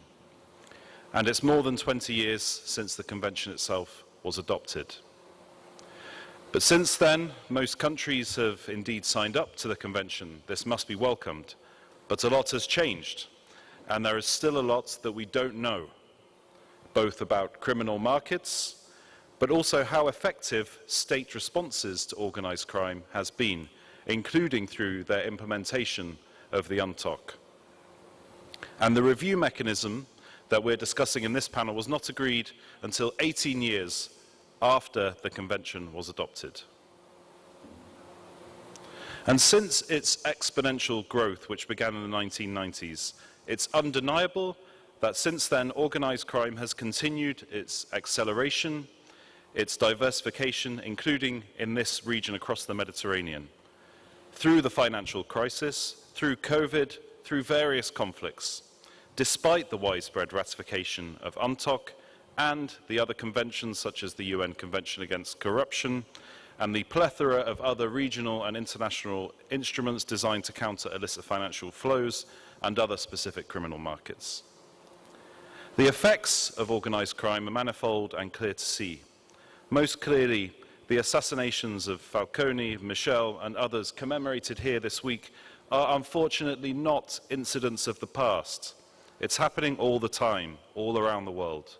Whistleblowers, lawyers, community activists, social workers, journalists, they are apparently now no better protected than before. And we can see how technology has changed the nature of our world, both the licit and illicit economies. We are no longer dealing with the same type of mafia-style criminal groups that were targeted when this convention was drafted. Technology, coupled with globalization and changing geopolitics, has made things a lot more complicated. The lines are now much more blurred between the criminal, the corrupt, the business, between the underworld and power.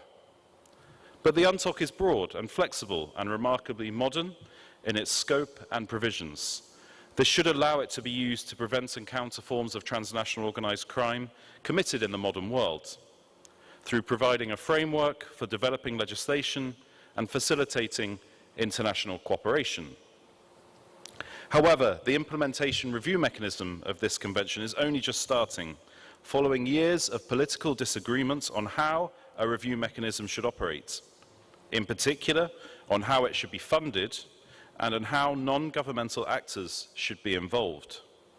This leaves us with a big data gap on how the widespread ratification of the instruments can be understood in terms of evaluating its performance. Unfortunately, the UNTOC review mechanism was designed as primarily intergovernmental and legalistic in nature, with only limited room for engagement of non-state actors and discussion of broader substantive issues outside of the legal provisions. And despite all the data that the UNODC has gathered through its impressive compendiums and digests of cases. We do not have an overarching picture as we wait for states to take part in a long and technical process of peer review, which will not be complete until around 2030. But let us remember what Article 28 of the UNTOC says, which seems a long way from the mechanism that was agreed. Article 28 of the UNTOC includes provisions for states to analyse, in conjunction with non-state actors, trends and circumstances of organised crime, the sharing of analytical expertise, the monitoring of policies and measures to assess their effectiveness and efficiency. But in the mechanism, the focus is solely on legal provisions, and engagement with civil society at the country level is entirely voluntary. In the foreword to the UNTOC, the then UN Secretary-General, Kofi Annan, referred to the forces of civil society, politicians, trade unions, academia, non-governmental organisations, as being arrayed against the uncivil society of terrorists, drug traffickers, and other criminal actors. In conjunction with the provisions of Article 28 of the UNTOC, we need to rediscover the approach envisioned as the UNTOC was negotiated, as we try to understand better what impact we are having. Although there are ongoing efforts to elaborate new protocols or instruments, first we need to evaluate what we already have. And we can look to Italy to understand how a state impacted heavily by organised crime can build significant resilience to it through such an approach. Judge Falcone and his colleagues understood how the economy, society, and the environment all suffer from organised crime. They also understood how the public, the judiciary, and civil society can work together to show their country an alternative future. And we heard yesterday how Italy are including civil society in their UNTOC review mechanism process. The experience of Italy and other countries has shown us that society needs to pull together in the same direction against organised crime. Prosecutors and law enforcement cannot do it on their own. They need civil society to shine a light on criminal behaviour, to stand up to it, and to inform better responses. In turn, the states that are most resilient to organised crimes are the ones with the space and support for civil society, a free media, and room for debate and engagement. Due to the voluntary nature of civil society engagement in the UNTOC review mechanism process, in many countries this engagement will not happen. So parliamentarians will play a key role in holding your governments to account, in fulfilling the commitments under the UNTOC, and in ensuring the engagement of civil society in this process. The rest of Kofi Annan's civil society are ready to work with you and all sectors of society against the uncivil society that continues to ply its trade across borders. The Global Initiative is proud to partner with UNODC in facilitating civil society engagement in the review mechanism, and we will be very happy to work with any of you to do that in your countries. Thank you very much.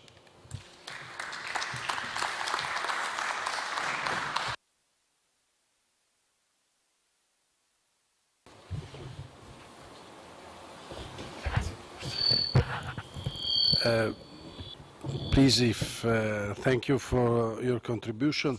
If the speakers can leave their intervention, leave their intervention, the right intervention to our secretariat. I don't want, I'm sorry, but it's a pleasure for us to distribute this kind of intervention, especially if we have an electronic form to all our delegates, because there are no all here in this moment.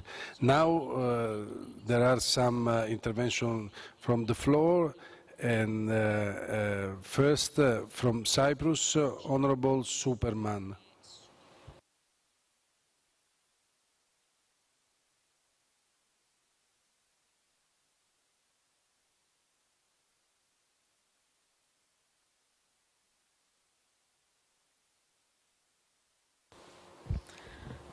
Honorable President of PAM, distinguished participants, many important facts have been heard and analyzed during the conference. For my part, I will attempt to illustrate from a different perspective the reasons why the review mechanism ought to be promoted. My effort will be to identify the weaknesses in the implementation of the Convention based on my experience having served as the head of the Office of Combating Trafficking in Persons in the Cyprus Police for 15 years. I can cite numerous individual stories of victims of trafficking that the Cyprus office has dealt with that expose the shortcomings of the existing system for the investigation of these cases. Sylvia, a victim of human trafficking from Bulgaria, was trafficked by a criminal network all over Europe. She was forced into prostitution and instead of receiving support and protection by the authorities, was in danger of facing prosecution due to the lack of proper specialized training of frontline officers who failed to identify her as a victim until the Office of Combating Trafficking in Human Beings stepped in and managed to prosecute and convict the traffickers. The 20-year-old Irina from Moldova was taken under our protection to escape a ruthless criminal network of traffickers. She kept receiving life threats and other forms of intimidation, while the perpetrators were on trial. We eventually had to offer her a new life out of Cyprus as things got even more fearful. Unfortunately, the traffickers were acquitted due to procedural matters. And what about Pham from Vietnam, whose arm was amputated due to the very poor working conditions he found himself in, and who spent a whole year in the hospital because of this? During that year, no one identified him as a victim. He was arrested as an illegal immigrant, and then we stepped in and identified him as a victim. Pham was a classical victim of labor exploitation. In another labor exploitation case, a large amount of money was found in the possession of the trafficker, who could not explain that he possessed it legally. However, the authorities again failed to press money laundering charges. In recent cases, the recruitment of young women was done through Facebook. They did not even know their trafficker or recruiter. They arrived in the country to work in breweries. The control over them was imposed through the withholding of their salaries and the imposition of fines. No violence was involved. The internet and social media are more and more used to advertise the sexual services of the victims and to contact the clients, but also in the recruitment phase to identify and contact the potential victims, as well as a communication method in order to avoid wiretapping. Furthermore, the internet advertises well-paid jobs, which often do not require any qualifications or previous experience. Traffickers have misused technology to their advantage for many years.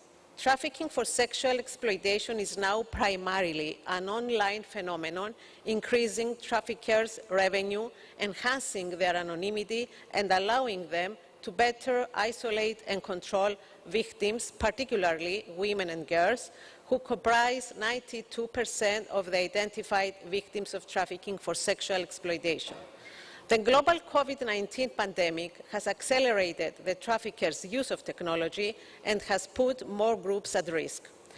As the traffickers go online, also the investigators should adapt their methods of investigation. In trafficking in human beings cases, the Internet is an unlimited source of information that can support investigations. That is why law enforcement authorities should have the technological means and the expertise that outmatches that of the criminals. Access to information is needed in the process of investigation. Technology improves our lives and promotes progress, but we cannot neglect its dark side. We must tackle the problems it creates, and we need a wide debate on this. The most common issues that hinder effective investigations and prosecutions are the following: lack of understanding and lack of data on perpetrators impedes the development of effective prosecution strategies. The complexity, cross-border and cross-cutting nature of the crime poses numerous evidential issues to investigators and prosecutors. Lack of implementation of a victim-centered approach, underutilization of financial investigations tools, limited financial resources and length of trials, and reclassification of trafficking cases to minor offences, thereby leading to shorter sentences. Therefore, we need to create awareness at the local level, as the lack of awareness and experience of the police, prosecutors and judges in the field is identified as one of the primary reasons for inefficient investigation and prosecution. The national authorities in countries of origin should increase their awareness and prioritization of anti-trafficking measures and adapt their legislation to comply with the obligations under the UN Convention against transnational organized crime and its protocols on trafficking and smuggling of migrants. We need to enhance cooperation between countries. Countries of origin should improve their international cooperation on trafficking in human beings related issues with countries of transit and destination. These efforts require political will, financial resources and capacity building. National authorities in countries of destination should encourage and support these efforts and consider offering both financial and technical assistance on trafficking in human beings related matters. Moreover, parties should enhance financial investigation with the aim of the final confiscation of the criminal assets, as the financial scale of demand that fosters exploitation is vast and growing. The market for goods and services which can be extracted from trafficked persons generates a massive incentive for traffickers to identify and exploit new victims. The pursuit of profits is the main goal of the organized crime groups dealing with all forms of trafficking in human beings. Therefore, seizing and confiscating the proceeds gained from conducted criminal activities should be at the forefront of each and every investigation. We need to strengthen cooperation with the private sector, non-governmental organizations, tax authorities and banks, and establish cooperation between the parties through the setup of joint investigation teams. Parliaments have a critical role in the fight against trafficking, that of lawmaking, while also monitoring the implementation of the measures. The first role is increasingly relevant today because we need new laws to keep up with the evolving nature of trafficking. For example, in some countries have established laws to prevent trafficking for forced labor in supply chains. The monitoring function is also crucial when governments lack the motivation to ensure that laws are fully implemented. In short, parliamentary action is at the heart of combating trafficking today.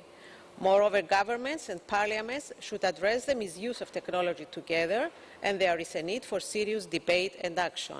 Advancing investigative techniques to carry out victimless prosecutions, relying more on evidence gathered using specialized investigative techniques, financial investigations and technological tools would be a subject for discussion.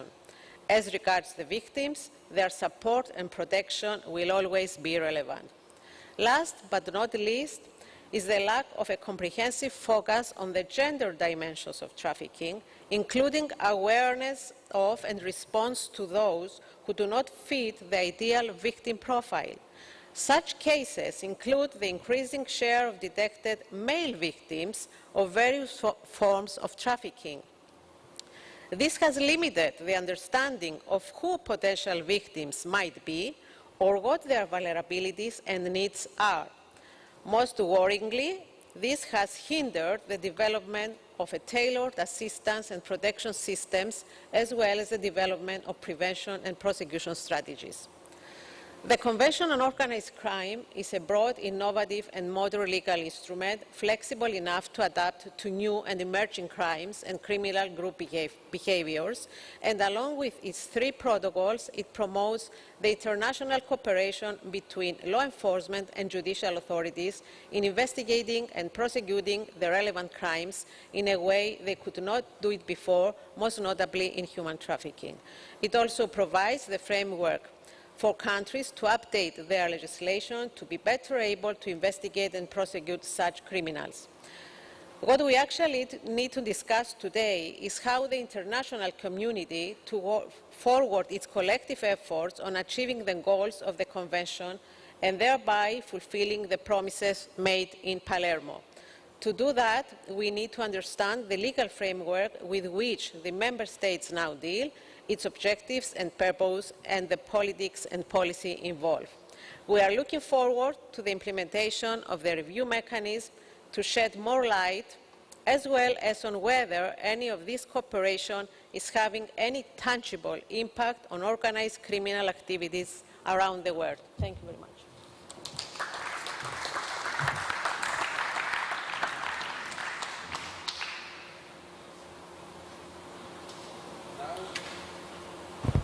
Now from Algeria, Honorable Yagoub.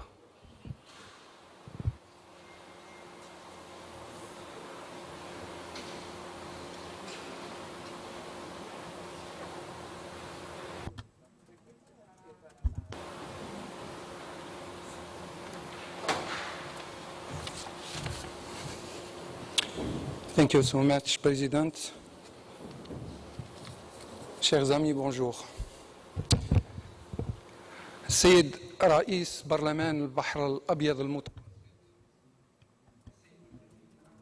Members of the Mediterranean Parliament and Mr. Secretary General and distinguished participants, ladies and gentlemen, let me greet you all. I'm very happy because at the beginning of this contribution of mine in presenting on my behalf and on behalf of all the members of the Egyptian delegation to express most sincere thank to the organizers of PAM and to the town of Naples for hosting us in this important conference. So the transnational or cross-border organized crime is a challenge to all our societies. This is a multifaceted phenomenon because it is connected to other criminal activities such as arms trafficking and the smuggling of migrants. That's why Algeria has established a national committee to fight against the trafficking and invites African countries to ratify this convention, and it participates in all meetings and invites us to turn this very important agreement into a global instrument. My activity in the third committee of this parliament, which is the committee on the dialogue for peoples and human rights, allowed me to draw your attention on the need to devote particular attention to the reasons and factors that fuel hatred and the exploitation of the virtual or cyberspace and the dark web, to turn the cyberspace into a space inviting to hatred and conflicts, even in the light of connections between terrorism and organized crime. I'm here making reference to the trafficking of human beings and migrants and the illicit exploitation of countries' resources, the spread of administrative corruption corruption and the lack of transparency. And the prevention of terrorism requires, on our part, continuous attention. We all know that the peoples of the Mediterranean southern shore still consider or think that governance can only be established based on the popular legitimacy or legitimization and against the use of violence and only to perpetrate its presence. That's why, ladies and gentlemen, we shouldn't at all accept to cooperate with dictatorships that have disrupted democracies with the strength of weapons. And this only fuels and favors terrorism and disseminate despair amongst citizens, and citizens no longer believe in the alternating power. And I can now mention the words of the Minister Lamorgese, who has been talking about the importance of strength and underline the human values and the rule of the law of the Mediterranean peoples, strengthening them so that the Mediterranean peoples do not end up by being the victims of the despair, and because this actually leads them to embrace terrorism and criminal activities, and also leads them to migrate from the south to the north, looking for a freedom that they lack at home. So, ladies and gentlemen, we should keep our eyes and ears wide open. We have to hear and listen to these cries of pain coming from these countries caused by the violations of human rights, caused by the lack or the uneasiness of these dictators in the face of these claims for freedom and democracy. These peoples are tired of these governments which have been ruling them for decades only by means of violence and terror. Since the attention is diminishing at the global level, we should try and create a global momentum by repeating that terrorism, which sometimes hides itself under abstract motivations, is a threat to the whole planet. So the terrorism or terror is borderless and has no religion or citizenship. It cannot be considered as similar to the struggle against the overpowering governance or the right to liberate oneself from slavery. So the international community should help these peoples, because this is the real and the actual struggle against terrorism.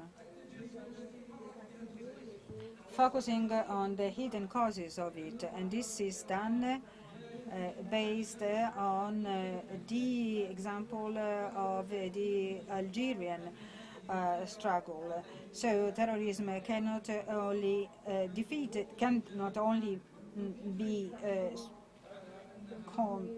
fought with security measures, because this is a global phenomenon that goes beyond religions and civilizations. Algeria will remain committed and will spare no efforts to continue in this noble mission. That's why I think that the international community should understand and probe into the deep motivations for this phenomenon and adopt a collective approach which is at the very root of the Palermo Convention, which claim or appeals to more decisive against transnational organized crime.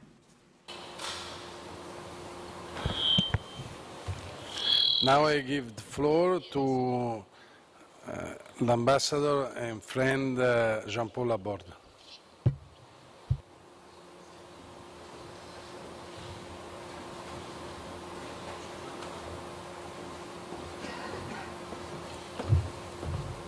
Merci beaucoup, Monsieur le Président. Je suis très ému aujourd'hui. Thank you, Mr. President. I am moved today because this was my first conference was in 1994, 1 month after being at the United Nations, and then I was head of the Secretariat for the negotiation of the Convention and its protocols, and now I'm here. I think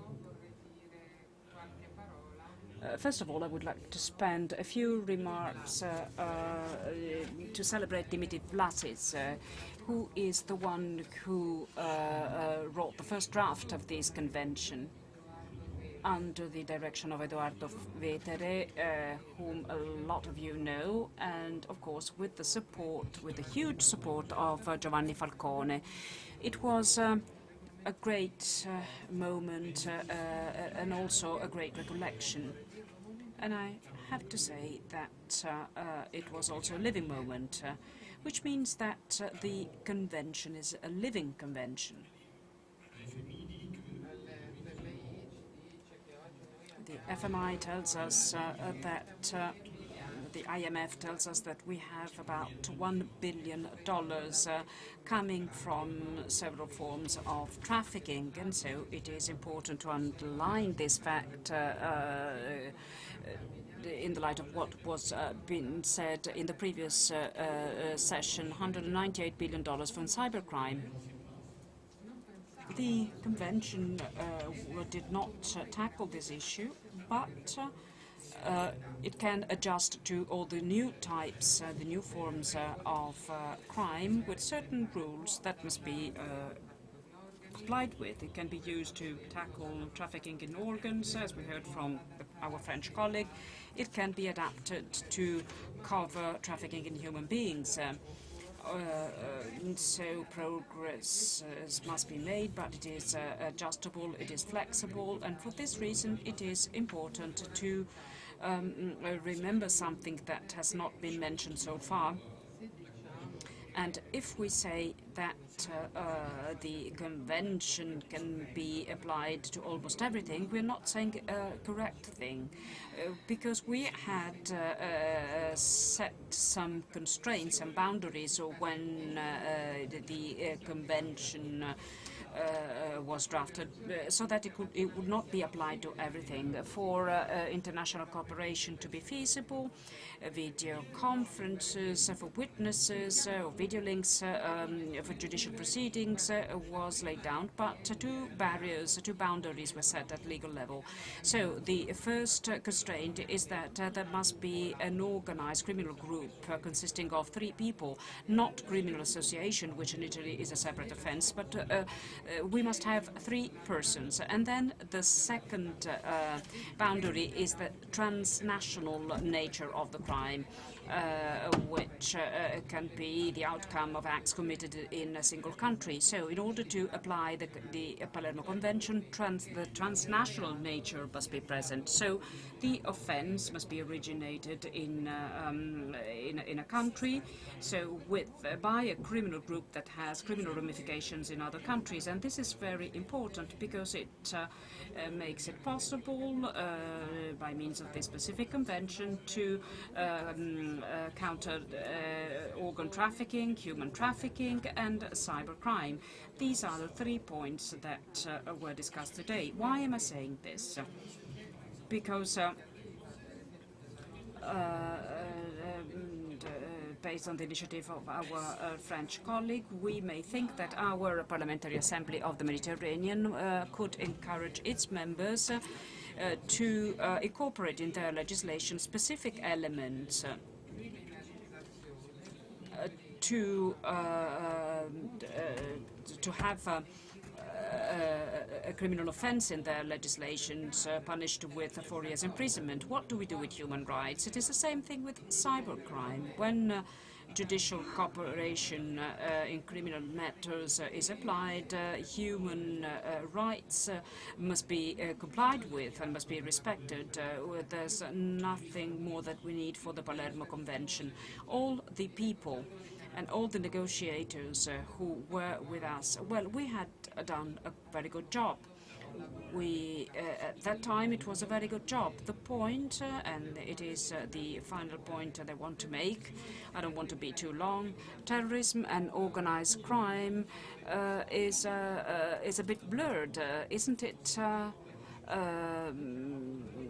Is it clear in your mind? Well, we insisted on that, and we drew a distinction between organized crime and terrorism, emphasizing one element. The final aim of organized crime was a financial benefit or any other practical material advantage, whereas the terrorism offense means intimidating a population or obliging a government to do or not to do something, which in turn does not impede, and in Travaux Préparatoires, we said, and in the resolution we have a testimony to that, the resolution that was adopted by the General Assembly of the Convention, we said that if terrorist groups use the modus operandi of organized crime or vice versa, based on the two definitions, well, terrorist group becomes organized crime. It becomes organized crime, or it may have the support of an organized criminal group. But we must have some constraints for the rule of law to be respected, so that we can work in a rule of law. So basically, at the end of the day, we have a child, Sergio. So what do we do with this child, Sergio Gennaro? We will try to work with our colleagues, parliamentarians from all countries, so that all these new forms, and I think that this will be included in the final declaration, so that the new types of organized crimes can be included. Parliaments must be made aware of these new forms of crime. They are new, but they are still existing. They have already been included in the Convention. I would like to insist on two definitions. We worked very hard on that. Trafficking in persons was translated with tratta degli esseri umani in Italian. Smuggling of migrants, which doesn't mean anything in Latin languages, was translated with traffico di migranti. We use both, so both are useful, and we did that 20 years ago.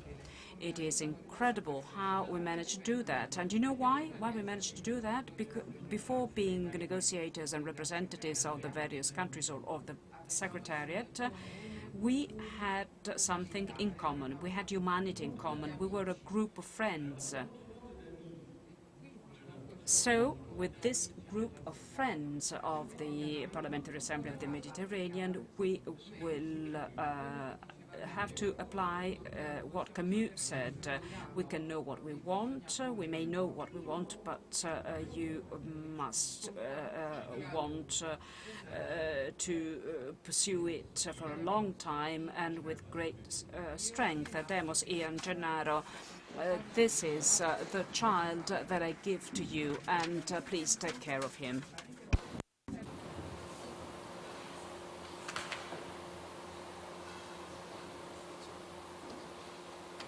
Thank you, Jean-Paul. The floor is from Honorable Matteo Ciacci.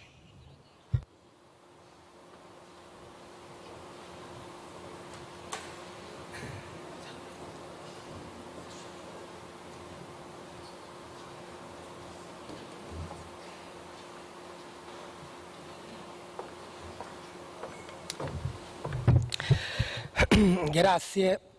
Thank you very much, Mr. President, and thank you, Secretary General and distinguished guests and colleagues. 2 days that have been particularly rich in insights, in contents, in considerations and comments, and now we believe very humbly from the San Marino Republic should be transformed into concrete and practical applications. To us, it is particularly important to convey some messages having to do with the awareness that even in our small territory, our micro-state, we are not immune from criminal phenomena, maybe not directly, but especially for those who want to use the income deriving from criminal activities. And this allowed us as a microstate to actually commit personally and therefore to adopt a number of legal instruments and procedures which today allow our republic to have an entirely different situation when it comes to financial and banking matters, because it's the change in the laws and the provisions that allows us to get free of situations which might engender crimes. And for instance, the transpositions or the adoption of international standards, and from the parliamentary viewpoint, in addition to the undersigning of all the conventions that we approve, ratify, and transpose, we also have a permanent parliamentary committee to fight mafia that allows us continuously to have suggestions and recommendations for our country. But the key word is that we believe, strongly believe in working together from our minute reality if we really want to address this transnational phenomena, this global universal fight that has always been supported and requested by Giovanni Falcone. I think we have to unite our efforts and work together. And so the final message is that the Palermo Convention in its review, and in particular Article 19 of the Convention, provides for the possibility, on the basis of adequate agreements amongst the states parties for the interested communities to set up shared investigative teams. And so this is what we have done in our state. We have to invest into the training, competence, and the growth of skills. And to do so, this can be done jointly.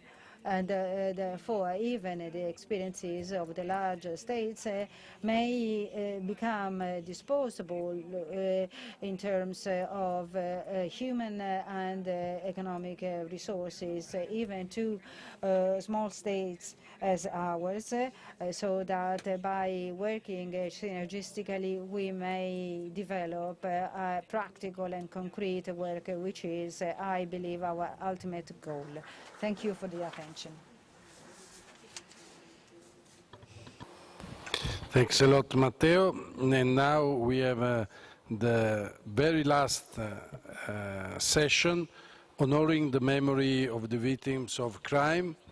And unfortunately, we have not the contribution of Maria Falcone, the sister of Giovanni Falcone and founder of Falcone Foundation, because he's not able to reach us in this moment for personal reason. But it's a pleasure for me to introduce Paolo Bertaccini Bonoli, that is coordinator of the award Giorgio Ambrosoli. I want to introduce Giorgio Ambrosoli only with the words of the former President of Republic, Carlo Azeglio Ciampi, when he awarded him as a very honest man. Liquidator, commissioner of a credit institution, although under pressure and threats, he fulfilled the task entrusted to him with unyielding rigor and constant commitment. He exposed himself, therefore, to increasingly serious intimidation, so much so. Well, first of all, of course, let me also, as everybody who has been talking yesterday and today, express my appreciation to the initiative and, of course, distinguished panelists, speakers, and delegates. Also from my side, welcome to Italy. And let me also say that this initiative has some potential for the Mediterranean area, which till now, or at least from our point of view, was not fully understood. So well done to Gennaro Migliore and all his staff. This said, just this very last contribution has a very specific scope, which is to highlight the role of civil society in relation to the memory of victims. We have been listening yesterday already, and today in many occasions and from many speakers that civil society is growingly becoming a topic to which attention is dedicated from many sides.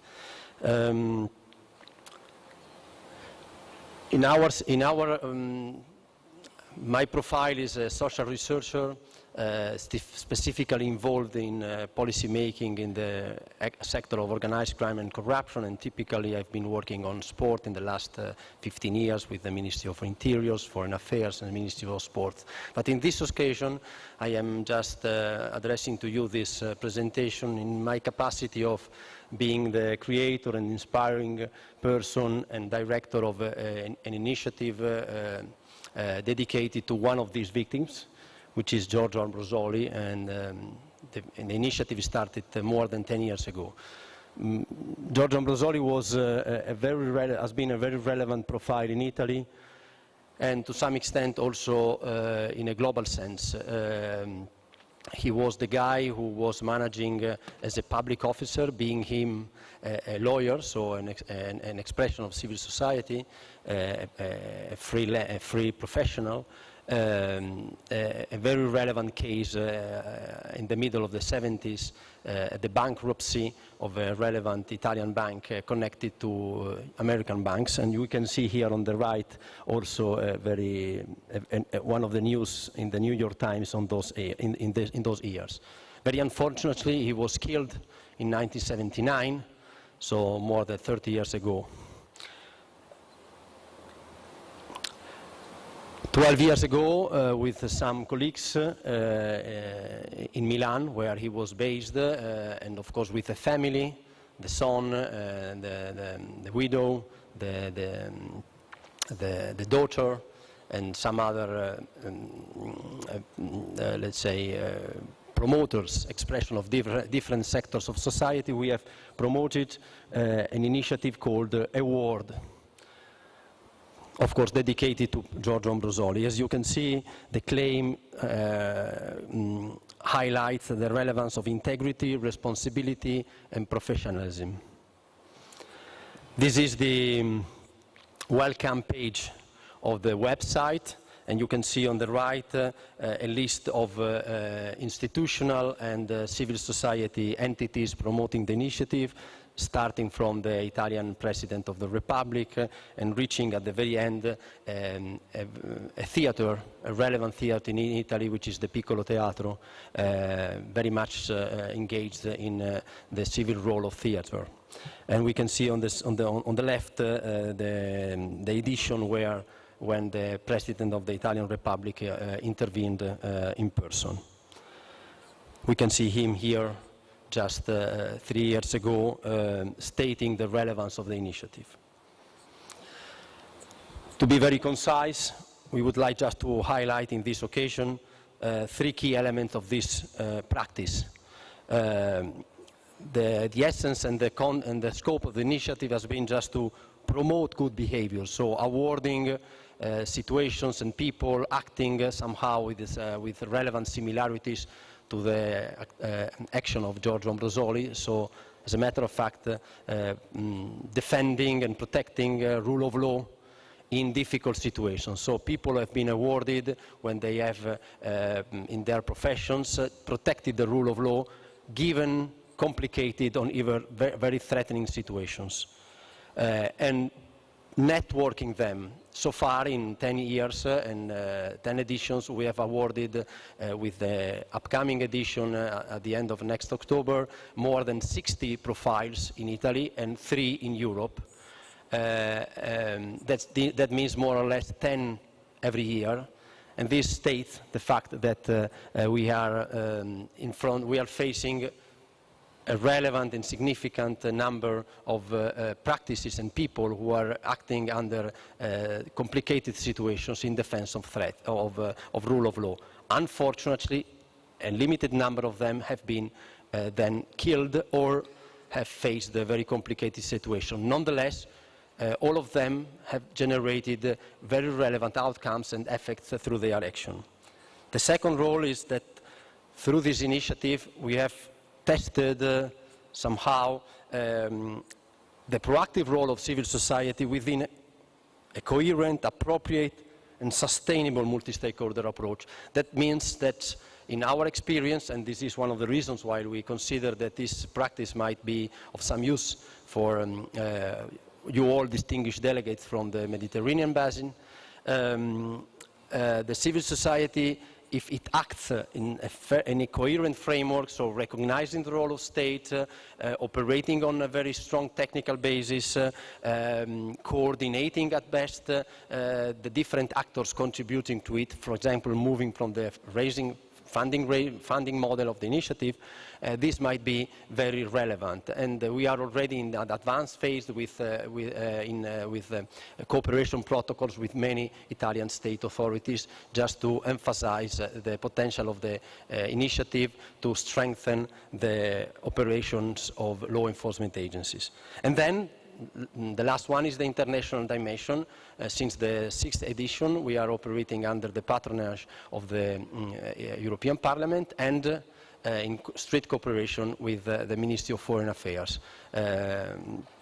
So, in the last 2 years, we are interacting growingly with UNODC and with the unit dedicated to civil society. Just concluding, the initiative has launched from the very beginning an observatory on civil society, and this somehow enlarges the view about the potential of civil society. So the award has not been focused simply on the memory of Giorgio Ambrosoli, but on the use, in the proper sense of the term, of this legacy in order to generate and contribute to, let's say, foster, enhance good behavior, to, let's say, also encourage and create the conditions, preconditions and conditions for such appropriate and valuable behaviors. And the observatory has been analyzing and collecting data on Italy in the last 30 years, and we can say very quickly that three elements emerge from the observatory. We can see that roughly said, since the killing, unfortunately, of judges, of prosecutors Falcone and Borsellino, we have been observing in Italy a strong evolution of micro networks, social micro networks at local level, which have played in some occasions a relevant role in contributing to change the environment. Of course, not always in a very substantive way, but in some cases, as for example in Sicily, in the city of Palermo, this has been a crucial component. The second one is that somehow the concept of family, which in Italy has been always, as everybody knows, very strong, we can see that the family as a concept has played also a positive role. So in some situations, the family has really been somehow not only is in some cases, for example, typically in the mafia type in situations, but in this case the family has played a positive role in defending the rule of law. And the third and last element, which is possibly the most, let's say, intriguing for all of us, is the fact that the data collection about capillary initiatives on the territories shows us that we have close to, now the data collection has advanced, close to 1,000 initiatives at local level, which really state the fact that we have citizens, companies, enterprises, NGOs, universities, different typologies of initiatives which are specifically focused on this topic. Well, let me conclude just showing to all of us the map of the Mediterranean, which is to some extent, well, the reason why we convened yesterday and today. Well, a common house, and well, we are, of course, fully open-minded with our initiative to contribute somehow to this, let's say, common work. Thanks for the attention. Thank you, Paolo. And now we have in remote the connection with Giovanni Tartaglia Polcini, the ambassador Giovanni Tartaglia Polcini, that is a magistrate and legal advisor of the Italian Ministry of Foreign Affairs, and is connected by Paraguay, where is for the commemoration of Marcello Pecci, that was murdered by the criminal organization during his Wendig travel. And we know that this young magistrate was killed by the criminal organization, and he was called the South American Giovanni Falcone. So it's a great pleasure for us to have Dr. Giovanni Tartaglia Polcini here to share with us this experience. Thanks a lot. Thank you, President Migliore. It's an honor and pleasure to connect from Paraguay, Asunción. Here we are now developing some events exactly to commemorate and remember the magistrate Pecci, and also to nurture the attention at the global level of new dimension of organized crime threat, especially devoted to the narco traffic. And here we are with all the European Union member states and also Latin American and Caribbean region states. And we all see with great attention this huge event organized by PAM. And let me please congratulate with all of you and with the President Migliore for the level of the speeches and the contribution I have the possibility and also lucky to hear today by remote. Only three key messages in remembering Mr. Pecci as the colleagues Giovanni Falcone and Paolo Borsellino in Italy. They are heroes of the rule of law. And this is the legacy we have received. We have to develop and to enhance. And how to do this? The first call is to the technical assistance level. We have to reduce the gap between governments and situations at the institutional level, ensuring technical assistance programs all around the world. And looking at the mechanism of a peer review of ANTOC, one of the huge arguments of your meeting, technical assistance programs could represent the answer. Through the technical assistance, we can reduce the distances from the standards, and one of the most important arguments we have to consider is the legal level, the law level, the law building, the law harmonization, and with reference to this specific argument, the parliamentary sector has the invaluable role. And let me recall Article 29 and Article 30 of ANTOC. They are key expression of this approach. Second message, please consider how today the mafia and mafias and cartels are developing their activities. I present the definition of liquid mafias, exactly the same against which the prosecutor Pecci has worked in the last years before the assassination.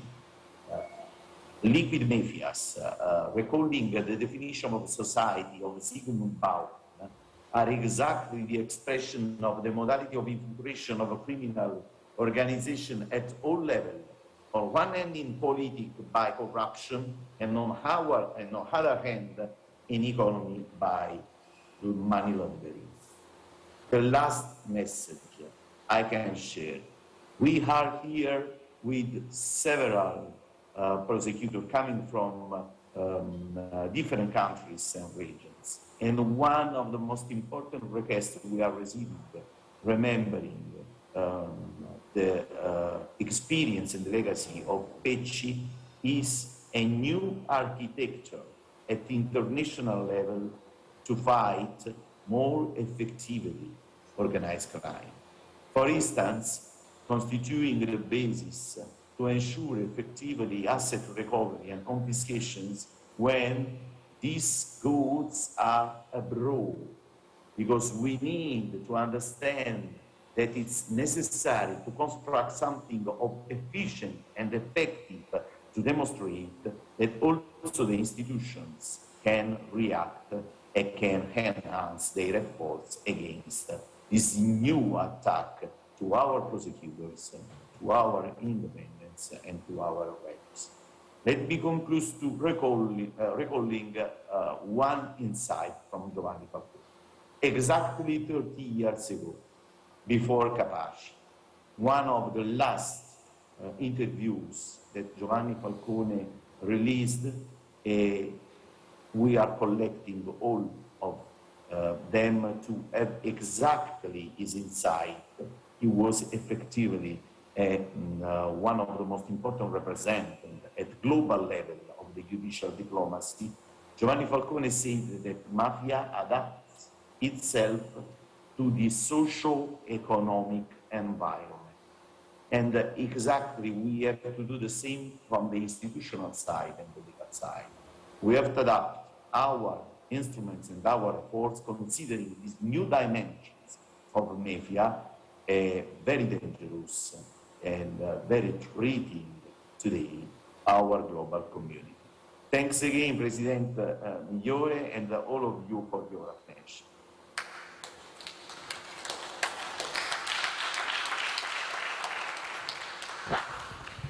Thanks a lot. And now the floor to our Secretary General. Thank you, Mr. President. Dear colleagues, delegates, dear friend. At the conclusion of the event, I have the pleasure now to give the floor to Honorable Gennaro Migliore in his capacity as President of PAM and President of this conference, in order to read his presidency final declaration. Mr. President, the floor is yours.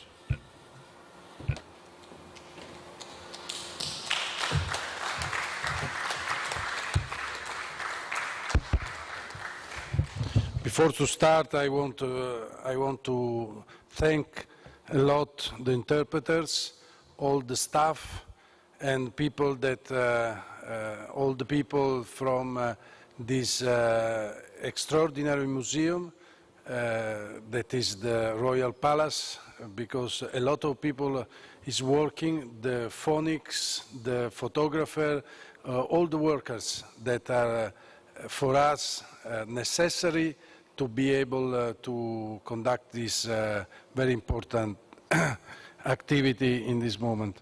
And then that's why I want to thank, first of all, Sergio Piazzi as the center, the engine of our Parliamentary Assembly, and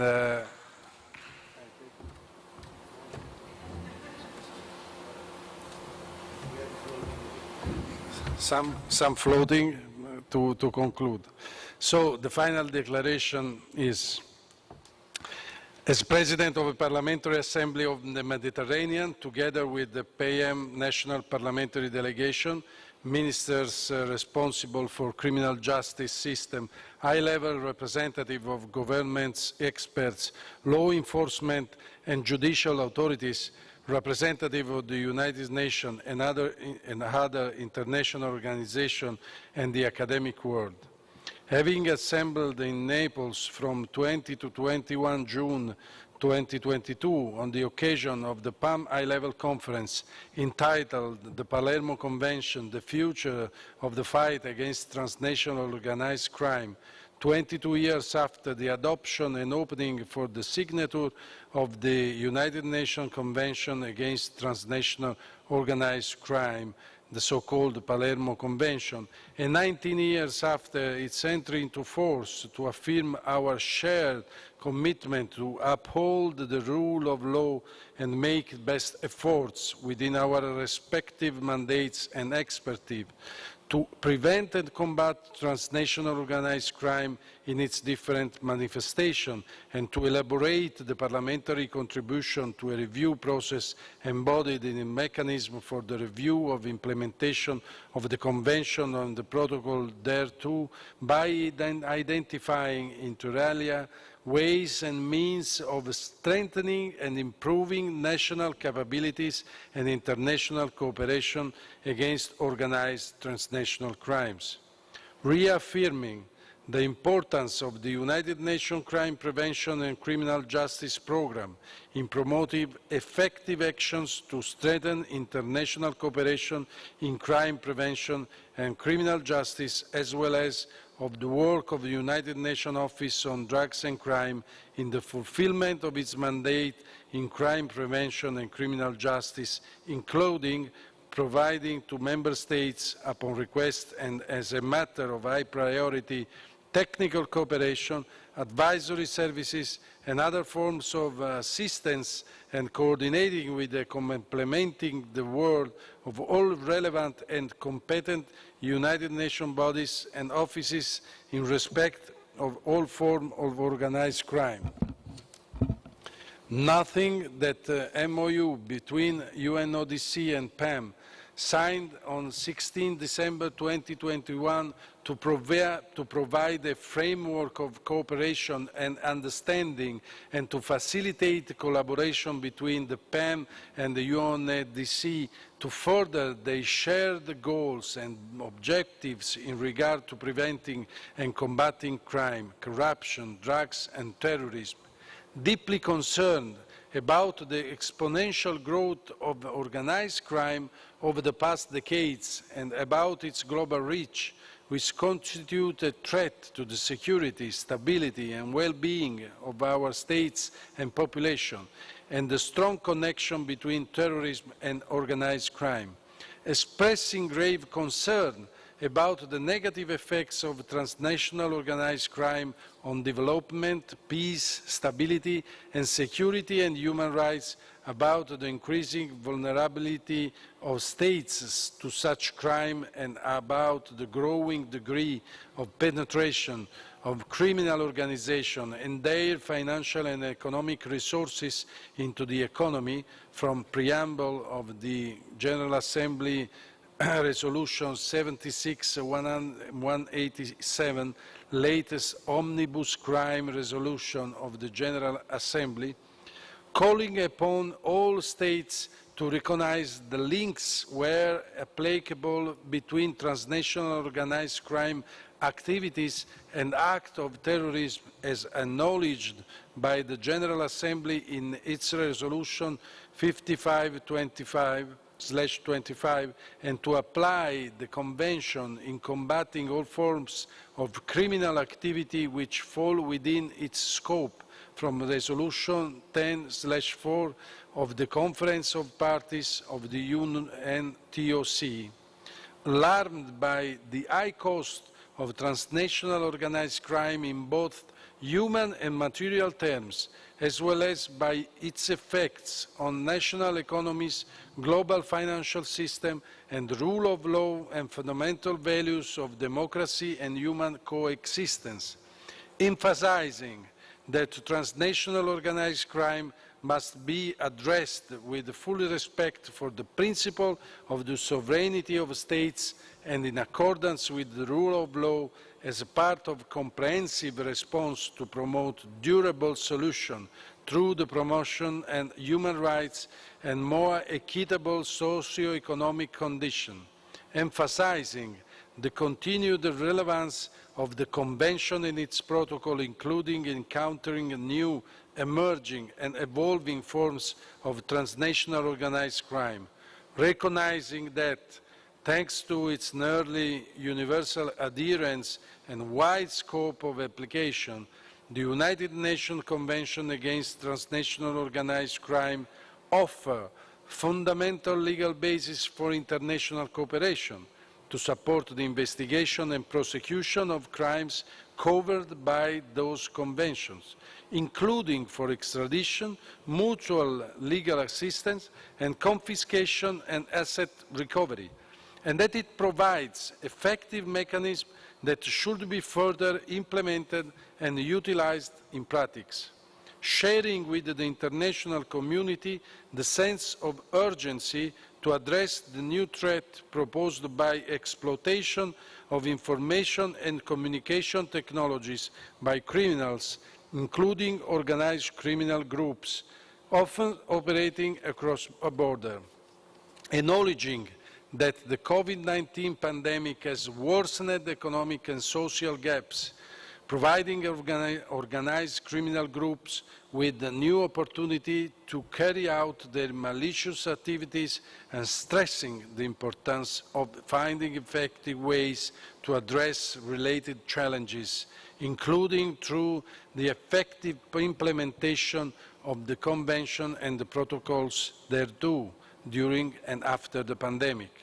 Stressing the importance in the fight against transnational organized crime of denying organized criminal groups the proceeds of their crime, and the need to strengthen efforts, including through international cooperation, to address the economic dimension and manifestation of transnational organized crime. Welcoming the launch of the progress made with regard to the review process of the mechanism of the review implementation of the United Nations Convention of Palermo and the protocols thereto, stressing the importance of full participation by state parties in the mechanism and the effective implementation of the Convention in all its aspects, and recognizing the potential for the mechanism to serve as a basis for making recommendations to improve the effective implementation of the Convention and its protocol, through inter alia the identification of needs for technical assistance, including legislative assistance and the significant reinforcement of international cooperation among states parties, including in the Mediterranean and Gulf region. Commemorating all victims of organized crime, including those who have lost their lives fighting such crime, in particular law enforcement and judicial personnel, and paying special tribute to those persons such as Judge Giovanni Falcone, Paolo Borsellino, Vittorio Corsio and Pierre Michel, and Marcello Pecci, whose legacy lives on through our global commitment to preventing and combating organized crime.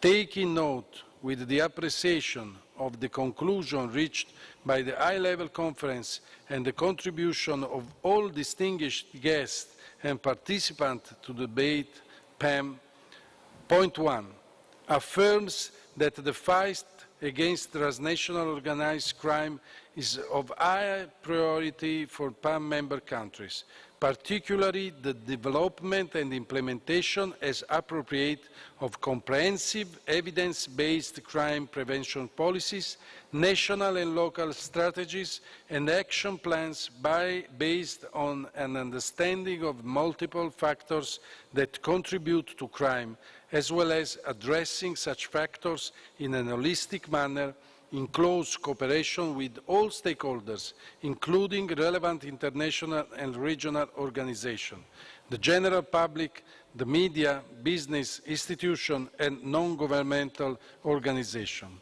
Point 2, recognize the need to join forces to address transnational organized crime at the regional, sub-regional, and international levels, striving for convergence of national legal response in line with the constitutional principle and legal tradition of our countries through the fully effective implementation of the Convention and the protocols thereto and consistent with international human rights and fundamental freedoms. 3, is committed to actively participating and contributing to the mechanism for the review of the implementation of the United Nations Convention against Transnational Organized Crime and the protocols thereto, with a view to assisting in the implementation of those instruments, identify and substantiate specific needs for technical assistance, share best practices and promote effective international cooperation. Point 4, joins efforts and invest resources and concerted action in our countries to curb the social and economic impact of transnational organized crime and its ability to infiltrate legitimate national economies using violence and terror. Point 5, acknowledge that preventive and reactive measures against transnational organized crime may vary far from state to state and region to region and should be directed at improvement in national capabilities, increased knowledge and shared experience about transnational organized crime groups and their modus operandi, and, bearing this in mind, devote particular attention to addressing, including through multilateral cooperation and partnership, the increasing risks, challenges and impediments in fight against transnational organized crime, in particular those stemming from COVID-19 pandemic and its implication on, inter alia, the socio-economic condition of our countries. Point 6, supports the design and implementation of strategies to counter transnational criminal organizations which address the root socio-economic causes that make population more vulnerable to crime, both as active and passive actors, focusing on long-term impacts to ensure the development of capabilities in the field of law enforcement and criminal justice. 7, recognize the need to effectively address links between organized crime and other serious crimes which fall within the scope of application of the Convention, as well as illicit financial flows related to proceeds of crimes covered by Convention. Point 8 is determined to promote tailor-made yet coherent approach to preventing and combating transnational organized crime, taking into account local context, including by fostering among the general public culture of lawfulness, cognizant of cultural diversity based on respect for the rule of law.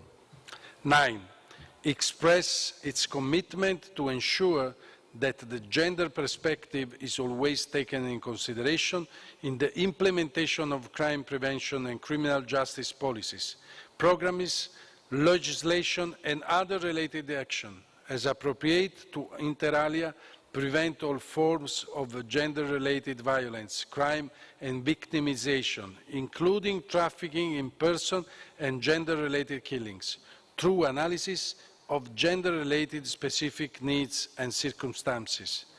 Recognize the need to protect children and youth with the due consideration to their vulnerabilities from all forms of crime, violence, abuse and exploitation, both online and offline, empowering them to become active agents of positive change in their communities through educational, cultural, recreational, sports-related programs. 11, encourage PAM national parliaments and governments to provide adequate resources and training to judicial and police authorities, as well as central and other competent authorities involved in international cooperation in criminal matters, in order to strengthen their capacity to prevent and combat transnational organized crime, provide assistance to the victims, including through ensuring their access to justice, improve criminal investigation process and strengthen international cooperation. Last 12, promotes enhanced cooperation to address and counter threats related to the exploitation of information and communication technologies by criminals, including organized criminal groups, and the continuous adjustment for their modus operandi in carrying out illegal activities, and undertakes that the law enforcement, criminal justice and other relevant institutions in PAM member states will effectively and appropriately employ new and advanced technology, as for having hosted this conference and rendered possible such high-level debate and its recommendation for the effectiveness of international cooperation in fighting transnational organized crime efficiently. Thank you.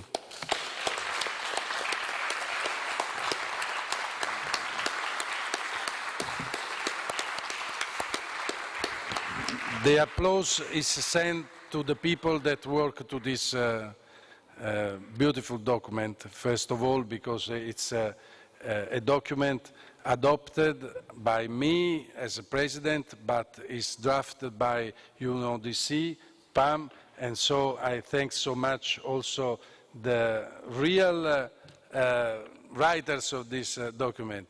We are all sharing our knowledge. That's the beautiful experience in our PAM organization.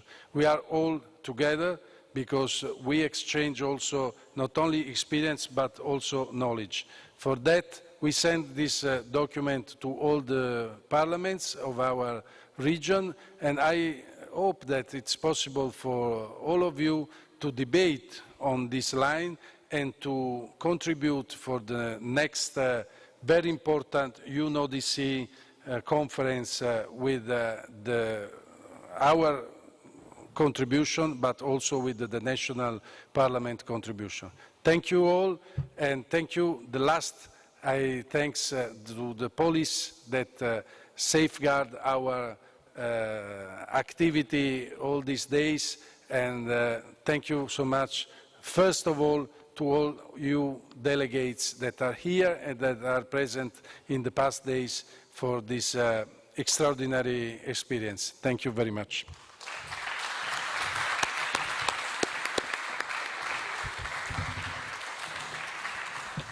Thank you. And now, for those of you who have indicated the wish to visit the Royal Palace, please, a guide will wait you outside the room. Thank you.